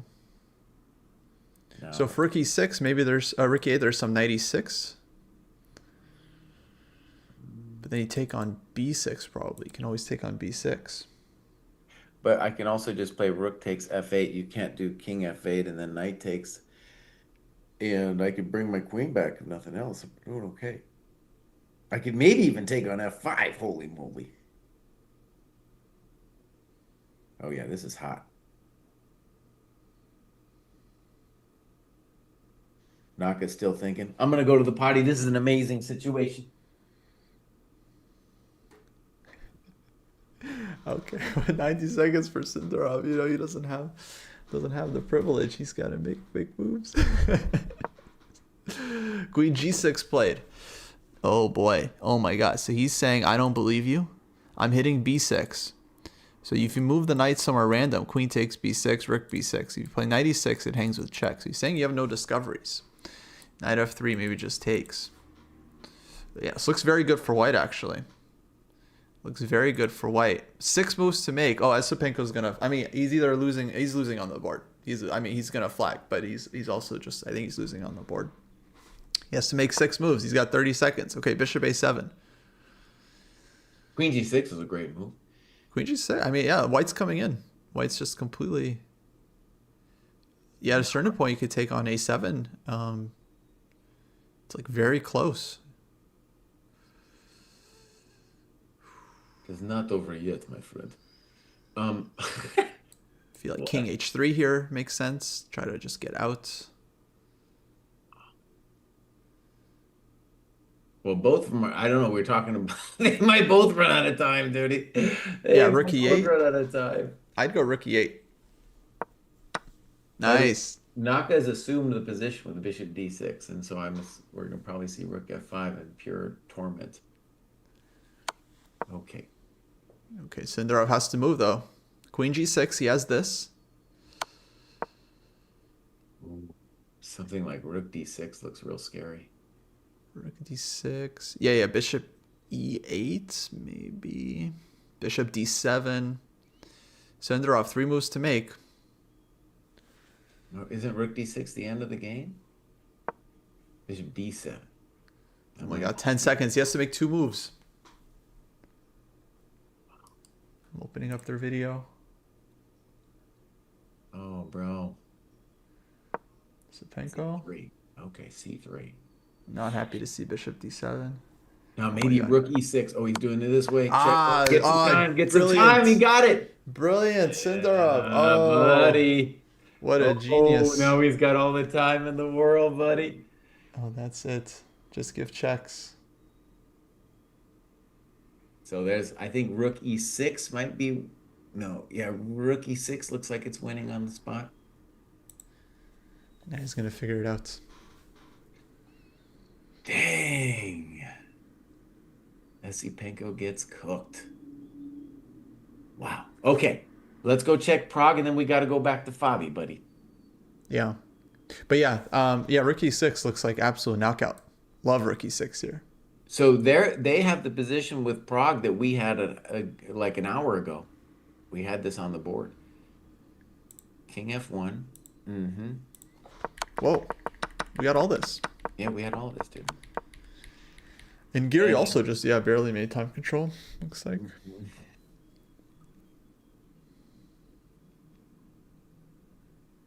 And I guess what we can say about this is there's thoughts of a draw, but it looks like pure suffering, and it might just be purely over. So the one we were looking at was knight e1, king e1, rook g2, rook f4.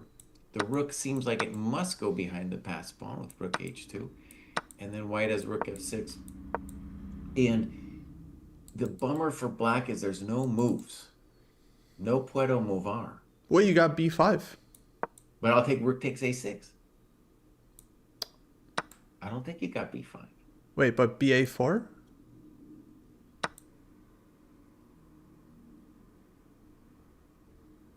Okay, it's hot. It's hot. Then we got to calculate h7, our old friend. Sure. Oh, buddy. Sure. h7, our old friend. Actually, that's it right there. Good. h7 wins, huh? All right, Fabi's got the rook f5 squeeze on. Naka has 0 counterplay. Okay, so we're saying looking good for Prague.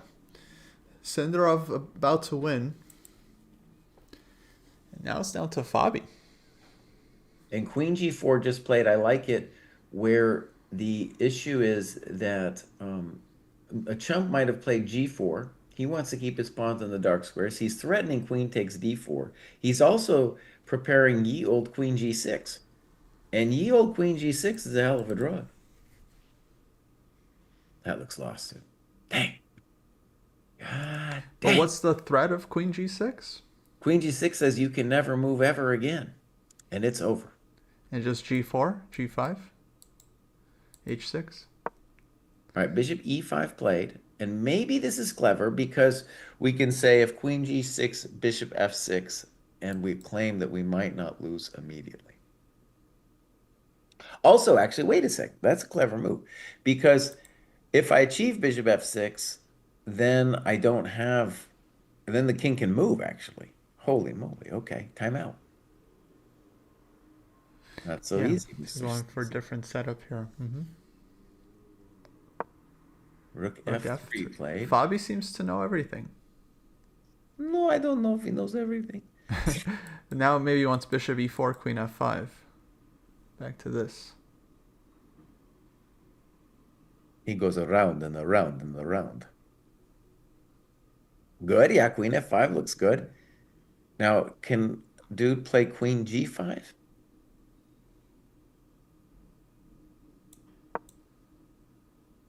Maybe queen, yeah, queen g5 might be a move here. Hold on. Hold up. On queen g5, I might have rook takes f7. That could be a hell of a thing. Wow, rook f7. Fabi's still in his prep. He's still in his prep. It all They worked out. love to say that, dude. That's their favorite. And Sweet Blue says that he found rook e6, crushing Oh, him and to beat him resigns. today. All resigns. They're already discussing the game. Wow, man. Huge Yeah. games today. Sindarov is leading, as everyone expected. Yeah. Chances have gone up. Yes. And they're really discussing the game. Probably they're friends. They're probably similar age group.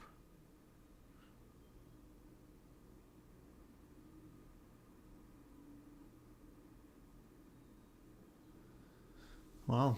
Javokir.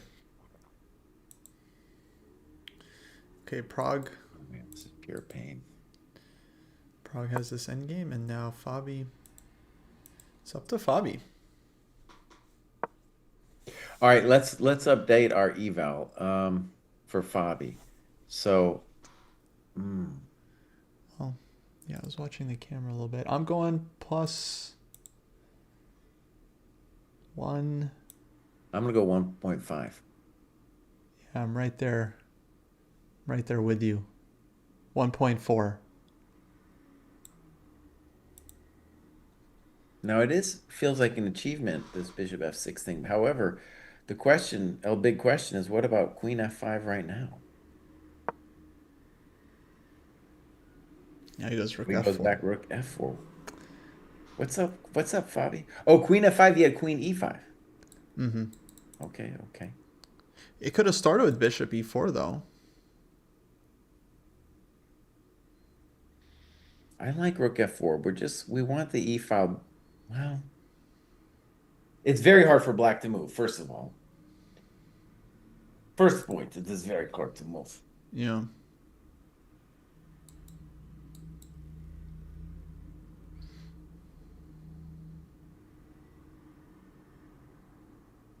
Oh man. Okay, it's been over 4 hours. Okay, I have to stand up again. Quick break. Leave it on Fabi. Okay. See you guys soon. Somebody says +1 means 50% chance to win. No, that's not what it means. It means you're up a pawn. A pawn. And 1 + 5 is like right on the borderline with winning. Now, one of the nice things about a human eval is the computer is going to go crazy. But a human, we're generally not going to go crazy. We'll just be like, this is very unpleasant for black, but maybe there's just like an outside chance the dude holds. That's what 1.5 means. No, that's not what it means, Sectum. That might mean for some computer programmer, maybe that's what it means, but it's not what it means in the world of chess. In the world of the chess. Oh man. Naka dying.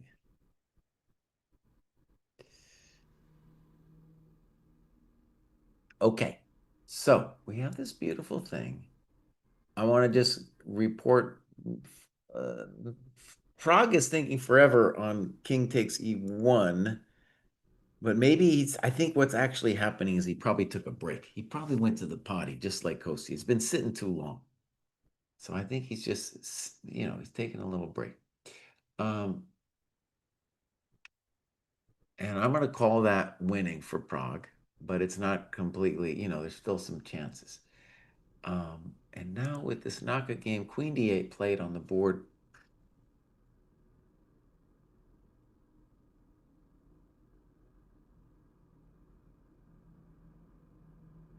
Putting the bishop to F6 was really annoying. If Queen F5, I'm assuming he wants Queen C8.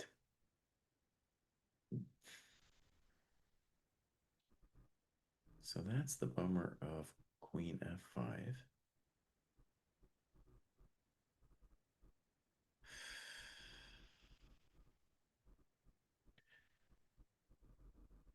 If Rook E4, I'd be concerned with Rook E8. We could now play Queen G6. The weird thing about Queen G6 is we're not really threatening anything. Actually, Queen G6 is a momentous blunder. Don't do that, Fabi. Queen G6 loses to Queen takes D5. So that ain't it. I'm sure everybody's had that experience before. It's happened to the best of us.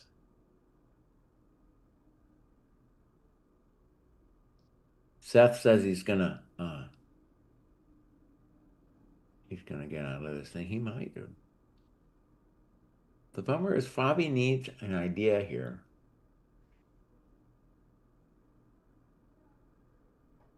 And it's especially not clear how we involve Mr. Rook into our equations.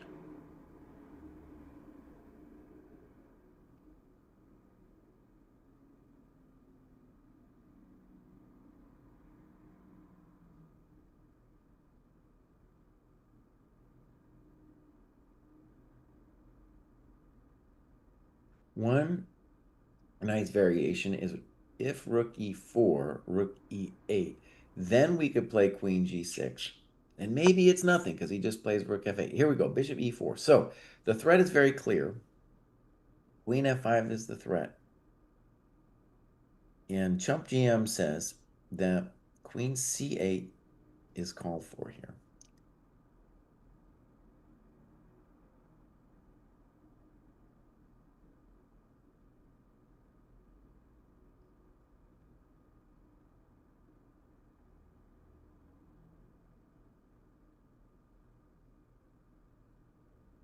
Oh, yeah, this is spicy. All right.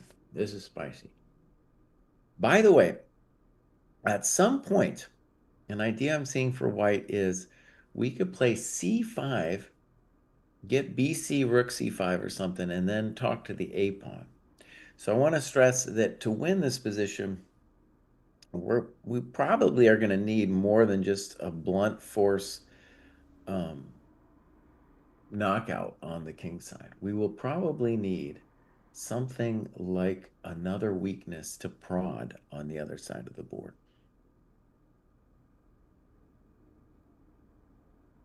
I'm really not seeing another move.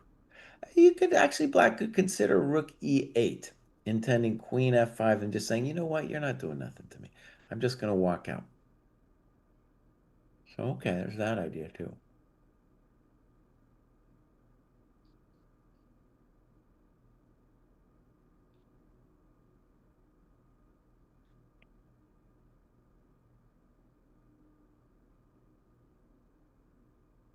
Mm.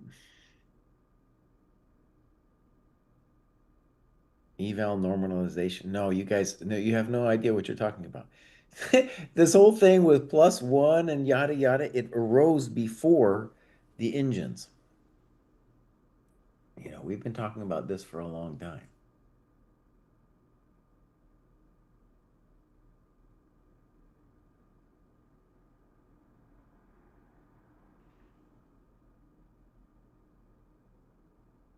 We can get Kostya's take on it, I guess. He's younger. He might share you guys' misconception of what plus one means.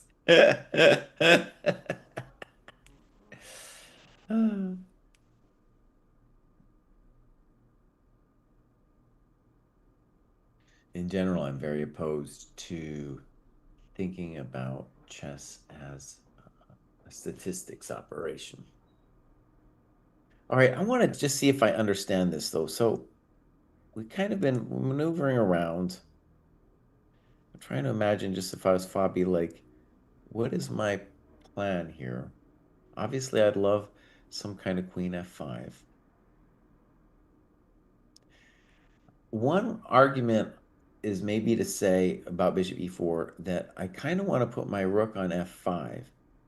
And then from f5, I can talk to the b6 pawn and might also be able to do a c5 break later too. And arguably that's what Naka's dealing with when he's thinking about it. Because I think most human players here would play queen c8 and just be like, well, I have to stop queen f5. But again, there's rook e8, and going into h7 isn't the end of the world for black.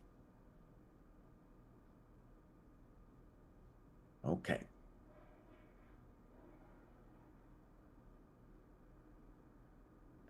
You know, actually, well, it's our thing does say no engines. It does say no engines on our business, so we do have that going for us. So rook e8 and queen c8, I guess, are the main moves. One of the weird things though about this bishop e4 is it's not clear, even if it was white's move, it's not clear we're winning or anything, right? Like, let's say it's white's move, queen f5, rook e8. How do you, get at me? No, it's not immediate. I guess I have a way. I think I have a way. Even then, yeah, it's not obvious to me.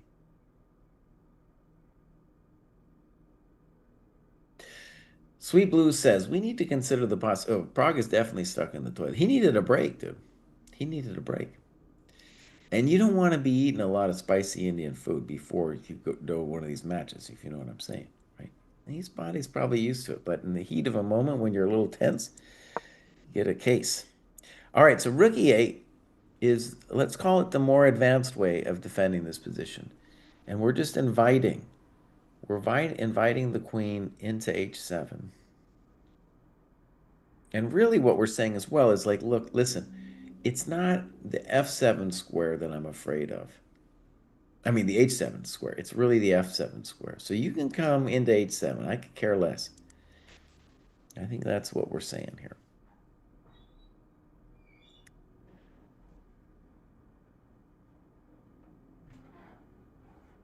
So for example, queen f5, maybe just rook e5. Queen h7, king f8, and you say, what? What? What do you want, buddy? No, I think you may be nothing here. Yeah, okay. All So, right. What I miss? well, we have a controversy that you're going to have to weigh in on. Oh, And we're beginning to see like maybe the inability of Fabi to find the right idea. So we got Bishop E4, and I kind of sort of called this, though I framed it as a debate between Queen C8 and Rook E8. And Rook E8, I call it the advanced method. We're saying H7 isn't your actual target square. Uh, F7 is your target square. And the other thing I have to say that's hopefully insightful is the idea of Fabi's before this with bishop e4 was to play rook f5 to maybe get in c5 to make the a pawn a weakness.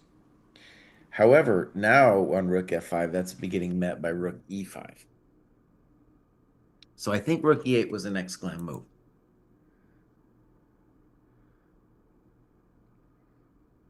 And I don't know. It's starting to look hard. Maybe we just go back to D5 even.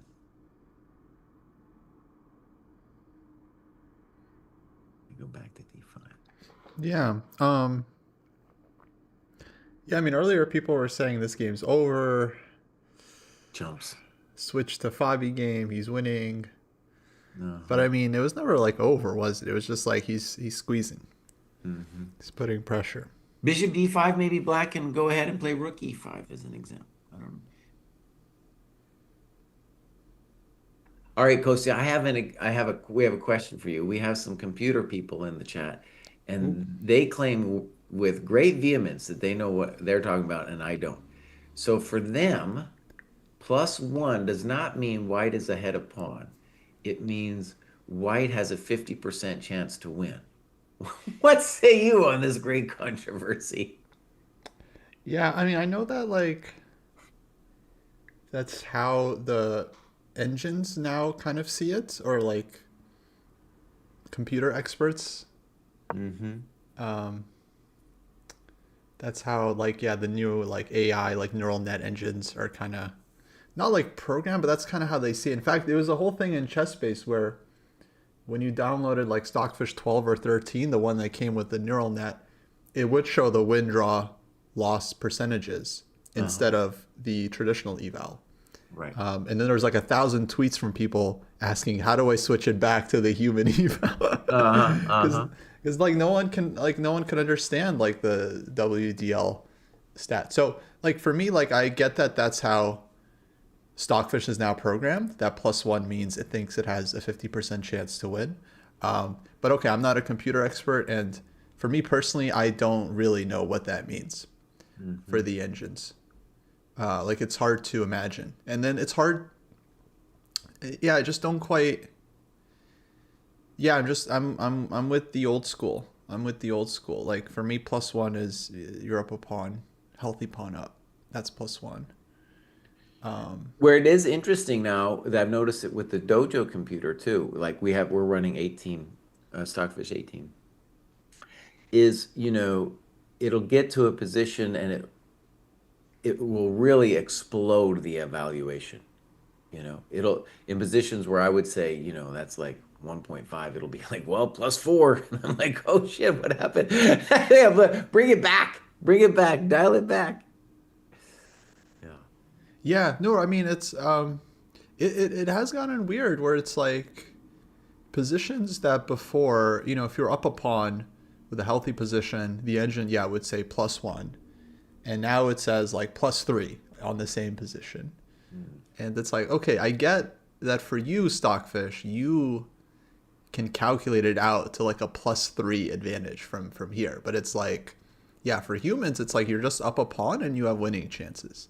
And I guess I was talking a little bit about this at the top of the show. Like for me, a position is either slightly better for someone or much better or winning, but I don't have like a clear difference in my head between like point two and point three. Like what that really, I just know like, okay, someone is slightly better, they're putting pressure, they have a chance to get a bigger advantage and it's more pleasant to play their position. It's, I don't know. So I always just take the practical human approach. Um, I have a friend, shout out to Alex King. I used to study with him back in the day, and he will vehemently argue with anyone that any position in chess is either winning or drawing, and that there's no in between. So That's he'll dumb. argue that like there's no such thing as slightly better. Either it's a win or a draw.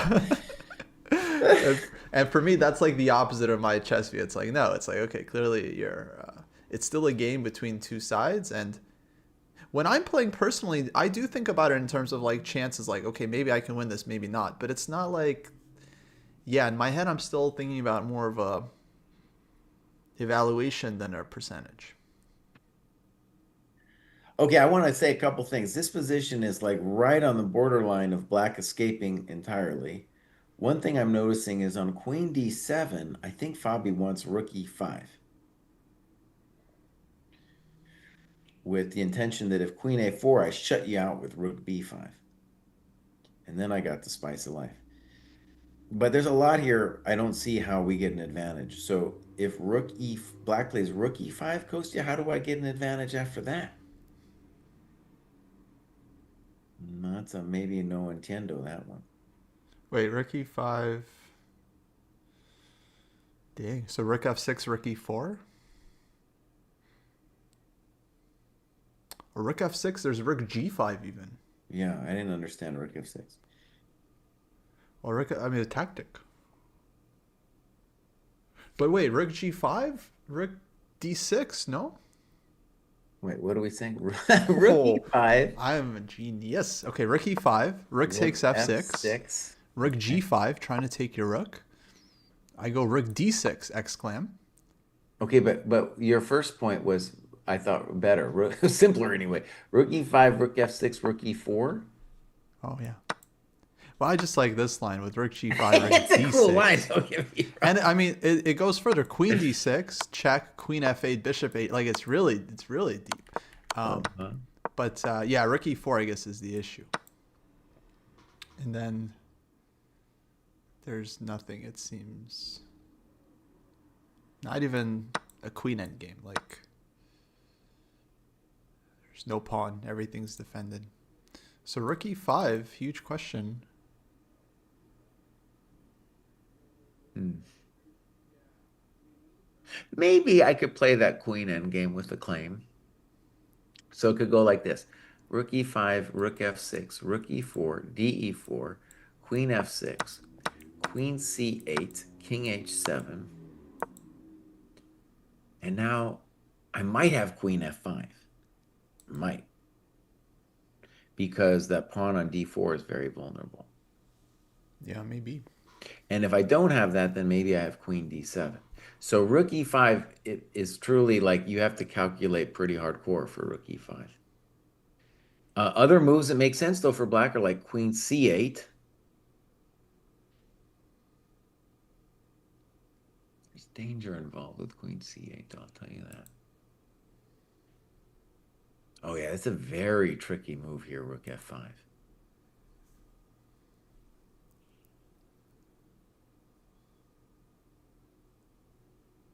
Wow, okay.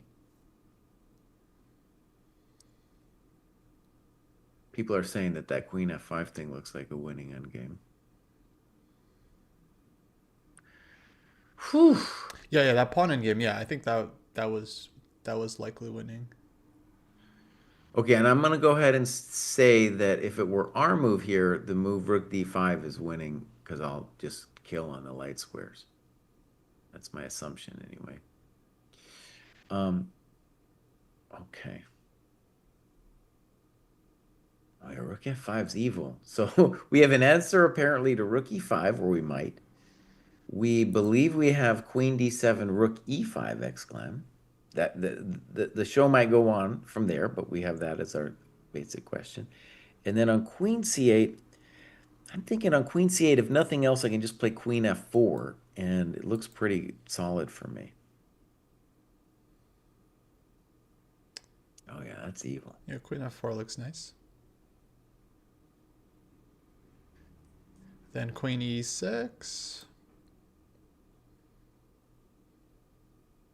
But see, then I am starting to develop a lot of the ideas I had with rook f5, such as c5 right away, right? And I'm playing on both sides of the board real well. Mm-hmm. Oh yeah, if white can pick up this a pawn, that's Hmm. it's nasty.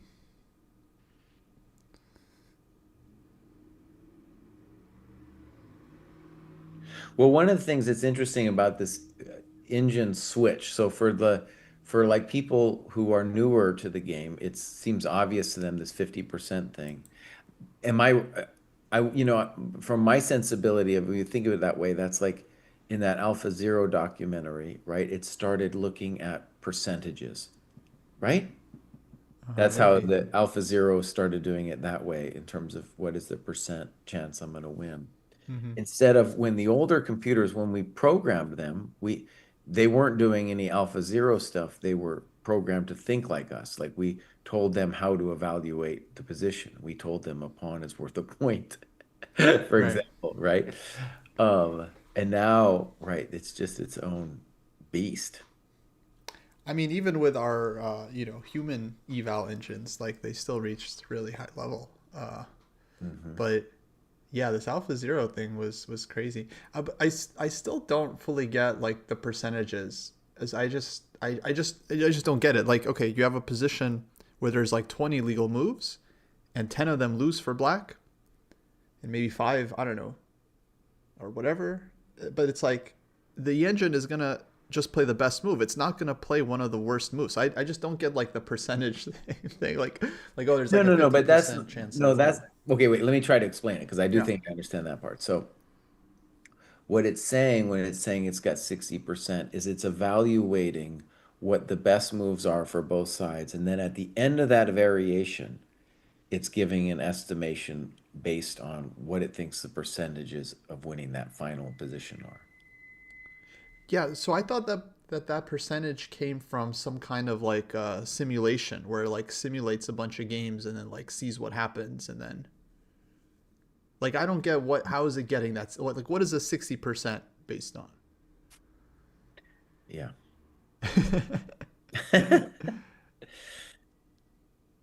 So well Apparently actually okay, I mean it's we have a stockfish dev in here, so yeah, we yeah, I mean I'm hoping the chat can maybe help.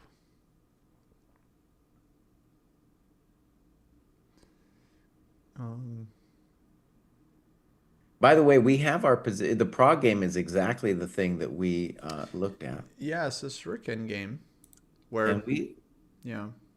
at first I was like maybe black can hold, but the problem is black needs counterplay pronto because if I get king f1 g1 in, well, you forget about it. Yeah. And all this b5 stuff is just met with rook a6 and h7. All right, so rook h3 played. It does not inspire confidence. Hmm. Releasing the king. So king e2 would be the, blitz move and be like, what? Oh, maybe he wants, okay, maybe an attempt here, Kostya, is to say, if you come up, I can check you to death. I don't believe that for a second, just not for a second, because my king goes and wanders to the pawn. Yeah. So I mean, I don't know like what black could do because okay, we earlier we looked at I think this was like such an important line b5 would be counterplay, but takes on a6 and then h7 is just game over. Is black just doesn't have a good move with the king and then we're ready to Okay, take on Kostya, we have a a4. move on the board here with queen f4. Totally shaving. Um, well, queen d7 happened. I was thinking rook e5, but queen f4, I think, holds the same idea in hand because we're saying if queen a4, I'm going to play rook b5 to cut the queen out, which I do believe is winning.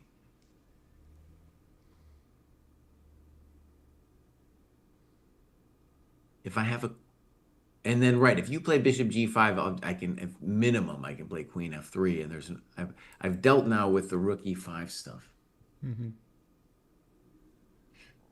And I want to stress the beauty of this rook f5 plan is that I get c5 ideas, I get rook b5 ideas, in addition to like all the other garbage on the king side.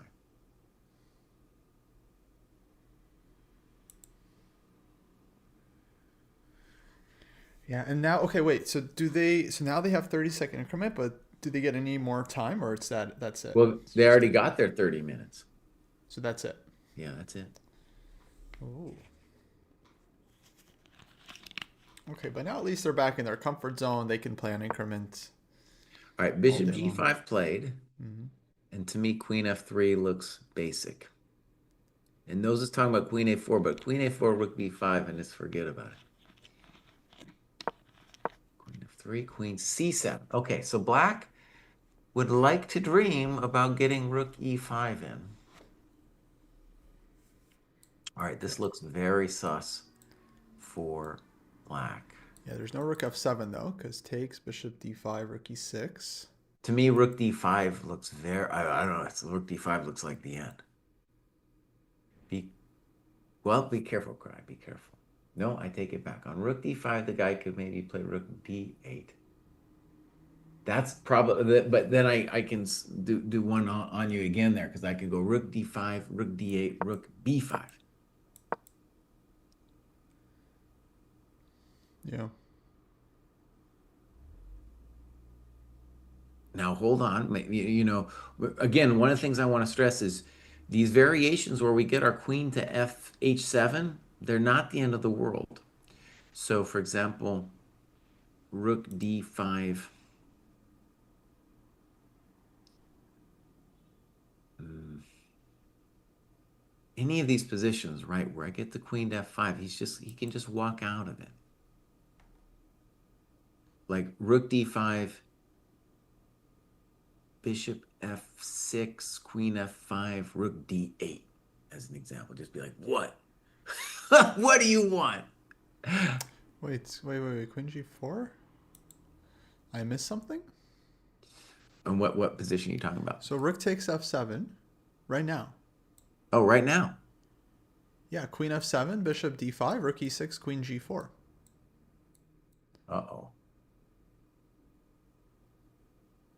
This is just one pawn. Like Black doesn't have to lose everything. Hmm. It's a big pawn, though. It's a very big pawn.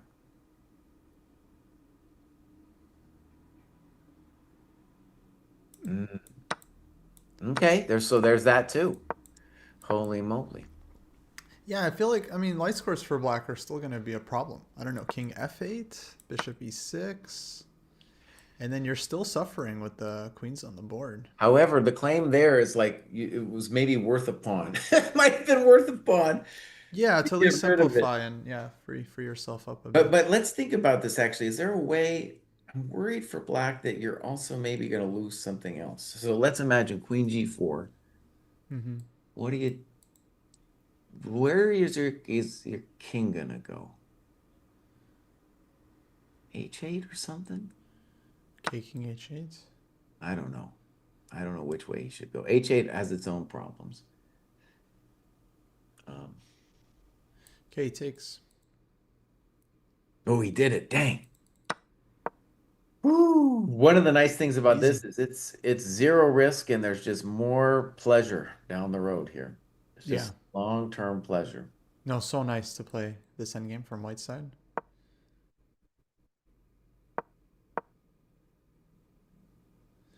And can we just get a Naka check? Like, is he was expecting this or Okay, so he played King F8 and now Queen E8. All right. Naka seems like he's still in the game. Like he's like, okay, I can hold this. So one bummer is you're never really threatening to take. So if I played like Bishop D5, I don't think you're playing Queen A4 because of Queen E6. But maybe Bishop D5, Bishop F6, and we say, nah, it's not so easy, buddy. He would like to take that pawn. If if Fabi's worried about it, he could play Bishop D7 now. There'd be no rush for white. The joy is not going anywhere. Mm-hmm.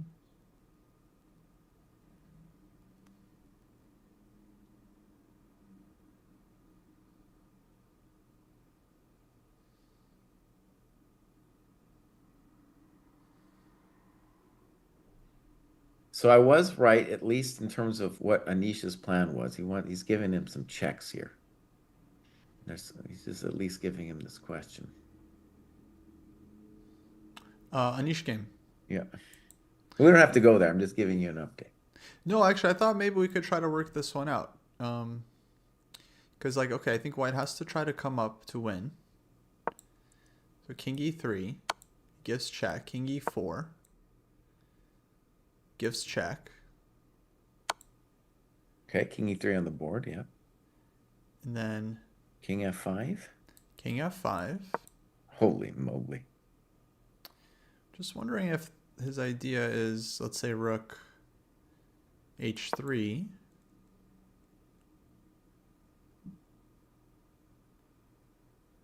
I think he's trying to just pick up as many pawns as he can on the queen side, and then give the rook for the h pawn. So it's just a concrete situation whether he's really in But time or imagine not. here, rook f7, Mm-hmm. So king c6, and then just the brutalistic h7. just h7. The rook is stuck.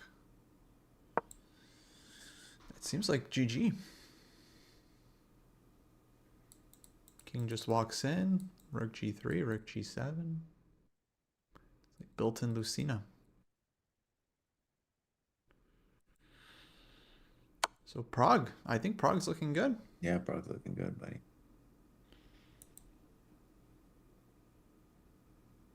All right, we have a move, bishop d7. That's the cautious move. Yeah. I'm guessing queen a8, but it's not really going to change much in terms of the long-term pain. We could have a dream for black of like maybe preventing white from returning to the long diagonal, or at least making it difficult to return to the long diagonal. Hmm. I don't know. Seems very difficult to imagine.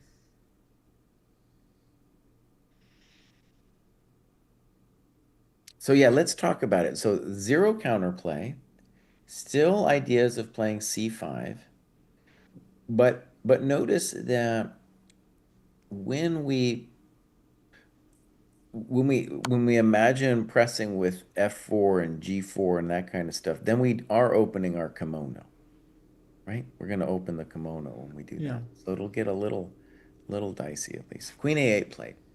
Okay. I'm anticipating king h2.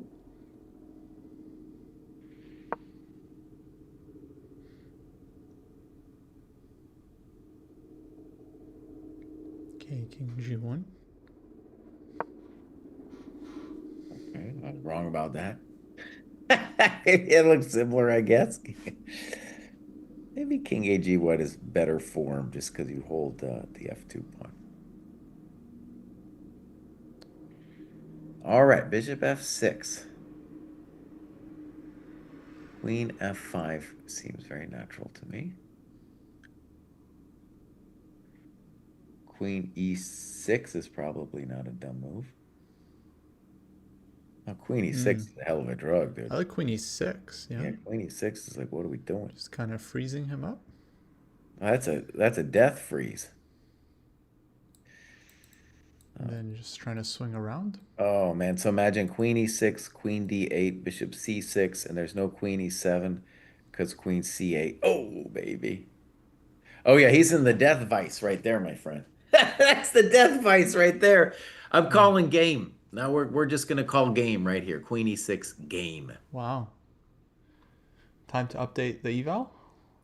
Yeah, let's update the eval. I'm not gonna do a computer eval with like plus gazillion. I'm just gonna go to plus 2.5. I put it at 1.8, but it looks pretty good. Queen Hmm. e6 is working. One more. What are we gonna do? Queen e6. Something Okay, happened. queen d8 played. Queen Wow. d8, and then like so. My question is, what about Bishop c6? Oh, Naka played queen d8 fast. That's such a tell though when you play a move like really quickly. Hmm. Like he was very worried about queen e6 and he has something ready, but like Oh, Bishop c6 is so nasty, buddy. he was nervous. Ending Bishop d5. You can't go Queen e7. Queen. Oh, Wait, oh, wait. But queen e7 oh! My check bad. queen Yeah. d8. Yeah. Sorry. Okay. So he's still in it. Maybe I might adjust my eval if that's truly the case.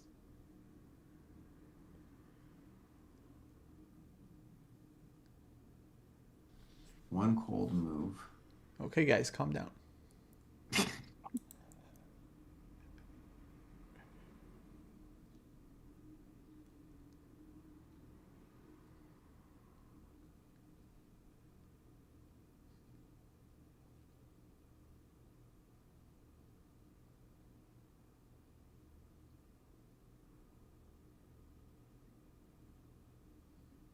So a basic thing could be Bishop c6, Queen e7, Queen c8, Queen d8, and now Queen b7.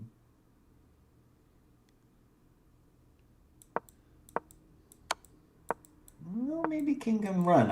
It would be nice to just prevent the fuck. Not that word, Jesse. Not that word. Prevent him entirely from. Wait, but what does black do there? Maybe king g8 at the end. King g8? Yeah, I don't know. Get out of dodge.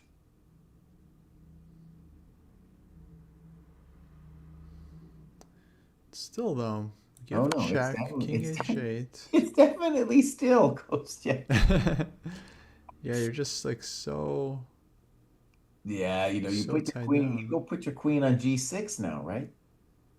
And then say I'm gonna play bishop b4 someday. Ah, it's just a mess, dude. Yeah. Yeah. Mm.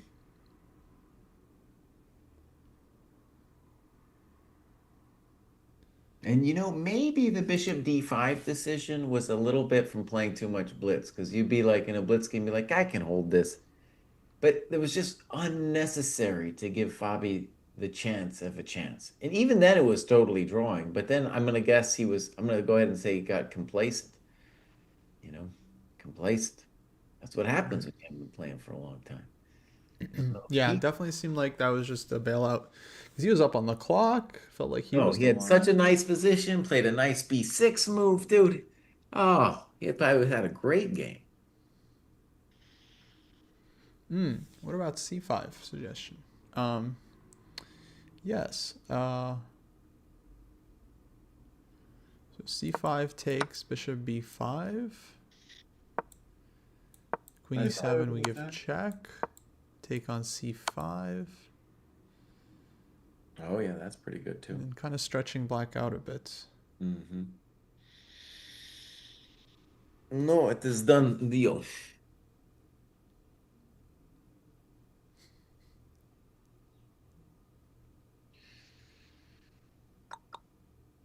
Oh, look at this. Stream Element says the dojo is launching 2 new live class tiers, group classes and game and profile review. There we go. And look at that, Kosi. It's calling them group classes instead of lectures. Maybe that's what we got to call it. What do Sure. you I think it's a good name. Group classes. I like have a couple other names, but yeah. We've been at this for 5 hours, Kosi. Damn. Well, it's just starting. Just starting, yeah. Candidates whirlwind.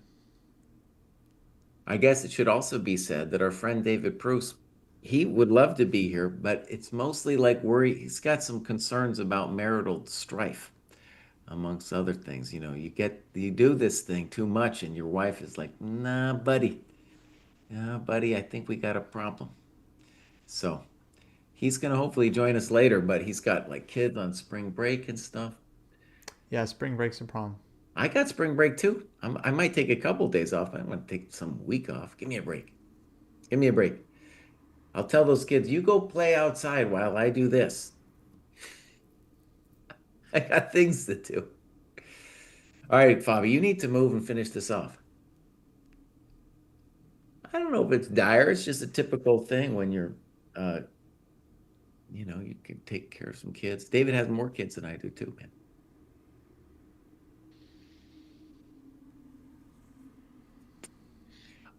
Also, I have a feeling like when you are in a family, you got a father and a dad, and the kids, like, if they want something, they know not to come to me. Hey, no, they're not coming to me for nothing for the most part. It's got to be last resort if they think they have a chance at getting something, TV time or whatever. They know I'm going to say no. They're going to get some sweet or something. No, the answer is no. You know, so that is a key reason why maybe David has more grief than me because they know they're just going to leave it and get nothing from me. Whereas I have a feeling David, they're like, David, let me have something. Give me something.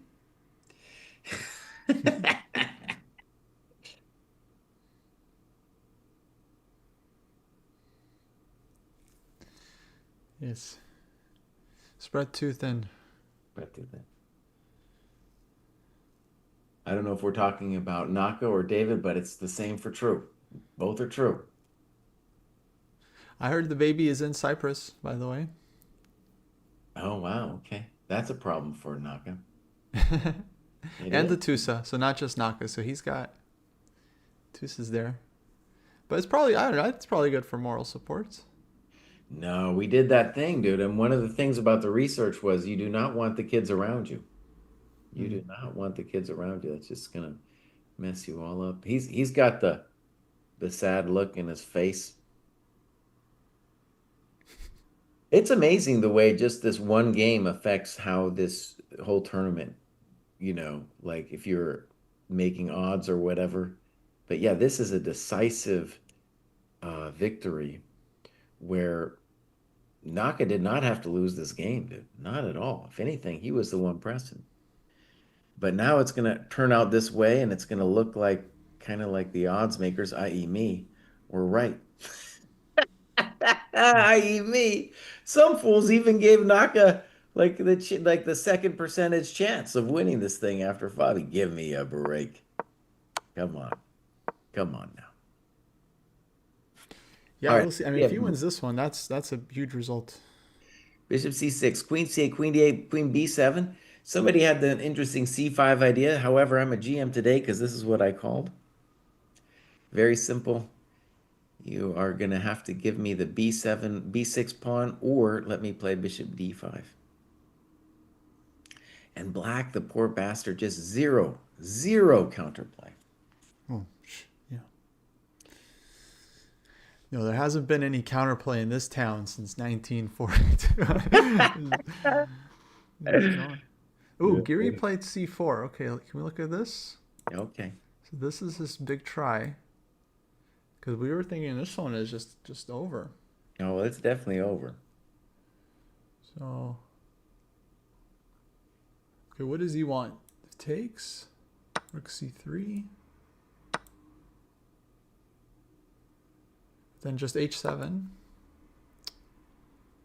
guess maybe takes and comes back. Hold on. Maybe just king d4. White's still very much in It's control. at least an idea. Mm-hmm.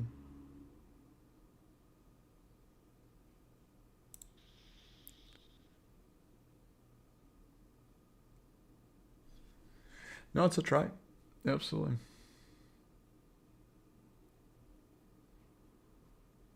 That's one of the things about playing a strong player, man. They're gonna kick. Personally, what I don't see is like pawn takes, rook takes, king d4. Let's say you go back to h3. And then let's say I play like king c5. What are you doing? I'm gonna come in. I'm gonna talk to your nuts. Who's nuts? No, Like, I mean, you know who's nuts. looks over. All Looks right, over. so we have this beautiful thing going on here with Fabi. Bishop e5 played, bishop d5. Okay, So he threatens mate. he's trying to what, play bishop c7? What is his idea I here? think queen c7, no? Well, queen c7, I go check, and then queen b8, queen c6. Yeah, let's say, okay, just try to follow. Queen d6, Queen c8. queen c8. And the white comes in. Queen g8 at the end, maybe. It's like, it does feel like black can survive on the dark squares, but f4 at some point, yeah, it could be a problem. So I was thinking bishop. Oh, he does play queen c7. I was thinking maybe bishop c7 was his idea. Queen a8. Fabi's playing quickly now.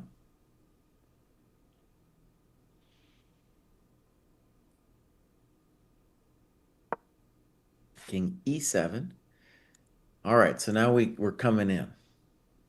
Now, one nice thing about the bishop on e5 is maybe someday we can dream about playing bishop g3. Maybe also an idea for black is to actually play king d6 to c5. That might be a fun. Oh, run the king. I'd be pretty safe there too if I got over there. No, this is clever. This is clever. Yes, well, Fabi has to make sure he does it right. I think Naka is basically like second best defender in the world. Like after Magnus, I feel like he is insanely good at defending, especially with little time. So queen g8 is the move a chump would play if it was just blitz. We want to make sure, though, that king d6 doesn't work out.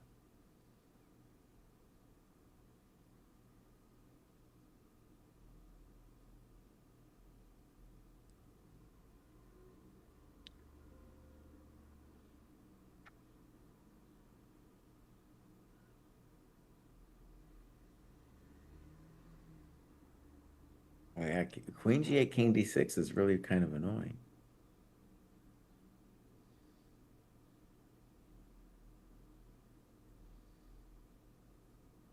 Ruh-roh. Ruh-roh.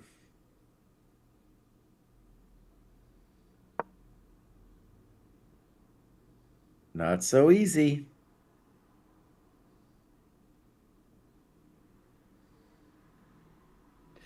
So yeah, Okay, both King D6 okay. coming. I think. Queen What Queen else? G8 played. Yep. So yeah, I think King D6 is a strong move. I might lower my eval here if I don't find a good move after King D6. Yeah, there he goes. I'm a GM today. All right. Maybe just like Bishop E4. Maybe that's clever. Okay. He can still run it though. You He still could, goes. but like, do you really want to? Oh yeah. Oh yeah. Because then my king is safe and I'm touching your coconut. But weight coast, yeah. Oh yeah, yeah, yeah, yeah. And the nice thing, of course, is on Bishop E4, King C5, Queen F8 doesn't end my life because of Bishop D6. Yeah. Yeah, I was thinking so King C5, Queen D5, and then Queen B5. Mhm. And then you put the king on C3. Probably. I'll think about it, but yeah. Put on And A3 too. then, you know, maybe King G2, maybe King F1. Oh, this is nerve-wracking, man. Mm. The King F1, and I don't know, yeah, Black's king can get mated on C3.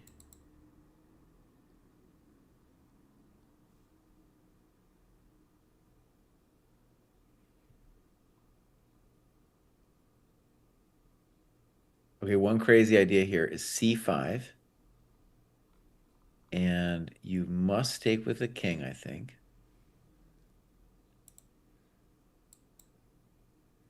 And then I can think about a variety of bishop moves. I don't know if that's winning. Wait, no, pawn takes is legal? Oh, wait, Pawn takes no, queen e6 mate, Queen yeah. E6, oops. So, yeah, And so, queen to c5, I have queen e6 and then takes on e5. yeah, so king takes, That's what he's calculating. don't see. If I play bishop a2, how would you get out of it, Kostya?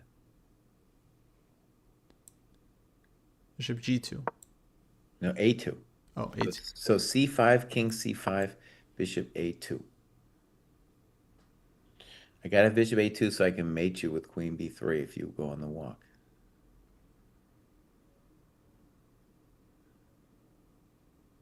c5 might be the only move. If he gets king c5 in, I don't know.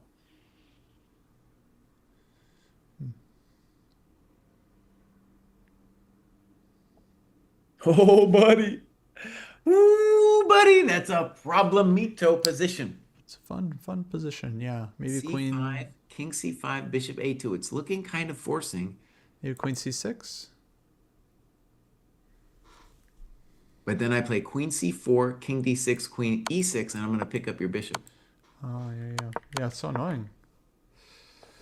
All But these that's the kind checks. of thing you better make sure, buddy. You better make sure. Okay, wait. Bishop e4 played. Oh, that might have been a mischance. So does he have an idea after King C5 though? I don't know.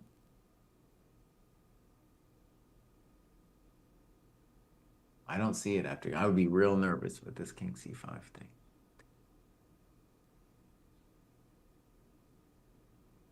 Wait, wait, I got it, Kosi. It's simpler than all that. If King C5 now, white plays Queen E8. It's still Oh, not over. We kind of looked at that though. Like but King you keep B4, you running, go yeah. in. That's what I was saying. Sorry, sorry. Mm, Um, does it make a difference if I check you first, then play Queen E8? Maybe.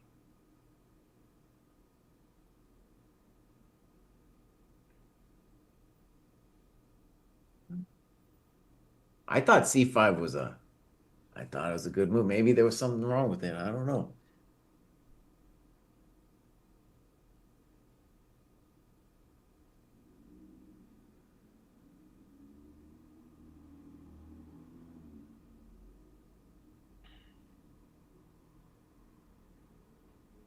But not only that, but like, what is the big coconut idea? F8.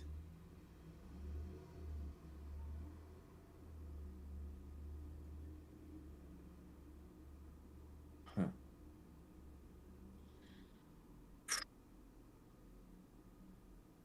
Well, Naka, King C5, bro. It's time to do it. It's time to play King C5, Mr. Ben. yeah, why not?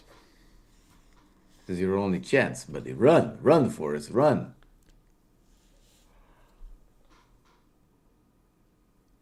I think black should put the king on a3 though. That to me seems safer somehow. Also more annoying because if I win the A pawn, then all of a sudden, I get to have a little fun too. Yeah, because queen c5 is kind of a threat. Maybe bishop c6, but then yeah, maybe bishop c6 and c5 idea. Hmm.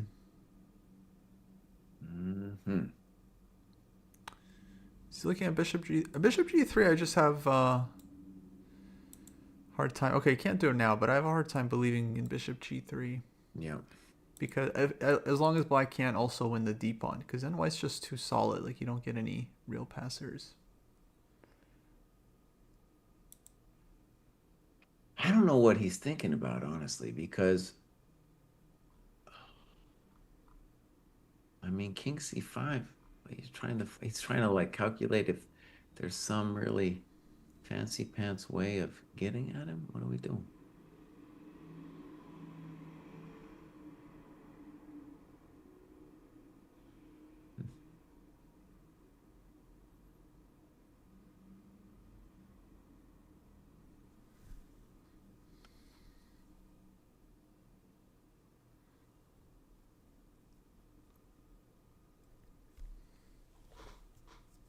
Oh, Fabi, buddy, what have you done to me?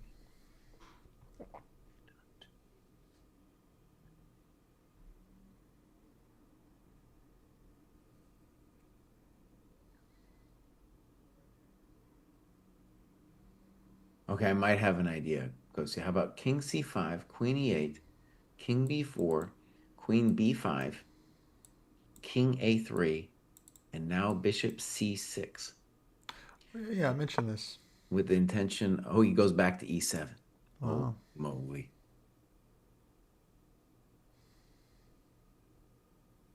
Mm. But yeah, I thought bishop c6 there was annoying. C5 ideas. This one's going to be annoying, though. I'll tell you that much, buddy. Like F4 is a pretty standard move here. F4 is a pretty brutalistic. For Bishop brutalistic g6. approach. Wow, fast. Bishop G6. Bobby's finally got the lead in time back. You want some checks. Whatever happens this game, there have been so many predictions in chat, and like mark my words, there better be like 20 people who apologize at the end for getting it wrong. I don't remember who predicted what, but I know that half the chat predicted one thing and half predicted the other. So I know half is going to be wrong at the end. So those people better come up. I want to admit, I don't, do I understand Bishop G6? I mean, he's clearly like you can do anything, but is there a big time threat here?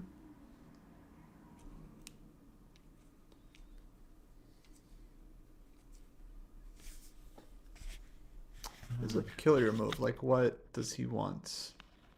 Like Queen F7, King D6, and then what do you, yeah, what do you want then?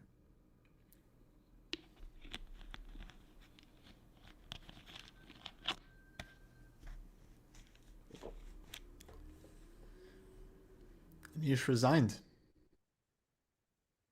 Dang, dang. So people are saying, let's see. Rook b6 takes h7. We talked about, we called H7 3 million years ago as the key idea. Thank you Well, very much. well, yes, yeah. Promoting the pawn. Dang, dude. Okay. So that's it then. Prague. That was Go my Prague. number. So what are we talking about here? My number two pick won, my number three pick won, and my number one pick, that's looking very good. Prague now. Prague and Sandarov. Wow. Nice. Proving the pundits correct. Let's go. The other Let's pundits who were go. wrong were like, I think Pundits. Proust thought it was going to be like some sad tournament with 1,000 draws. No, people going to be playing. Hmm. All right, Bishop F6 Yeah. looks natural to me. All right, Fabi, what do you got, buddy? What do you got? No, I think it's going to be a spicy candidates. I think people are going to start feeling the pressure already. And oh, man. No, that's it, guys. Tournament's over. Oh, but Fabi now needs to win this game. Holy moly. He needs to catch up. I mean, every move for white is annoying. Like Queen D5 is really annoying. Um, yeah.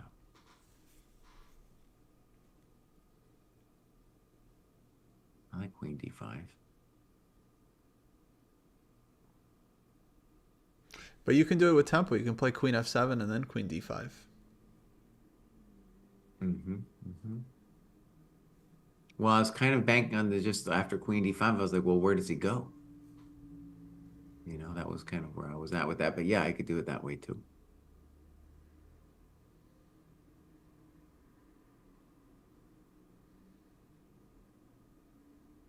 I guess Queen C5 in either way.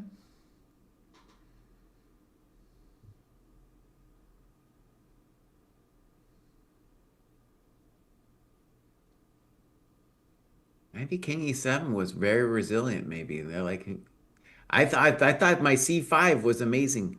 I thought my C5 was amazing. Oh shit.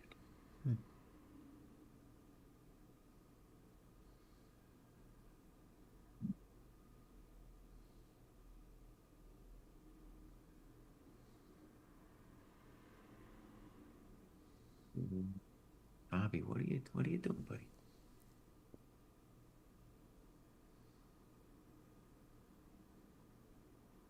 It's not easy. I mean, how is White supposed to win this? Because it's like you have an extra pawn, but you have no targets really.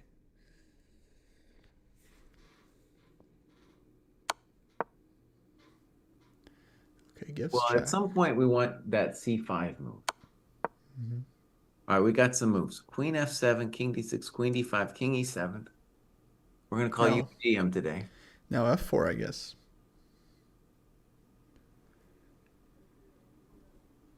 And this one, my friends, this game could actually go for hours from here. Oh, we have maybe hours in front of us. Yeah, with the 30-second increment.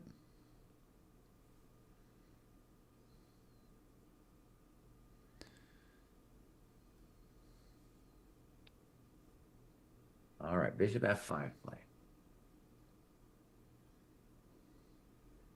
So, Kostya's move was Queen C5. You could do, I have a feeling there's going to be, a lot of this is going to be mostly close to equivalent. Right. Black strategy, though, at the moment is like, let's hang out. Let's not go to the corner. Let's not go to the queen side. We're going to hang out between like f8 and e7.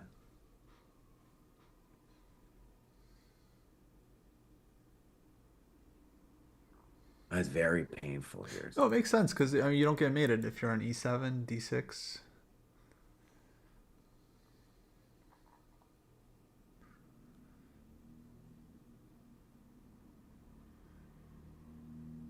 No, I think maybe we are going to get mated. It's a strategy. It's a plan. It's a plan. I think right now queen e6 looks pretty hard to deal with. Notice we could transpose back to our other position with, like, let's say as whites move queen e6, king f8, bishop g6, queen e7. That would transpose back to what we had before. Oh, man. Oh. Um, I have a question for you. So, Mm-hmm. if for normal chess players, if there's a three-move repetition, we are the ones who have to claim it. But if they're following along here, can the tournament organizer claim it? It's a 3-time draw. I think it's on 5-time. Then On the five arbiter. time. Yeah, it's like the Okay. arbiter has a duty to stop the game after 75 moves of no progress and after a 5-time repetition. Huh, interesting. I never even heard that. But you know, Jesse, I recently saw like a 12-time repetition that ended in a draw. It was so funny. It was in the Grand Chess Tour, and I think it was Prague and Vidit, and neither of them wanted to claim the draw because they both wanted the other person to push and lose. Mm-hmm. And so they just went back and forth on 10-second increment, like both going down to 1 second, repeating. Then the other player goes down to, and they both were like trying to play on and then repeating, and then eventually they drew out. But it was like 12 times they moved back and forth. It was crazy.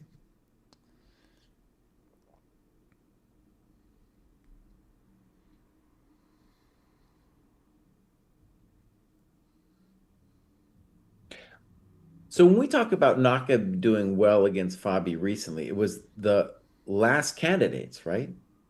Is the last candidates where what he was 1.5 to a half or something like that? I think in the candidates they drew both games, Huh, okay. but he beat him in Grand Swiss, I think, at least once. And he beat him in, I think it was like final round of one of the Norway chess tournaments. Oh, we got to move Bishop Chat E5. could probably He's remember. just gonna hang out on those dark squares there, buddy. Okay.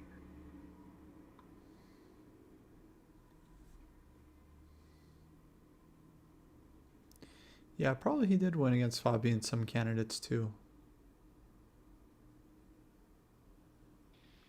Yeah, he had at least one win in the candidates. I remember it was Open Spanish. Maybe that was last time. So many players here would play f4 and be like, "Come on, that's got to be the move." The drama is once I play f4, then the chances for a perpetual go up dramatically. But at some point, you'd think, I need to play f4, play like king g2 to f3, at least hold g4 as a thing, you know? At least Yeah, I'm hold it as a surprised. How's thing. the king not on G2 already? Well, This that is was because of that queen a8 check thing. We could yeah, play king g2 right now. It wouldn't be a true. bad move. Hmm.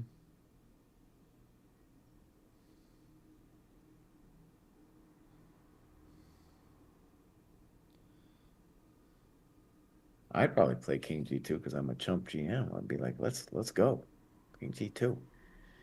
Yeah, just normal. I mean, F4 makes sense to me here. I feel like you're not. Yeah, you're not worried about taking. So kind of So queen d6. I mean, I don't know. Unless we're gonna do f4, king f3, though, it's not really clear what I'm doing with the Mr. King, you know. Maybe Mr. King also wants to just come up to like f5 at some point, you know? Say, what? Here I am. yeah, king needs to get involved. I think to win. Okay, f4. Pushy push. Pushy push.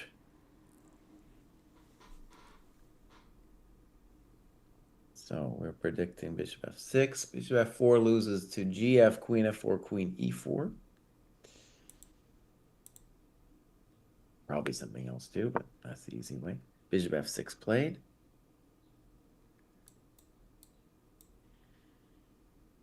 Now maybe king, if we're going to bring the king in, maybe f2. He goes g2. So the standard GM way is to just put on the same color as your bishop, so it makes sense.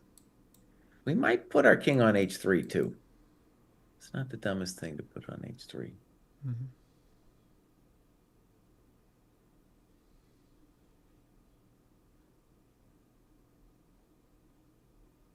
So one nice thing of f4, by the way, is now there's no, like when let's say queen d6, queen b7, there's no queen c7 anymore, which was part of the original idea.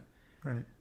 So I think that might be the other long-term benefit here. Breaking the construction a bit. Now, I do think like a thing that could happen is like queen c5, queen e6, king f8. And then if we get bishop g6, there's still this queen e7 thing.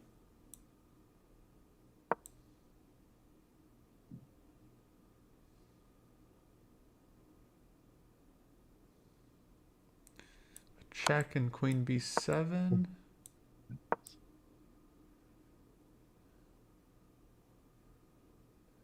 There's a lot of questions there.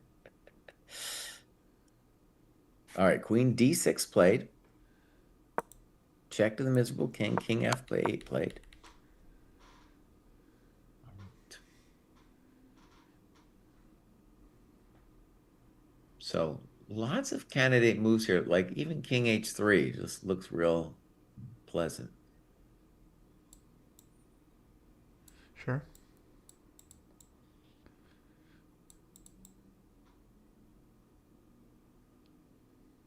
Yeah, it's going to come down to the wire.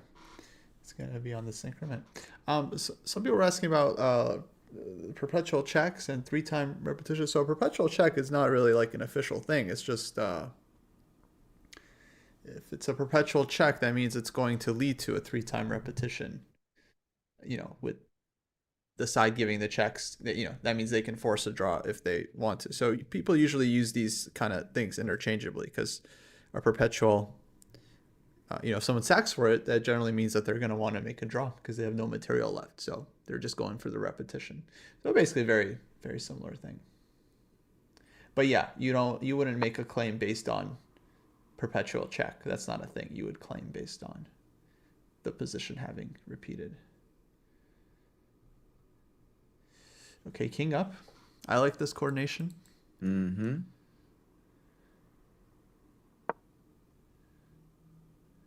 Does allow queen e7. Then we're anticipating queen b8, I think. Then queen d8. So Yeah, it has to give a check to distract from queen e3.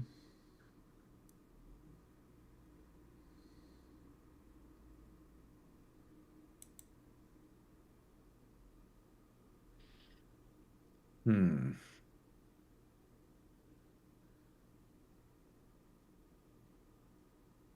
Ages ago, we had a c5 idea, and he'll be thinking about that kind of thing.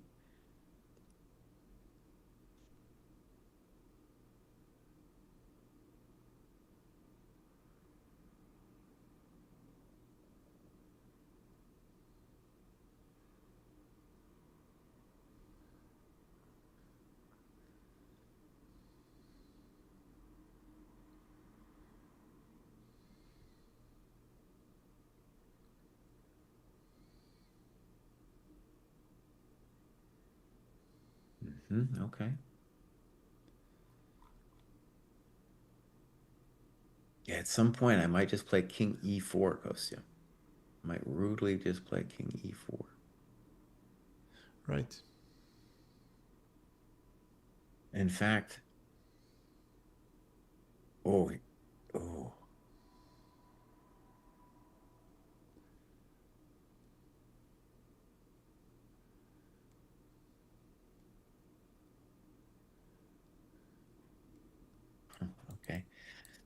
Whew, it's hot. There's even some positions I was looking at where it was almost a win with the queens off once I get the king in there.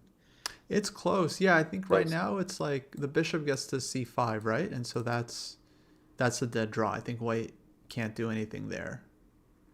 But if you can trade queens and like black's king is forced to take and you get king e4, king d5, then that starts to look very, very Hmm. unpleasant.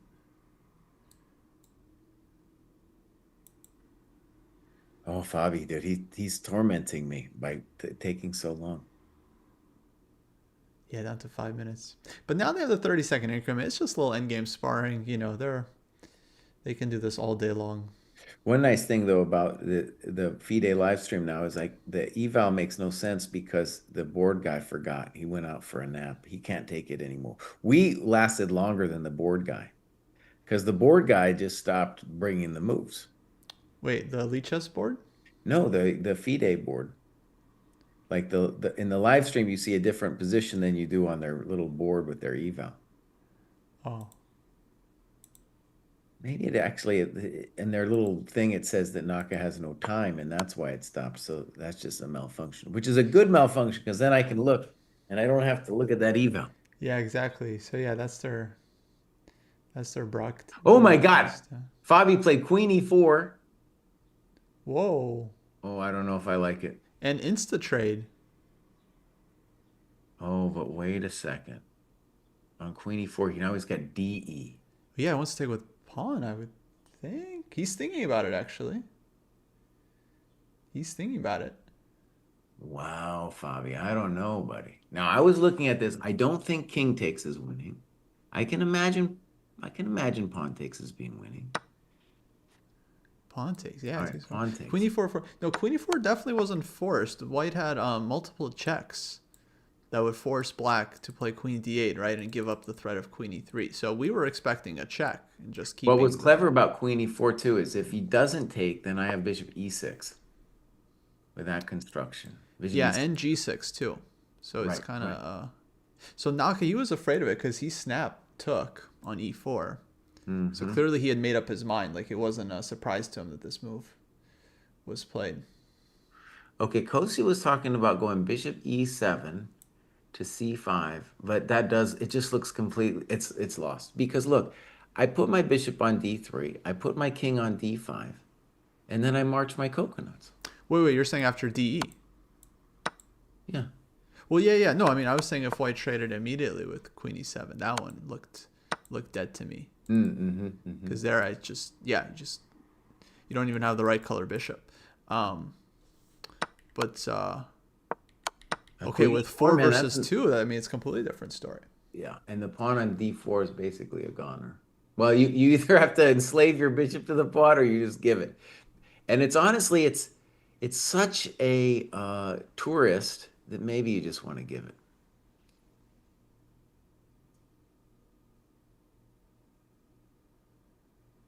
Hmm.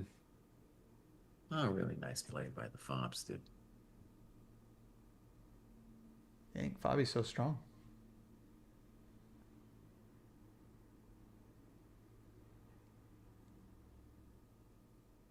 Now, is there like an outside chance to hold this thing?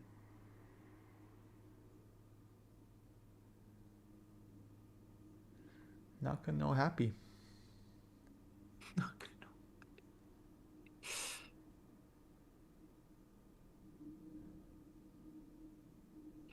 All right, so let me just let's just imagine the pawn on D4 falls, right?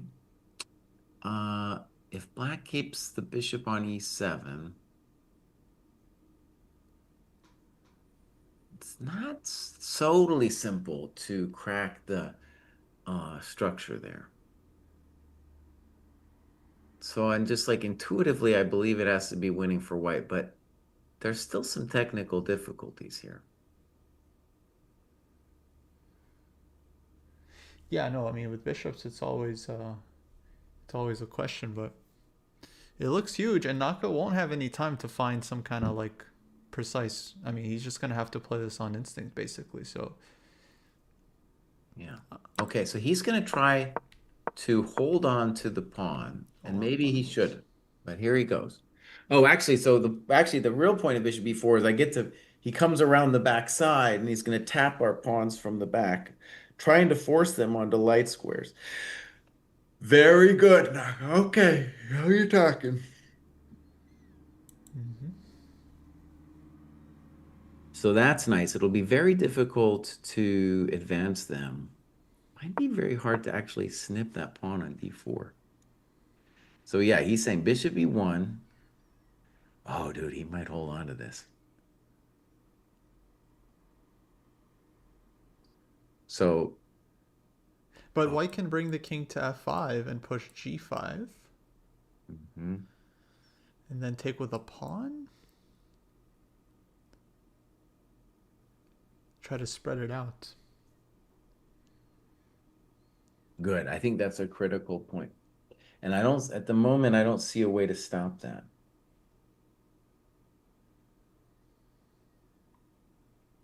Like like imagine g4, bishop d2. If black had two moves and was able to get the king to e6, wait a second. G4, bishop d2, king e4. Yeah, if he had two moves and could put the king on e6, then maybe there's a little bit more hope. But as of now, I get the king to f5.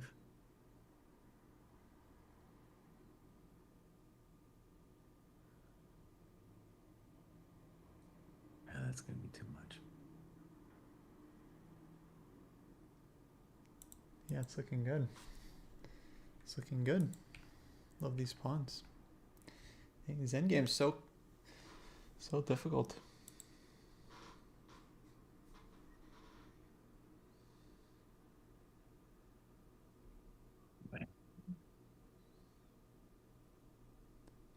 Now, we've been going a long time here, bud.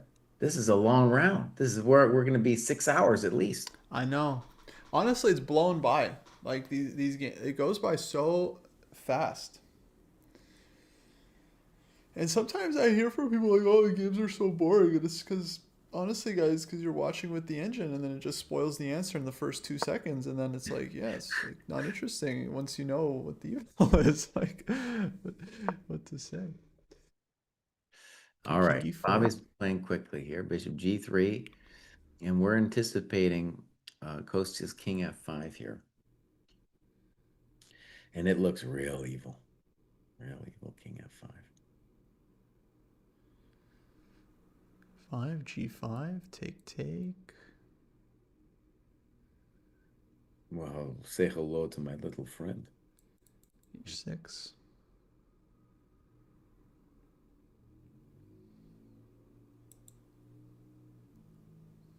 Mm, that's going to be tasty.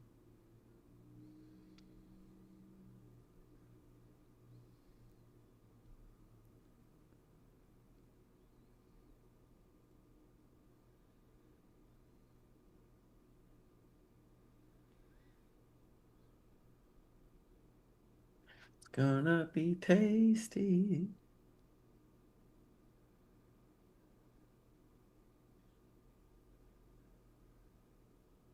Oh, yeah, it's just going to be real sweet. Now, maybe after you play Ooh, g5, black can pushes. try to reorganize. Oh, he pushes. Yeah, I was just thinking, he has this breakthrough idea of pushing g5, takes, Mm-hmm. h6, takes, and then he gets his two connected passers. Okay, so what we're saying is like if bishop f2 now, then we're going to hammer blow him with g5. Maybe g5, h6, f6, and then even like c5 as well. Like just. No, I can't believe. Would this be working? Oh yeah, that's pretty nice, dude. Yep. Yeah, it's winning. Yeah, We were gonna do it the slow way. He's like, no, buddy, it's blasting through. fast way. Well, Naka's making the really upset faces now. No, I'm sorry, my friend. Now, one thing I told him was he should just have forgotten about that pawn. Because I think right now you're probably gonna have to forget about the pawn and just play bishop h6 and hope for the best or something. Yeah, I gotta go bishop h4 here, I think. Bishop h4, yeah, that's what I meant. And then, I mean, you take or you go king d5. Just run to c6. Okay, yeah. Now I feel confident enough to update my eval to like really All right, king d7. That isn't going to help you, buddy. Just take plus the four. pawn. Just take the pawn, Fabi. What do we got here? I'm at 2.5. I mean, to me, 2.5 is winning, but I'll put it at 3.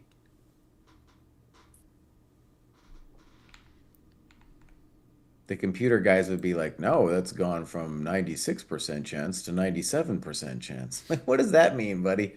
What does that mean?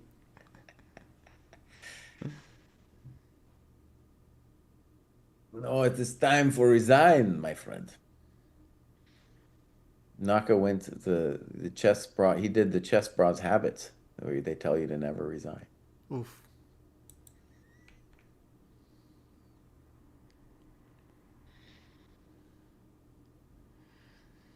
Okay, now I think. Okay, he's allowing g5. That's takes some nerves. Just play king takes d4. You know, come on. Just make it easy. There's no need to be fancy about this. Yeah, But I'd yeah, probably it's go like, king d5. I think. yeah, g5 is also winning. Maybe there's some variation where Naka has a trick. I don't know. Like maybe his trick would be like g5, hg, f6, h6, king e6, h7, bishop e5, h8, f5, and I get you.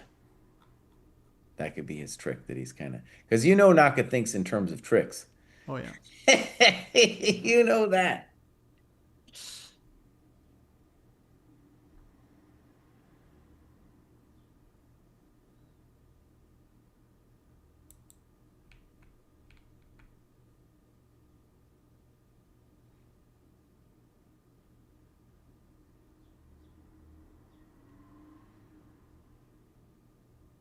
Did you do any protesting yesterday, Kostya? Um. No, I wasn't aware there was a. You didn't. You weren't even aware. Wasn't even aware there was. Was there a protest yesterday? You kidding me, bud? Yeah, it was a huge protest yesterday. Nationwide? Yeah.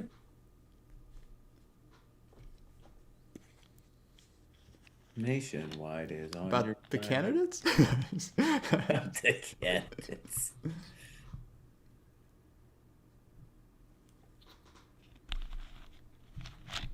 Oh, Fabi, you're overthinking this, buddy. Just take the pawn and then play king, coach this king b5.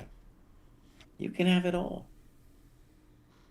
Yeah, I hate when they do this. They try to like win and just like the most. Well, maybe actually This he's one. concerned that if king d5 or king f d4, that it's just like, well, then black plays bishop f4. That could be a little concern. And then if he gets bishop g5, and I don't know, you know. Though of course black could have played bishop h4 last move too, so there's that.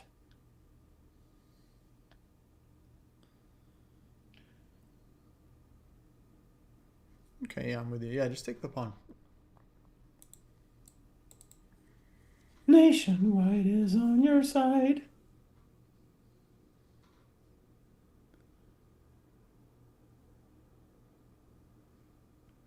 No, Naka's getting kind of ready to resign. But Fabi, but I don't appreciate this. You're down to 2 minutes, buddy. You're down to 2 minutes, bro. Actually, Kosi, this is my time for an announcement before we wrap this show up. I want to say, man, we get 20% off the dojo. You could go check out the live classes too, the specialized classes, the game and profile review classes, the dojo itself. It's time. Also, maybe you appreciate this show and the fact that me and Kosi put in 6 hours. Hey, you could give us a little money on the Patreon. I'm not a good salesperson, but there it is. I said it. Yeah, it's a great time, guys, to join the dojo.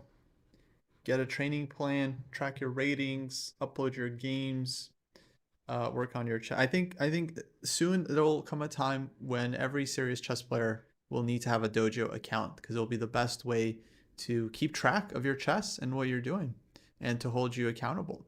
What do you mean Uh, soon? That time's already here, my friend. as That soon time's already here. it's gonna be unquestionable that you need a dojo account. Like right now, people are like, well, okay, I'm not, like, yeah, I got FIDE. Someone was asking like, why do we need AI for stats, and like, why can't we just look up stats on like, some site, and like, what site actually? What site has great stats about players and like their records? It's actually very frustrating if you go to a FIDE site and you try to look up your results for your career. It's like really, they give you a few numbers, but they don't give you a good way to like look at your games or how you've scored or how you score against different players. And they have all this data, but they just don't make it accessible. So All right, Fabi finally played your move, so you're a GM today, King D5. let's go. And I don't know, he could do anything here. He could play. All right, Bishop H4, kind of what we expected. Could have done that last move, of course. Now, how about we just take the pawn off Fabi? Just take the pawn. Also, pawn C5 is not dumb. All right. Gives our bishop a little mobility, bishmility. Still has to break through here, but yeah, he's really just No, taking his time. it is over, my friend. Whoa, What he happened? calculated something. F6, huh? That's counterintuitive to me.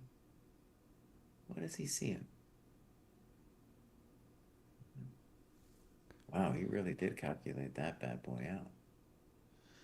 Naka skeptical. He's like, what?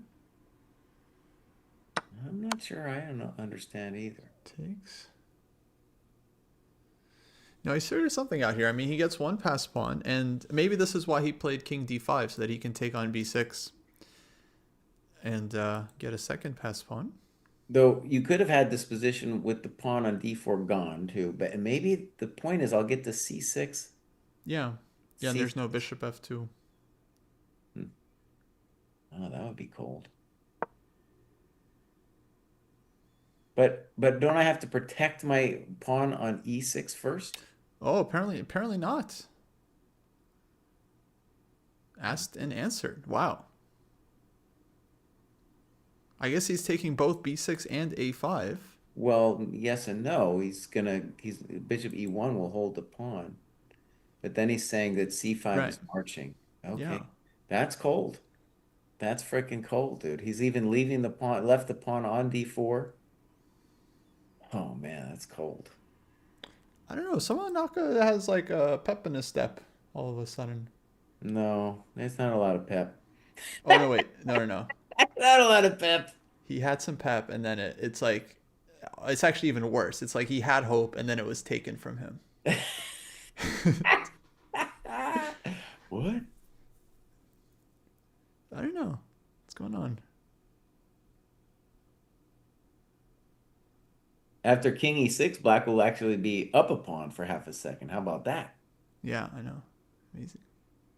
Now maybe he could try some kind of king e5, f4, king e3 thing. That might be a hope.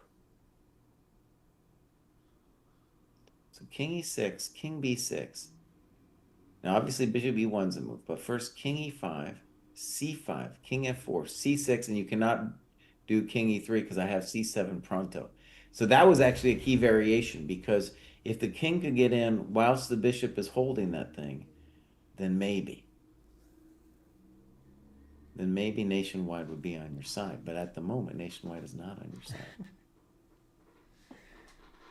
We're gonna get the no look handshake soon. Classic. No, I mean, if this works for Fabi, which feels like it does, then it's.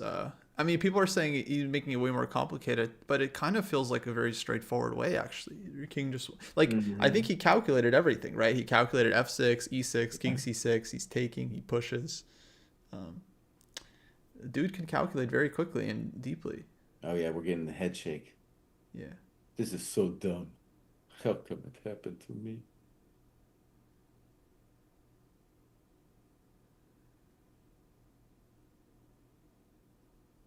Nah, Naka, this is gonna be a long tournament for you, buddy. That's gonna be a long tournament. You don't think you don't have to train and come here, bud? You think you're gonna come here and waltz around and have fun? No, you're gonna be shaking your head, son. Ah, no, no one's a genius, bud. You can't have kids and not train and then think you're gonna waltz in here. Forget about it. Welcome to the dojo. Dang. Made the people wait almost 6 hours for the rant, but it did not disappoint.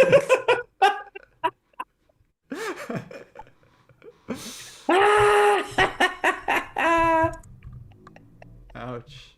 Ouch. Oh, he's under a minute now.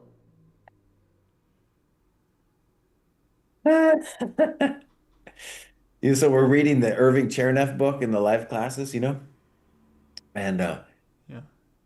he's got some great quotes, but my favorite so far is in chess, it is allowed to hit your opponent when he is down.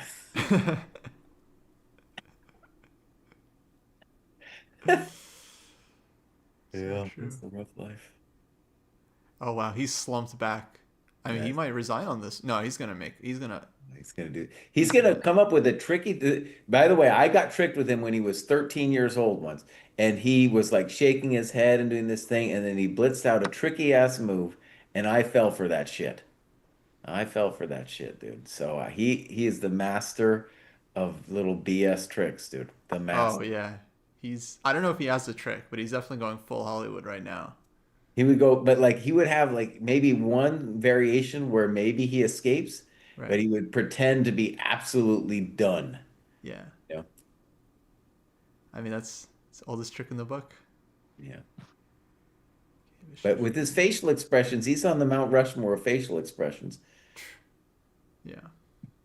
Maybe that could be a pot. Who's on the Mount Rushmore of facial expressions?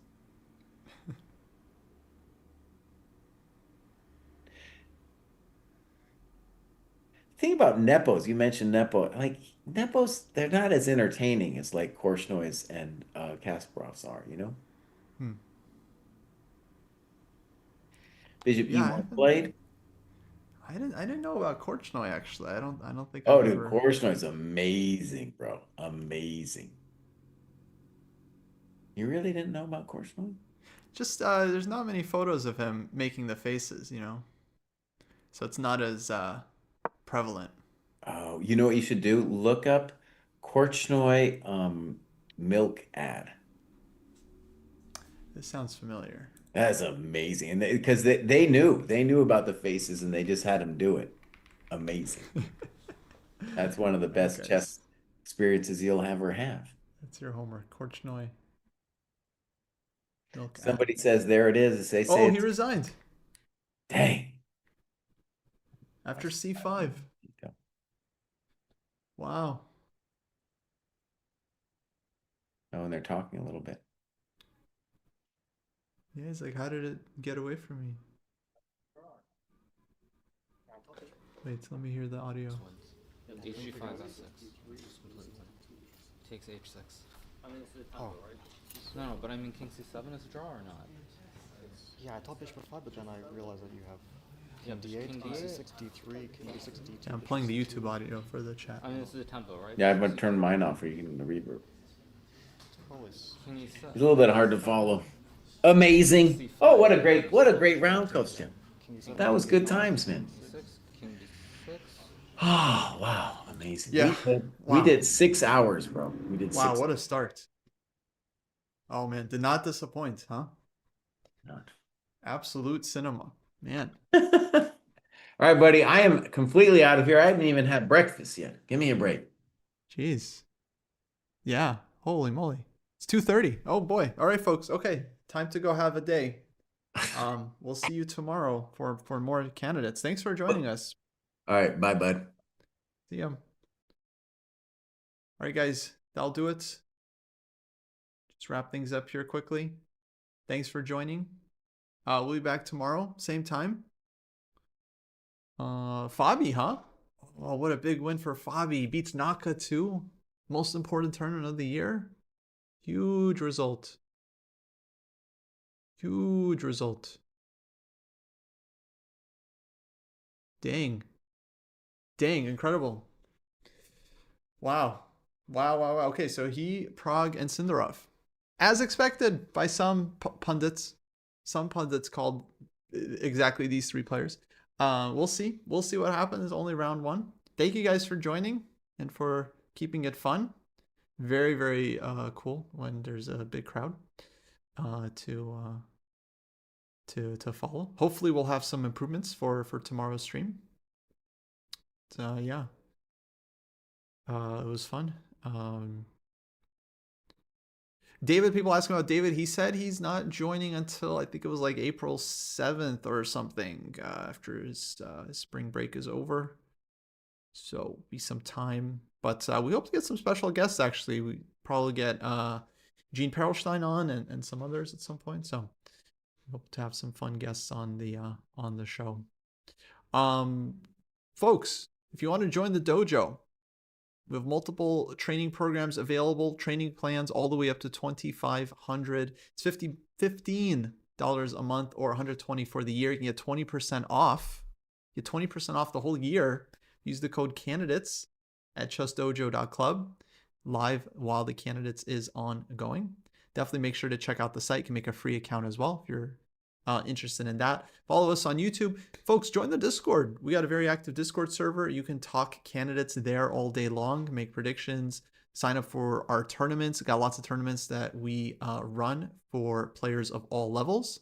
So if you want to join the free server, join our free tournaments, lots you can do in the dojo. And then, of course, yeah, check out the new live classes if you want to learn from me and Jesse. We're teaching multiple classes per week. We have guest coaches as well. We have GM Josh Friedel, International Master Tatev Abrahamian, also teaching classes for us every week in the dojo. So definitely check that out on the site. Okay, that's going to do it for the stream. I don't know who we raid, but we raid someone.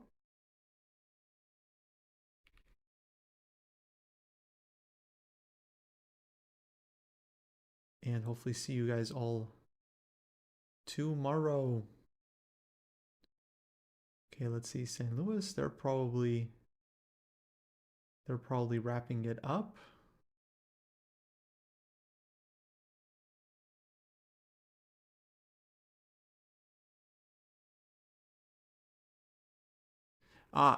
It was winning the whole time until F6. Yes, I'm curious because when he played F6, there was a couple of people in the chat that were like, "Ooh, I don't know about this," and it was like, okay, but how could you not know so easily? It's like, were you following with eval bar?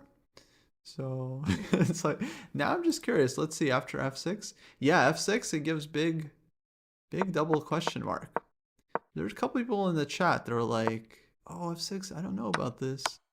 I don't know about this. Oh, King C7 was drawing. Ah, that's why. But okay, for every human, it's like King E7 is the most logical move, and indeed, this is winning for white after King C6. So it seems like both players maybe missed King C7, but not chat. Chat sees everything. Okay, but let's see. E7. Does this line hold for black? Here. Take. Here. It looks very similar. But somehow this one is a draw. Wow.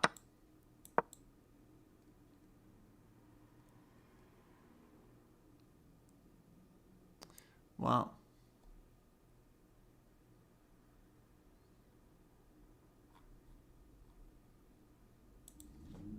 Wasn't F5 mandatory? We were thinking King F5 at this point.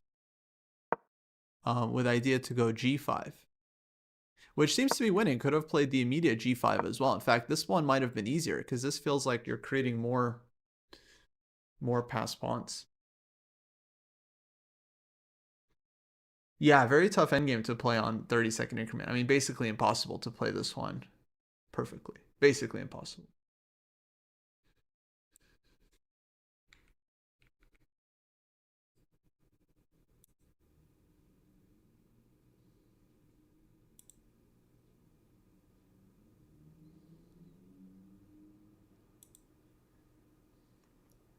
Very interesting. So it looks like he kind of blew it with f6, but then Naka did. Oh, that would have been such a...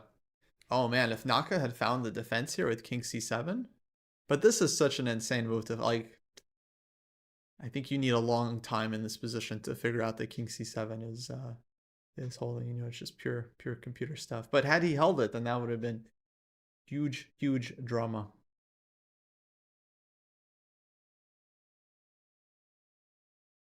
Alrighty then. Folks, we'll call it there. Let me send the raid over to someone. And I'll see you guys tomorrow.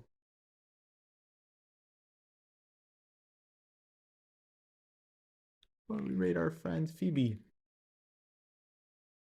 Looks like she's doing some instructional rapid. Folks, it's been a pleasure. Take it easy.